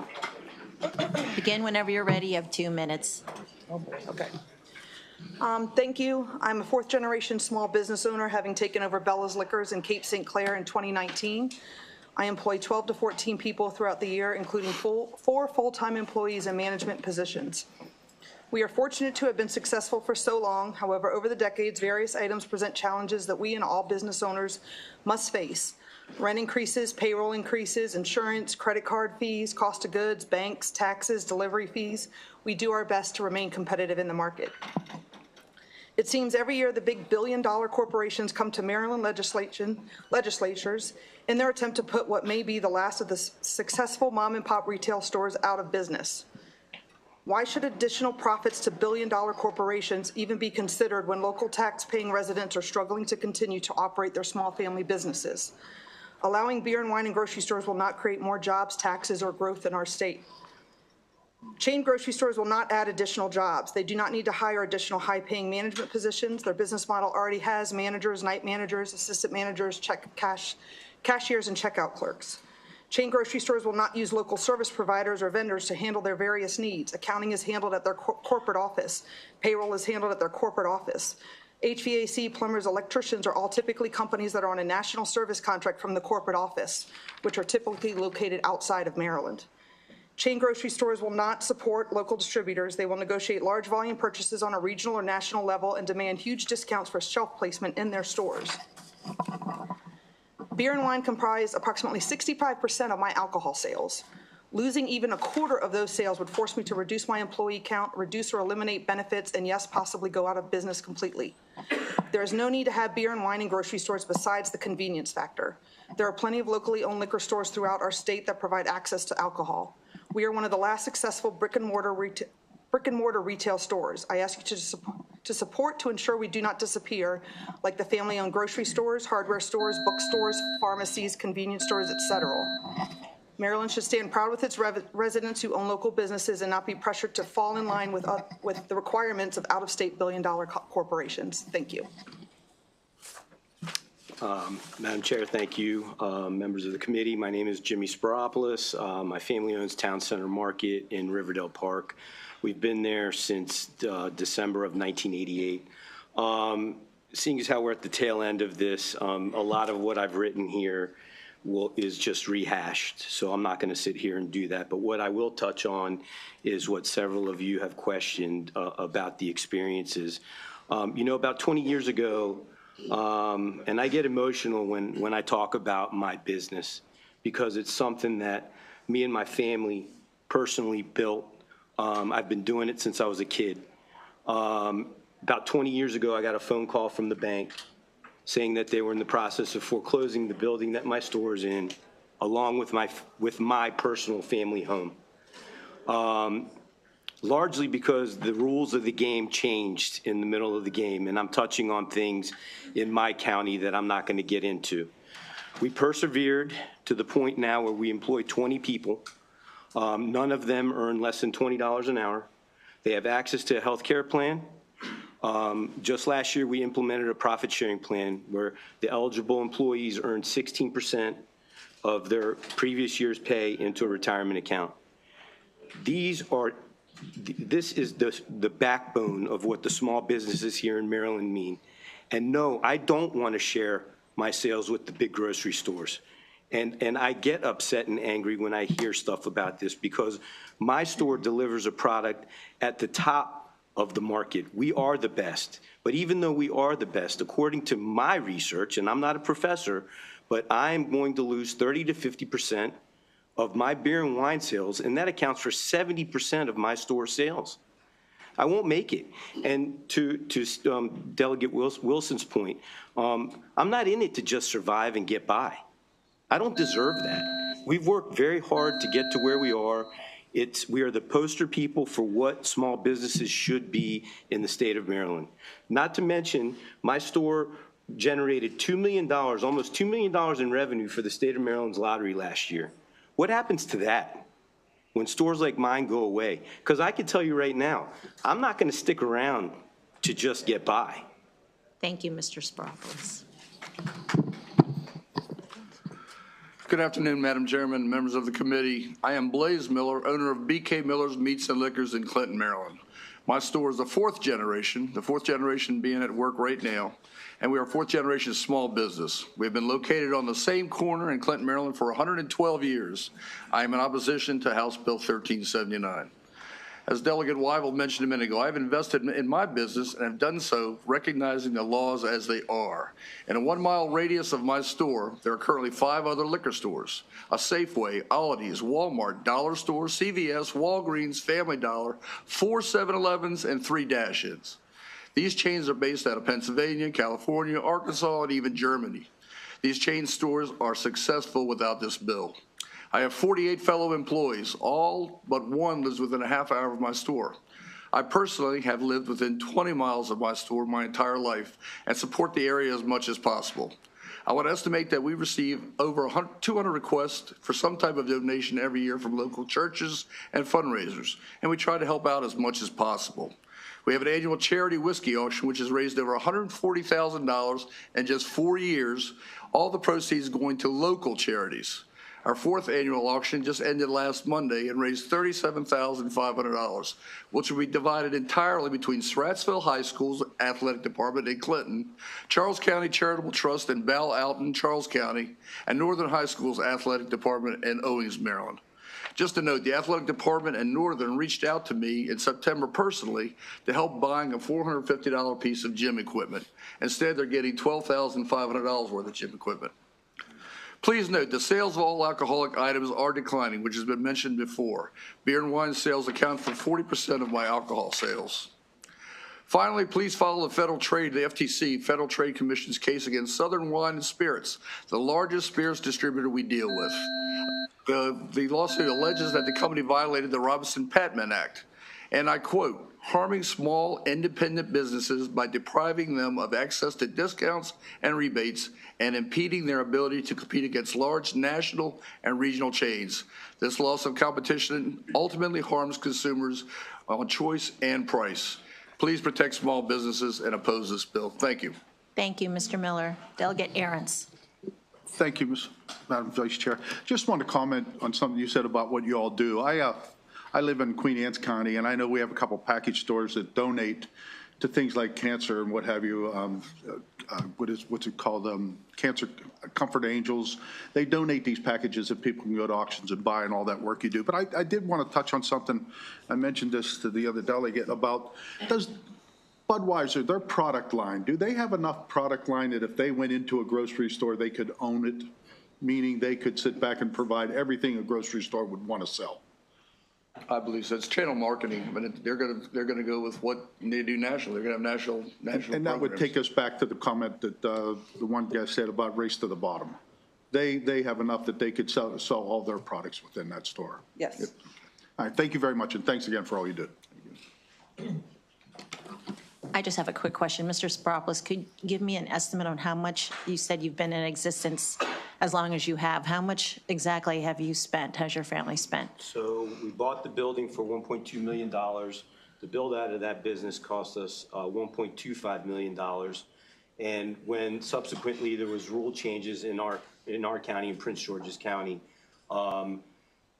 we had no choice but to go deeper in debt to find a full liquor license at the tune of $250,000 to sustain, which ultimately turned out to be a very good decision. We were just a beer and wine store at one point in time, but our county allowed liquor stores to open on Sunday, which at that point, I was losing about 40% of my sales on Sundays.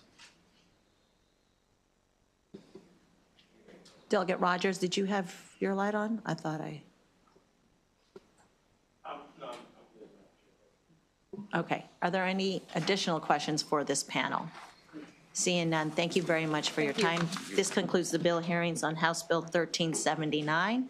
We will move on to the last statewide bill, which is House Bill 1318, Delegate Johnson, Premier Cigar Lounge License Establishment. Cigar Lounge Act of 2025.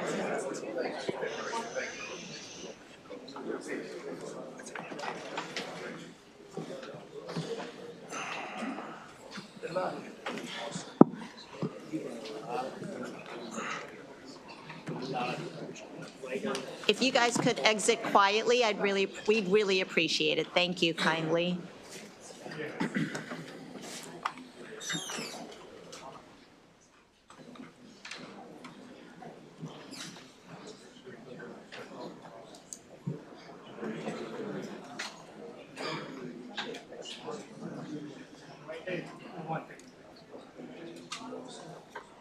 Okay.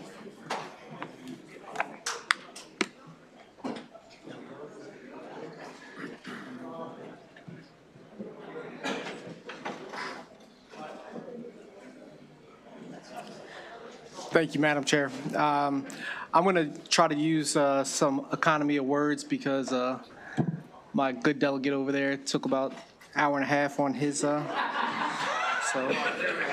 2.5.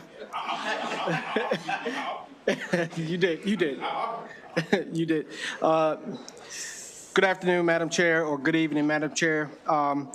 Members, my name is Delegate Johnson, here in favor of HB 1318.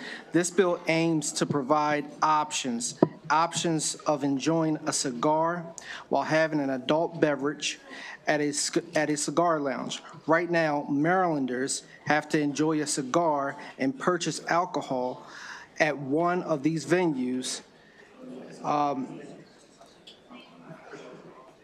One of these venues that are near the state of Maryland, outside of the state of Maryland. So I look at this bill as an economic development opportunity for the state of Maryland. We can and should have these dollars stay in the state of Maryland. This bill does a few things. It creates a clear framework for lounges to operate legally and responsibly.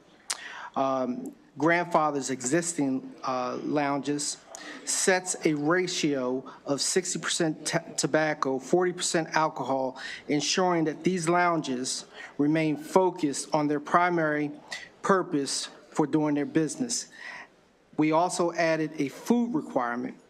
While kitchens will not be permitted, menus will be required so that patrons can have food delivered.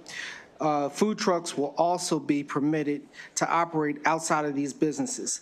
Lastly, this bill resolves an issue that comes up every year where local jurisdictions come in with their own bills.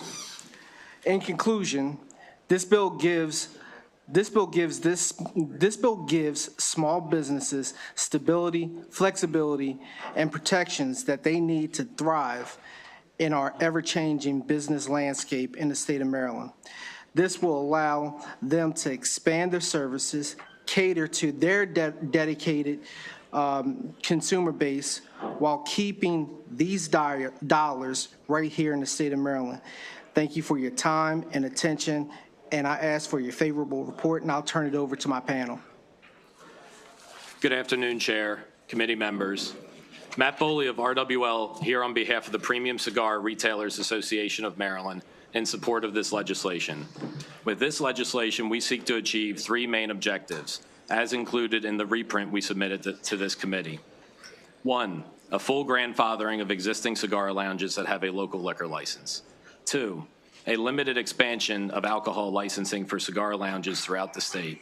And three, codifying BYOB for lounges that do not obtain a local liquor license. Now, what do I mean by limited expansion for cigar lounges? One cigar shop per 150,000 residents per county, or one per county in less populated counties. These are true premium cigar shops, requiring 60% tobacco sales is required under this bill and up to 40% in alcohol sales. They can, the new licensees can only sell to 1 a.m. For alcohol. Prepared food may not be sold by the cigar lounge licensee, but it is allowed on premise. Only tobacco items sold on premise may be consumed on premise, that is premium cigars and pipe tobacco only. Air filtration is required. Employees must sign an acknowledgement that they will be in a store that allows smoking. There is signage notifying the public of indoor smoke and annual certification of the tobacco to alcohol sales ratio. That is what the bill does. It holds harmless existing licensees, permits a limited expansion, and resolves this issue. And my hope is that this proposal will be viewed as a part of the conversation that has been occurring at the work group on this matter that Delegate Ahrens and former Delegate Jackson participate in.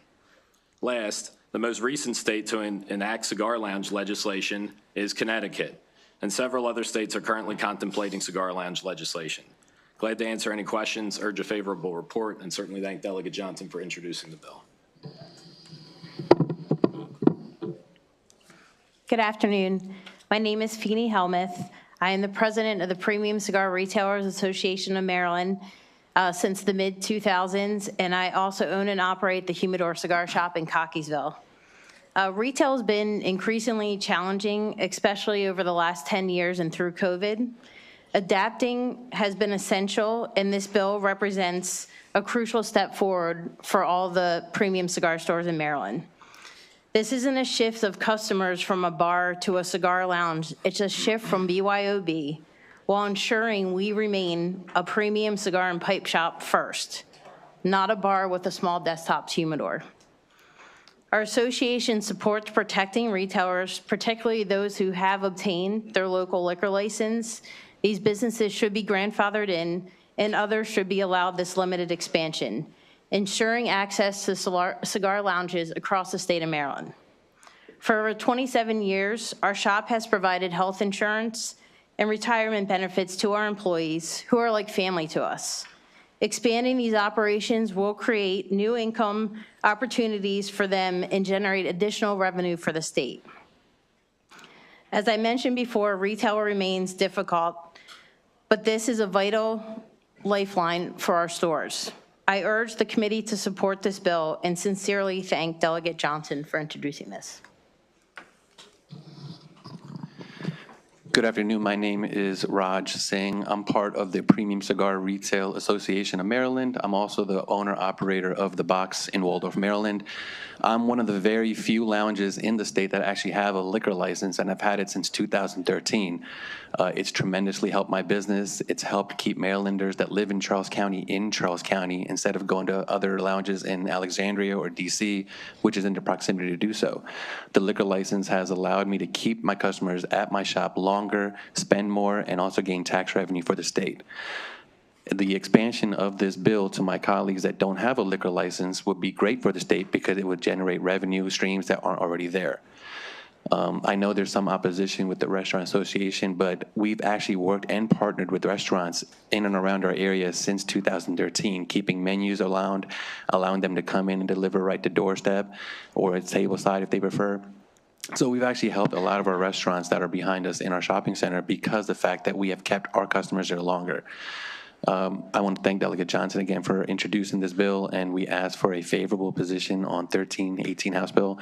And lastly, we hope that the liquor licenses that are held by lounges like us are held harmless while an extension of the liquor licenses are granted to our colleagues. Thank you.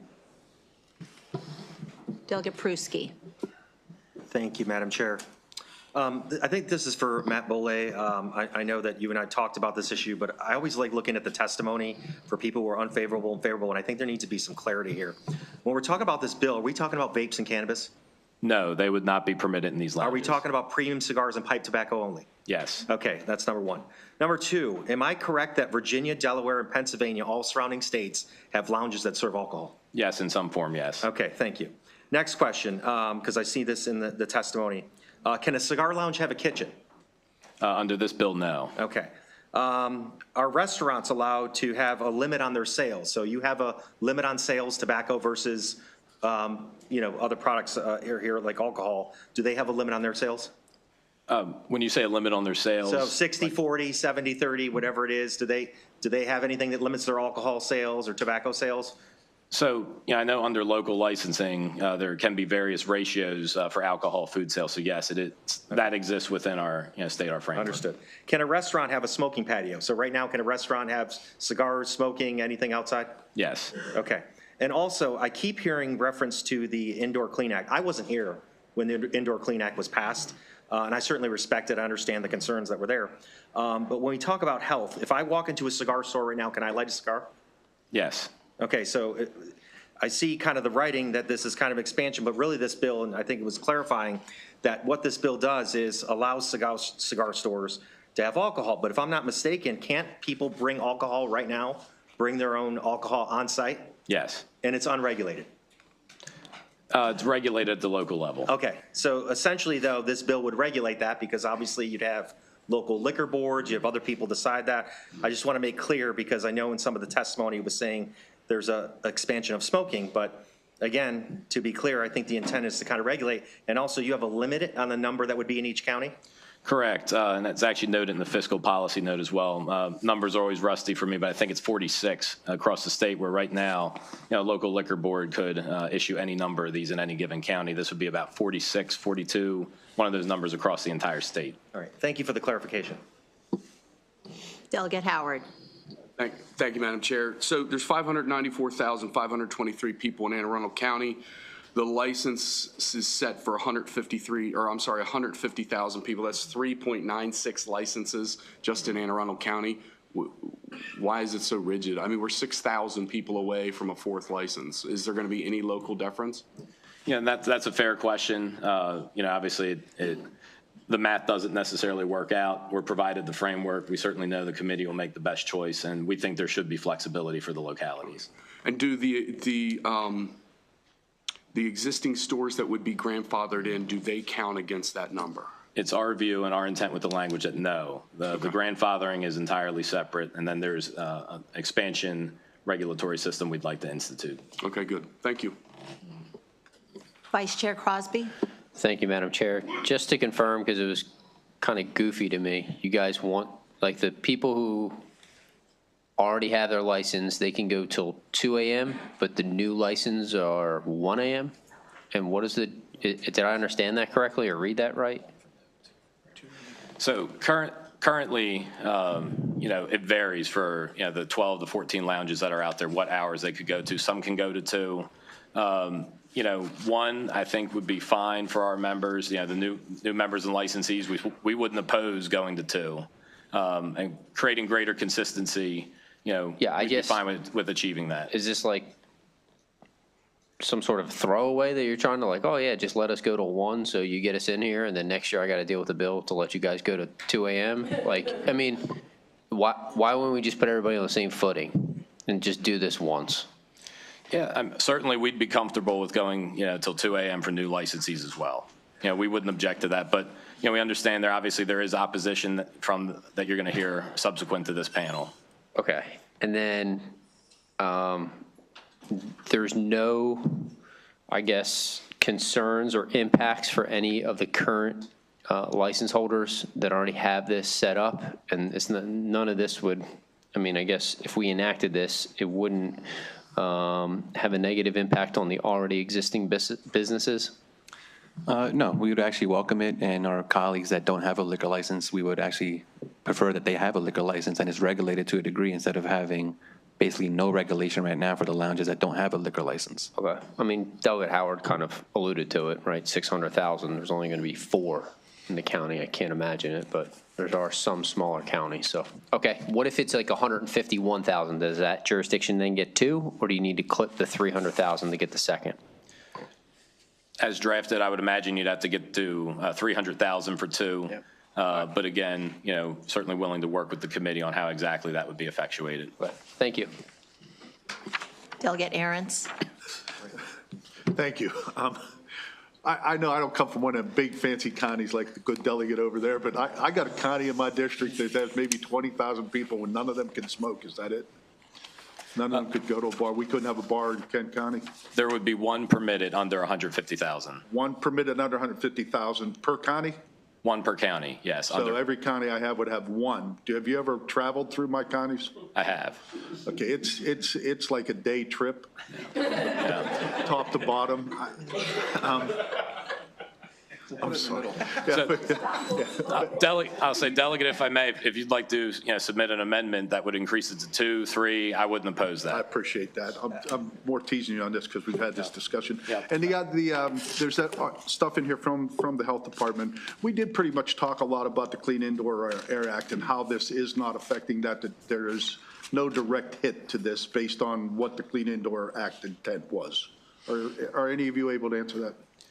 I mean, I think the health department could be better suited to speak to the intent, but I certainly see this being consistent with the retail tobacco exception that currently exists within the Indoor Clean Air Act. And to my knowledge, there are safeguards in this bill about the dangers of that, right? Yes, there's public signage that's required. There's air filtration that's required. There's employee has to acknowledge that they're going to be subjected to smoke in this environment. So we certainly are working to make it very clear, that if you enter this premise, you are going to be subjected to smoke. That is kind of the purpose of a cigar lounge. Okay, I didn't mean to sound like my good friends, the attorneys here. I just figured I'd try it. But thank you very much. Delegate Ampry. Thank you, Madam Chair. Thank you, Delegate, for bringing this bill forward. My question is just to get an idea of, and I might have missed it when we were, transitioning to your panel. How many other states have licenses like this, and is there any major health concerns that have arisen out of this license? I'll say regionally, if you do a quick search on the internet, you will see that every neighboring state has this in some form. Mm-hmm. And that's why, these individuals are traveling to other states, right? Certainly DC, Virginia, Pennsylvania. So right now, those tax dollars, they're going to the other states when they could be captured here. Got it. Okay. Thank you. Are there any other questions for this bill sponsor in the panel? Seeing none, thank you very much. Thank you. Members will now move on to the unfavorable. Call on Laura Hale, Lance Kilpatrick, Melvin Thompson, Eric Galley, and Jack Malani.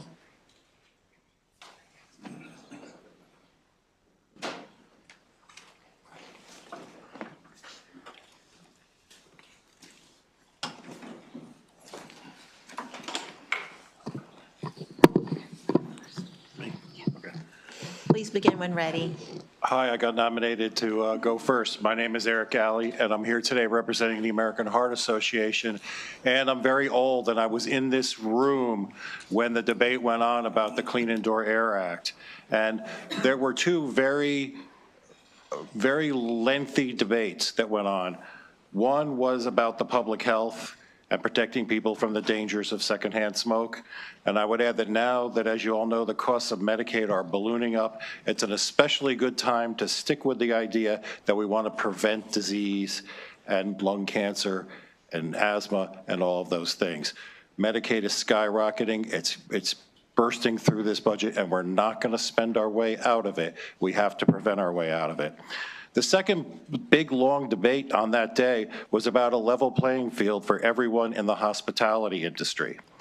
The intent at the time, and it was stated very clearly back and forth, was that everyone who served alcohol or prepared food would be in the same boat. There would be no winners or losers. The committee decided to carve out a small exemption for traditional tobacco shops and talked about the idea of 1 or 2 customers being in the store and being allowed to puff a cigar that they were thinking about buying for a few minutes. A very different scene than 200 people smoking in a cigar lounge all night. This was the person's interested in the cigar, we light it, we let him puff it for a little bit, and he decides whether or not he wants to take it. That was the discussion that went on in the committee. I believe the committee made the right decision, and you should stick with it. Sometimes you just get it done the first time, and it's perfect. And therefore, we urge you for an unfavorable report on this bill. Thank you. Thank you, Madam Chair. My name is Laura Hale. I'm with the American Heart Association, and we'll keep things brief. We are highly opposed to this bill. We know last year you all created a work group that is still actively working to find a path forward that is both cognizant of public health as well as potential business interest. That work is still ongoing, and we would ask that that continues before you all make a decision. And I'll let the rest of the panel call. So we ask for an unfavorable report. Thank you. Thank you, Madam Chair, members of the committee. I'm Melvin Thompson. I represent the Restaurant Association of Maryland, and we're also opposed to this legislation. And our opposition is, the reasons for it, very simple. Before the statewide smoking ban took effect in 2008, many of our restaurants and bars accommodated smoking customers. And we think it would be unfair and unreasonable for the General Assembly to subsequently allow liquor licenses at establishments where smoking is allowed under the retail tobacco business exemption of the Clean Indoor Air Act. That's the reason. It's a level playing field. We want to keep it that way. And for those reasons, we request an unfavorable report. Thank you very much. Madam Chair, members of the committee, for the record, my name is Lance Kilpatrick. I'm the Government Relations Director for the American Cancer Society Cancer Action Network. It's estimated that almost 4,000 Marylanders are going to be diagnosed with lung cancer this year, and unfortunately, over 2,000 of them will not survive that diagnosis. You know, under Section 24-501 of the Clean Indoor Air Act, the definition of indoor area open to the public, any establishment licensed or permitted under the Alcoholic Beverages Article of Maryland's Code for the sale or possession of alcoholic beverages, is also covered under the smoking ban. This means that a cigar lounge or shop without an alcohol license could continue to allow smoking under the retail tobacco business exemption of the Clean Indoor Air Act, or prohibit smoking if it chooses to acquire an alcoholic beverages license, but it cannot and should not enjoy both those benefits. It's unfortunate that some local authorities have inappropriately and incorrectly construed the incidental sales, that it could include the sale of alcohol, but we cannot compound this mistake by making another, which is what this bill does. House Bill 1318 could license up to 46 alcohol-serving cigar bars in the state, with up to 40% of the business being food and alcohol. In 2022, cigars were the second most commonly used tobacco product among U.S. middle and high school students. Tobacco companies promote cigar smoking as a symbol of status, wealth, and class. This should not be the aspirational social norm we ingrain in our next generation. This committee did outstanding work last year in adding vaping to the Clean Indoor Air Act and modernizing tobacco laws to create new levels of resources for enforcement. Yet this session, we're facing a reduction in funding for the tobacco prevention and cessation programs in the budget, and now this piece of legislation. Health and safety laws are for the public's and employees' benefit. Why would we enhance cancer-causing opportunities for a niche business model? We strongly urge a no vote on HB 1318. Thank you. Madam Chair, members of the committee, Jack Malani, Maryland State Licensed Beverage Association. Ours is pretty simple. We have a lot of our members who, I think that was about a 9 or 10 year fight, because we thought that the marketplace would ultimately dictate where smoking should be. But we have members who now are saying, wait a minute, they took it from us. They said you can't do it where you drink, but now they're saying you can drink where you smoke. Well, then they want to know, why can't they do a cigar lounge and that would be following all the air filtration. They'd have to do the same things, but, we have people that would do that, and their employees would also sign off, so I couldn't answer that question. I told them I would try to get answers for them. The other things that were concerns were would this require a local hearing for the liquor board? Would they have to prove there's a need for it, like we do? And also, some of our subdivisions have limits on licenses in certain districts. Would that enter into this, or is this automatically override the locals? So probably more questions, and I think we could get with the sponsors, because, we need to get some things answered. Thank you. Thank you. Delegate Boafo. Thank you, Madam Chair. With all due respect, I'm a little confused. I just want to go through a couple questions here. I'm not a cigar smoker like that. I have weak lungs, so not my thing. But I just want to make sure I've got a couple things correct. First, Melvin, I'm kind of confused. You said unfair and unreasonable. Are we allowing food prep under this bill? And if so, I don't see that in here. So I just wanted to make sure. What's the exact opposition from the Restaurant Association? It's because, as I mentioned, prior to the statewide smoking ban, a lot of our restaurants and bars accommodated smoking customers. In fact, smoking customers were a big part of our bar business because they did linger longer than other customers at dining tables, and it was really difficult and reduced sales after that smoking ban took effect. And so we think that it would be fair to maintain that level playing field, to allow liquor licenses at cigar lounges would be kind of the same thing we had prior to the statewide smoking ban, where customers smoked in a bar atmosphere. Okay. Yeah, I'm still confused, but I guess we could talk offline. So I get the disease concern, but the bill isn't, encouraging more folks to necessarily go to cigar bars, right? The bill is actually just adding a legal framework around a process that already exists. So, I don't fully understand the opposition, and specifically for you, Eric, on that piece. Well, I would say if you build it, they will come.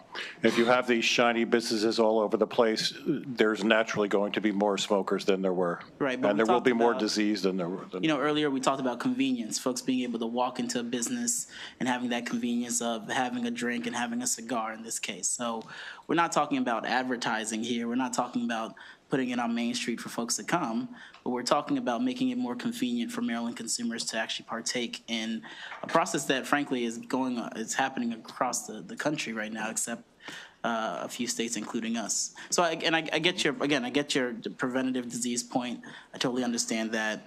I just, I'm wrapping my head around this, but let's find some time offline to talk a little bit more, because I still am kind of confused about your comments. Delegate Howard. Thank you, Madam Chair. I'm just trying to wrap my head around the consternation. I mean, we're at the population of Montgomery County is 1 million people, so you're looking at like 7 licenses for 1 million people, and you're worried about density. And then the gentleman 20 seconds before you said it was a unique and niche market. So I'm trying to wrap my head around this. Also, you kind of got to that.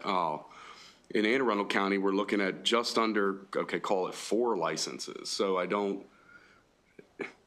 And then you say, well, if you build it, they will come. Well, they're already coming. I mean, you can already BYOB in all of these counties, so they're already there. So, dismiss that testimony outright. And then the Restaurant Association, I mean, they still can cater to smoking customers with outdoor seating, correct? In outdoor areas only, but prior to the smoking ban, we could allow smoking sections inside the restaurant and bar, and that is not allowed today. Are those outdoor areas covered? It depends on the operation, but you can't have the outdoor area fully enclosed and you're allowing smoking there. They have to be 3 walls. That is correct. But they can be heated that is correct. Correctly. And those areas that are kind of seasonal in nature, whereas in a restaurant and bar, our customers could smoke year-round comfortably and enjoy beverage alcohol. None of these cigar shops will be serving food. But they're serving alcohol, and that was the concern. They're selling alcohol. Right now, the customer's just bringing the alcohol. Correct. And then They would be licensed to sell alcohol. And they would have to go through TIPS training, correct? That is correct. Thank you. But that would be competition for our businesses because we're no longer allowed It's to have already alcohol it's and already smoke. But we competition can't for have alcohol and smoking It's in the already same business establishment. They're already allowed to bring it. It's already competition. And Delegate, our thing is that we have members that would like to do it. I mean, quite honestly, that's our main premise. We have members that would like to do it because they did it previously and did well with it. And so they're thinking if there's an opportunity, they would like to be included somehow. And as far as the license, Well, it looks like they could go get another tobacco license, start a cigar shop, and apply for one of the 4 licenses. I mean, that's what we're structuring here. Thank you. Bill sponsored, Delegate Johnson. No, Delegate Howard, ask my question. Okay. Delegate Amprey. Thank you, Madam Chair. I just want to hear your opinion on, earlier I asked a question around other states and DC. I think DC has this, if I'm not mistaken. So I want to get a better understanding of if surrounding states are doing it, people are going to those states, we're losing tax revenue. Are you okay with losing tax revenue over this? That could be used to possibly help some of the health concerns that you explained about. So like they're leaving the state to enjoy themselves. We're losing the tax money. If we had it here, wouldn't we have that tax money that could then support some of the health concerns you're concerned about? The public health detriment is quite large, and as we continue to see cigar use, one of the things that was very interesting as well on just use of cigars among youth specifically has increased. And one of the things that has been noted in Maryland, that's the one place that we're beginning to fall behind, is with an increase in cigar use among our youth. I will say just DC historically grandfathered in 2 locations, but did not allow for any new licenses at this point in time. So they're very limited in what they allowed for historically at the time. Next question, leading me into my next question. Several comments were brought up about youth, which I care deeply about. I want to keep our children away from access to anything that could harm them or anything that they're not ready for their age. But in this situation, wouldn't people be trained to ensure that youth don't come into the place? And wouldn't this also encourage that those who use cigars would be in a place where youth wouldn't see them versus now being forced to try and find places in public to smoke out at a park? Or, you know what I'm saying? Like, doesn't this kind of protect the youth from exposure? If it's a lounge and it's private and it's away from youth? I think it still normalizes the behavior is our concern. But I'm trying to understand how normalizing the behavior.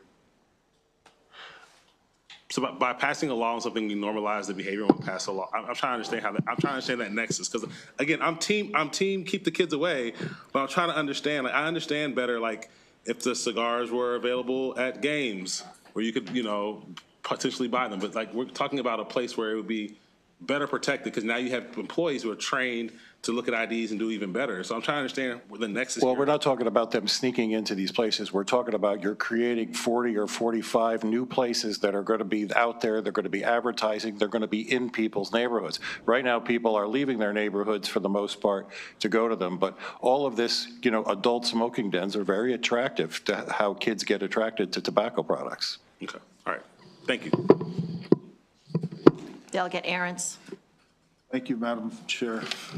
Just a couple things. First of all, Delegate Howard brought this up, but you all understand, you all agree, we are doing this today, correct? You all understand that, right? We have places where they can smoke cigars and drink, right? Okay. Yes. Illegally, yes. Okay. Yeah, that we would say are breaking law. It's legal. It's not illegal. I just quoted sections of the Clean Indoor Air Act. Okay. Delegate. There is language in the bill before If it's you being that sold. carves out an exemption from the Clean Indoor Air Act. So there's an assumption in this bill that it's illegal. Yeah, it's an assumption. I'm not here to fight you that much. I'm not a smoker. It offends me. But we're doing it now, and in the bill, from what I worked on a work group, so I do have a little bit of information maybe you don't have. But there are guardrails around this to some degree, which we don't have today if I'm just going to go in there and bring your own booze to a cigar bar. Okay, the definition of a tobacconist is in there too. It's not every place that sells cigars. So I think it's limiting it to that. And Melvin, to your point, I was part of that whole Clean Indoor Air Act, and it was a very big deal to me. It devastated my bar business. I mean, to the point where we had to make some serious changes.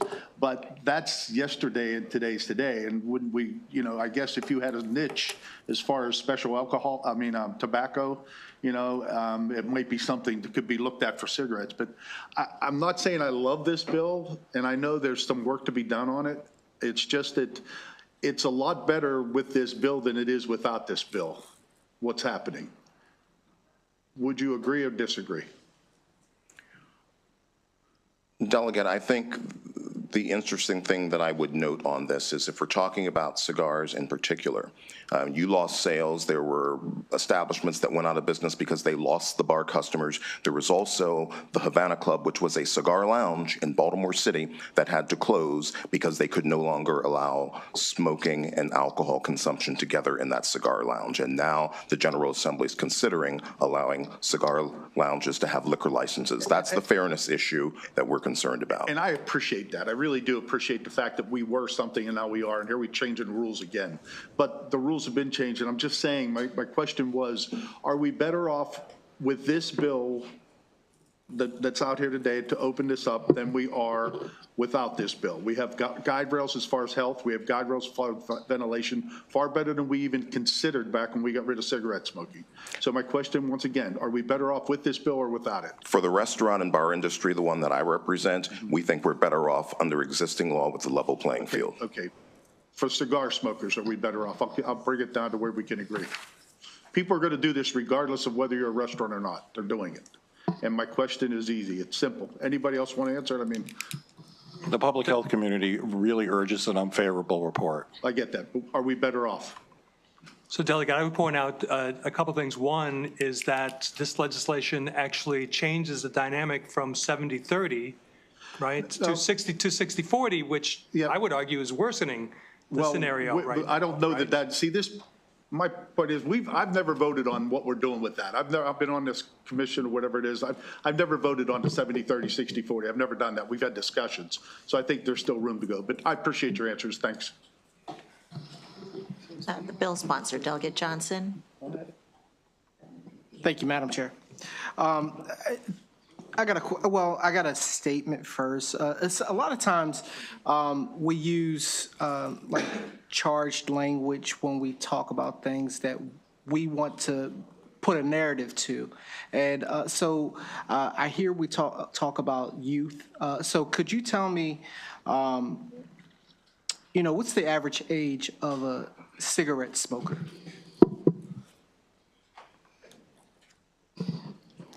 I'll answer for you. 16.7 years of age. Could you tell me what the average age of a cigar smoker is?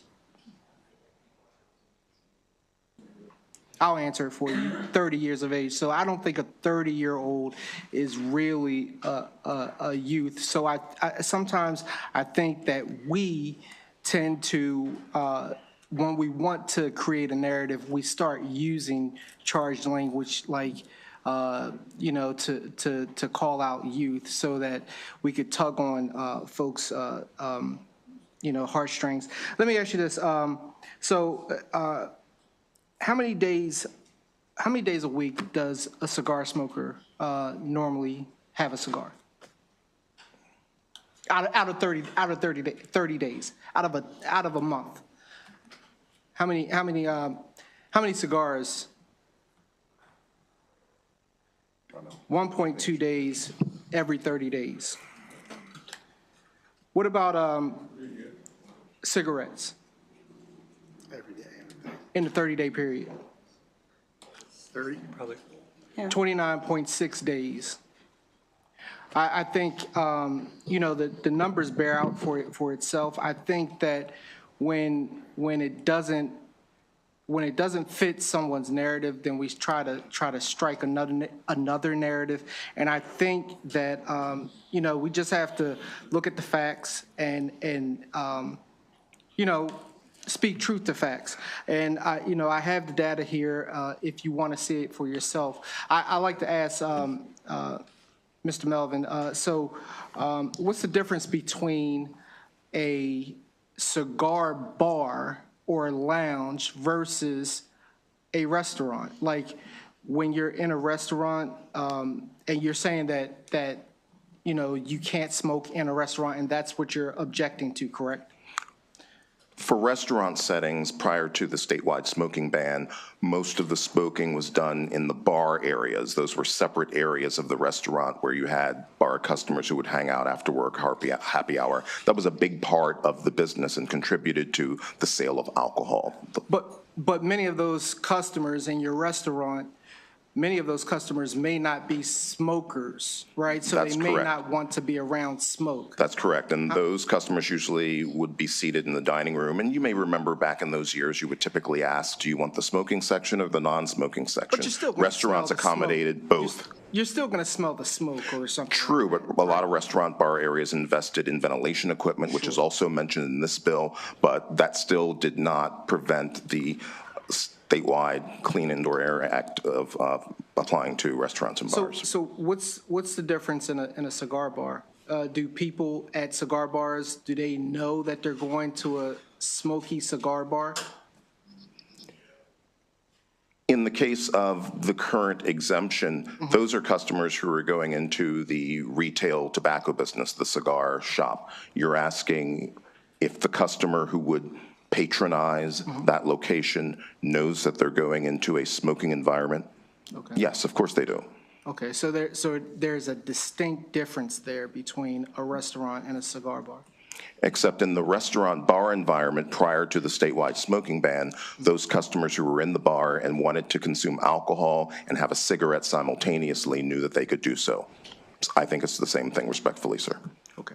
And Delegate, if I may, when someone is smoking 1.2 cigars a month in their own home, it's a lot different from a health perspective than if they're smoking their 1.2 cigars in a room full of 200 other people who are smoking their cigars, and the smoke is all around and it's all compounding. Okay. I'm done. Delegate Adams. Thank you, Madam Chair. So, Eric, you represent who in this setting? Just so American Heart Association. Okay. Where do you stand on secondhand marijuana smoke? You're also very. Yeah, we've been in those rooms as well. Okay, that is where the state of Maryland needs work, in my humble opinion, because if you walk down the streets like I do, if you go into multifamily properties, which I occasion, the attitude coming from the smokers is just crazy. And I believe that if that was cigarette smoke, American Heart Association's heads would explode. And so if you want to have a impact on health, if that's your perspective on the bill, fine. But I've got to believe that the nuance here is not to come into a bill like this, where you're already having people who smoke in a setting. It's to get in front of this emerging crisis, in my humble opinion. Hey, look, when Chris Adams walks down the street in like Washington, D.C., I'll choose by way of example because it happened a couple weeks ago. And I've never smoked marijuana, so I don't know what a contact high looks like or feels like. But I can tell you I smelled enough of it that my guess is I was probably feeling it. So with respect, all I'm saying to you is you're in on a bill. They probably think I'm high all the time. With respect, you're coming in on a bill that's really nuanced. In fact, I probably respect Melvin's testimony on the nuance more so than the American Heart Association. I hope you guys come in heavy and hard on marijuana, secondhand marijuana smoking, because it's crazy right now. It feels unregulated. That's where I want to see your organization. Well, Thank you. Sir, you already have my testimony on that exact issue, so I can let you know that I am definitely there with you from the American Heart Association. Well, just this one might need a little pass from the American Heart Association. People are already smoking in these Equal venues, opportunity on secondhand smoke. It's bad for you. That's why we're here. Thank you. Delegate Ampry. Thank you for the second bite at the apple. I wouldn't call myself a heavy cigar smoker, but I'll frequent a lounge if a friend comes from out of town and they want to go. Just want to get an idea. You keep saying 200 people. I've never been to a lounge where I felt like I had that many people in the room at once. Like, it's often like very sporadically spread out.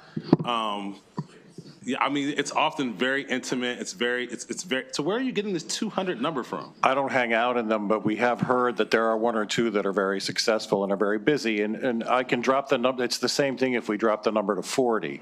You're still, if you're in a group and you're smoking all night, it is different than a person who is smoking a cigar, one cigar at home. It's different. And that's even with the ventilation systems to ensure, because I find that whenever I'm at one of these cigar lounges, the ventilation system, if you go to a good one, it's amazing, right? It's better than even smoking outside with friends where the smoke kind of just stays right there. Mosh did a study about that years ago, and then they came up with, although the smell may go away to a large degree, that the particles are still dropping. There are still, Mosh would say, there is still not a way to make the smoking safe, even with those new systems. It just doesn't smell as bad. Got it. And there's no number, like, is there a number you would say, oh, this number is fine? There's no number, you don't have a number? The number of people in a place? Yeah. We'd like 0. Versus, of course you would. Yeah, I set myself up for that one. All right, that's it, Madam Chair. Are there any further questions? Okay. Delegate Pippy. Thank you. This was just a quick one for anyone on the panel, just because I was listening to the testimony. So obviously everybody agrees that currently tobacco shops are exempt from the Clean Air Indoor Air Act, right? It's existing law. So what I heard was whether you guys think that the BYOB rule in this state is illegal at tobacco shops. So I thought I heard someone say that they thought it was illegal for someone to bring their own alcohol to a tobacco shop. Technically, the way the law is written, it would probably be legal. Okay. No, not that we like it, but technically. All right. Thank you. Thank you. Any further questions for the panel? Seeing none, thank you very much. We have our last two witnesses, Kathleen Hoke and Nilesh Kalyana-Raman.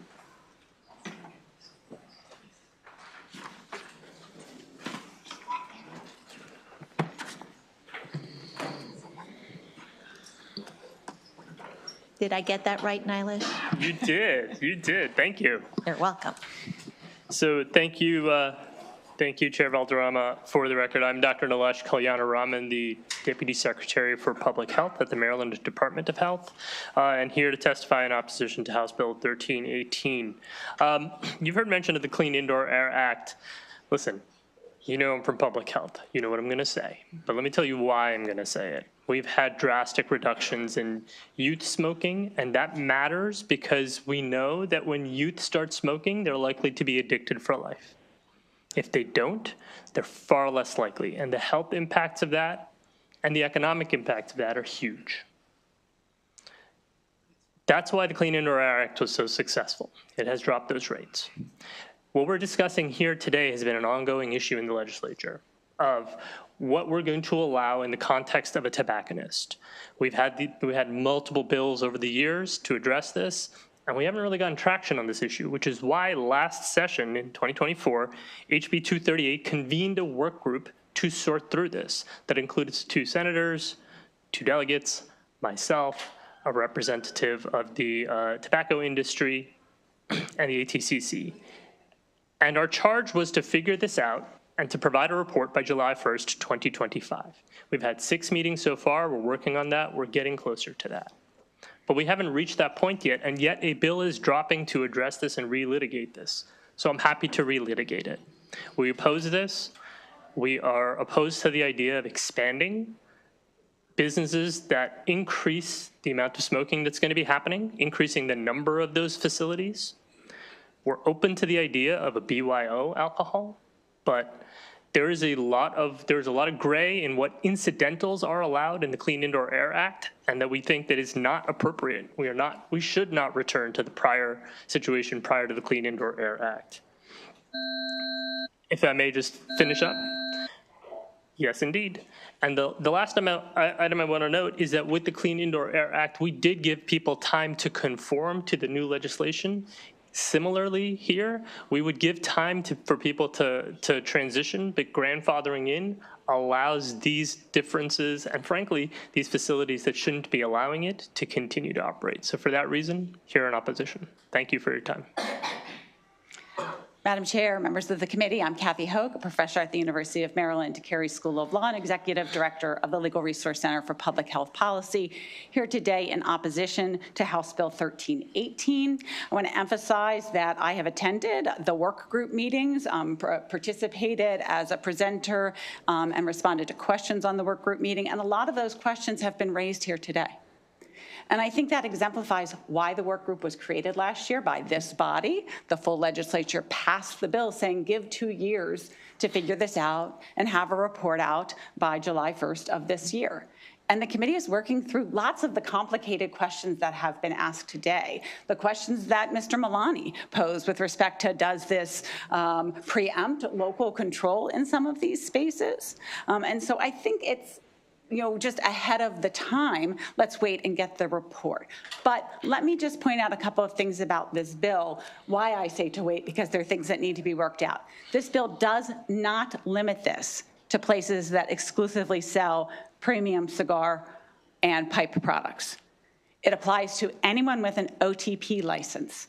They can sell vape products. They can also have their cigarette license on top of that and sell cigarettes. And so vaping and cigarette smoking could be allowed in these places. Currently, the Clean Indoor Air Act allows for indoor smoking in places where the sale of tobacco products sale of products not tobacco products is incidental. This bill takes it to 60-40. There's no way that would meet the incidental requirement. Moreover, this bill speaks to a sufficient ventilation standard, as Mr. Galley indicated. I think he meant ASHRAE, but there is an organization that studied whether you can have ventilation that protects people from exposure to secondhand smoke, and they profoundly said no. And that's why there isn't a ventilation requirement in the Clean Indoor Air Act. I have pages of other notes that demonstrate why this bill is just not ready for prime time that I'd be happy to speak about, but otherwise an unfavorable report on this bill. Thank you. Delegate Adams. Madam Chair, and look, I appreciate American Cancer position on this. I mean, how can you not? And frankly, they're a good organization. And I really should have saved my questions if I knew you were testifying. It's Dr. Rahman, is it? Dr. K is fine. Yeah, sorry. No worries. So you are the regulator in this setting, is that correct? Did I hear you say that you were the deputy of Department of Health? Public Health, yes. Okay. So ATCC is actually the one that. So you're an organization. I'm trying to figure out, are you a regulator? Are you the regulator? I'm the Maryland Department of Health. Then you're the regulator. Well, alcohol licenses are controlled by the ATCC. I'll tell you what, we'll take it offline. Sure. If you're the one that deals with Clean Air Door Act, then you can talk to me about violations and we can get to a conversation about marijuana use. That can happen offline, not under the bill. But that's where I feel like the action needs to happen, not on a bill like this that I think generally doesn't change much other than give some people a chance to drink a bourbon with their cigar. Vice Chair Crosby. Madam Chair, and I'll be brief as the last two bills have been quite lengthy, but I do want to just clarify for you, ma'am. You said something that is incorrect. This only applies to premium cigar lounges. It does not open itself up to vapes. So if you could point to me to that specific line. Absolutely. So on page 2, line 9, there's this license. A local licensing board may issue the license to the holder of an other tobacco products retailer license. An other tobacco products retailer license can sell any type of OTP, other tobacco products. If that is the case, then we will clean that up. But I'm pretty sure, just reading this and reading the fiscal note, that it only applies to premium cigar lounges. So I'll clarify that language if it needs to be clarified, but I do not believe that is still a correct interpretation. So, okay. And based on that, Delegate Johnson, if you could cover what the Vice Chair just, in addition to your question. Thank you. Thank you, Madam Chair. I just have one final question. So based off of what you read in this and based off of the work group, is there anything that you would be amenable to in this bill? Anything? I'd be happy to give you our amendments. I'd be happy to work through this with you. The point of the work group was to have resolved that, but I'm happy to give you what we would be happy to work with, and we can negotiate that. But what I can't do is take some of the preliminary work of the work group and represent that, right? That's the challenge that we're in right now, is we were told to work on this, and now we have a bill that says, well, whatever you did, whatever, we're going to put a bill in anyway. Okay, we can go back to the whatever situation we were before and hash it all out here. I'm happy to give you my amendments. All right, thank you very much. Are there any further questions for this panel? Seeing none, thank you very much. That concludes the bill hearings on House Bill 1318 and the bill hearings for this evening, this afternoon. Thank you very much.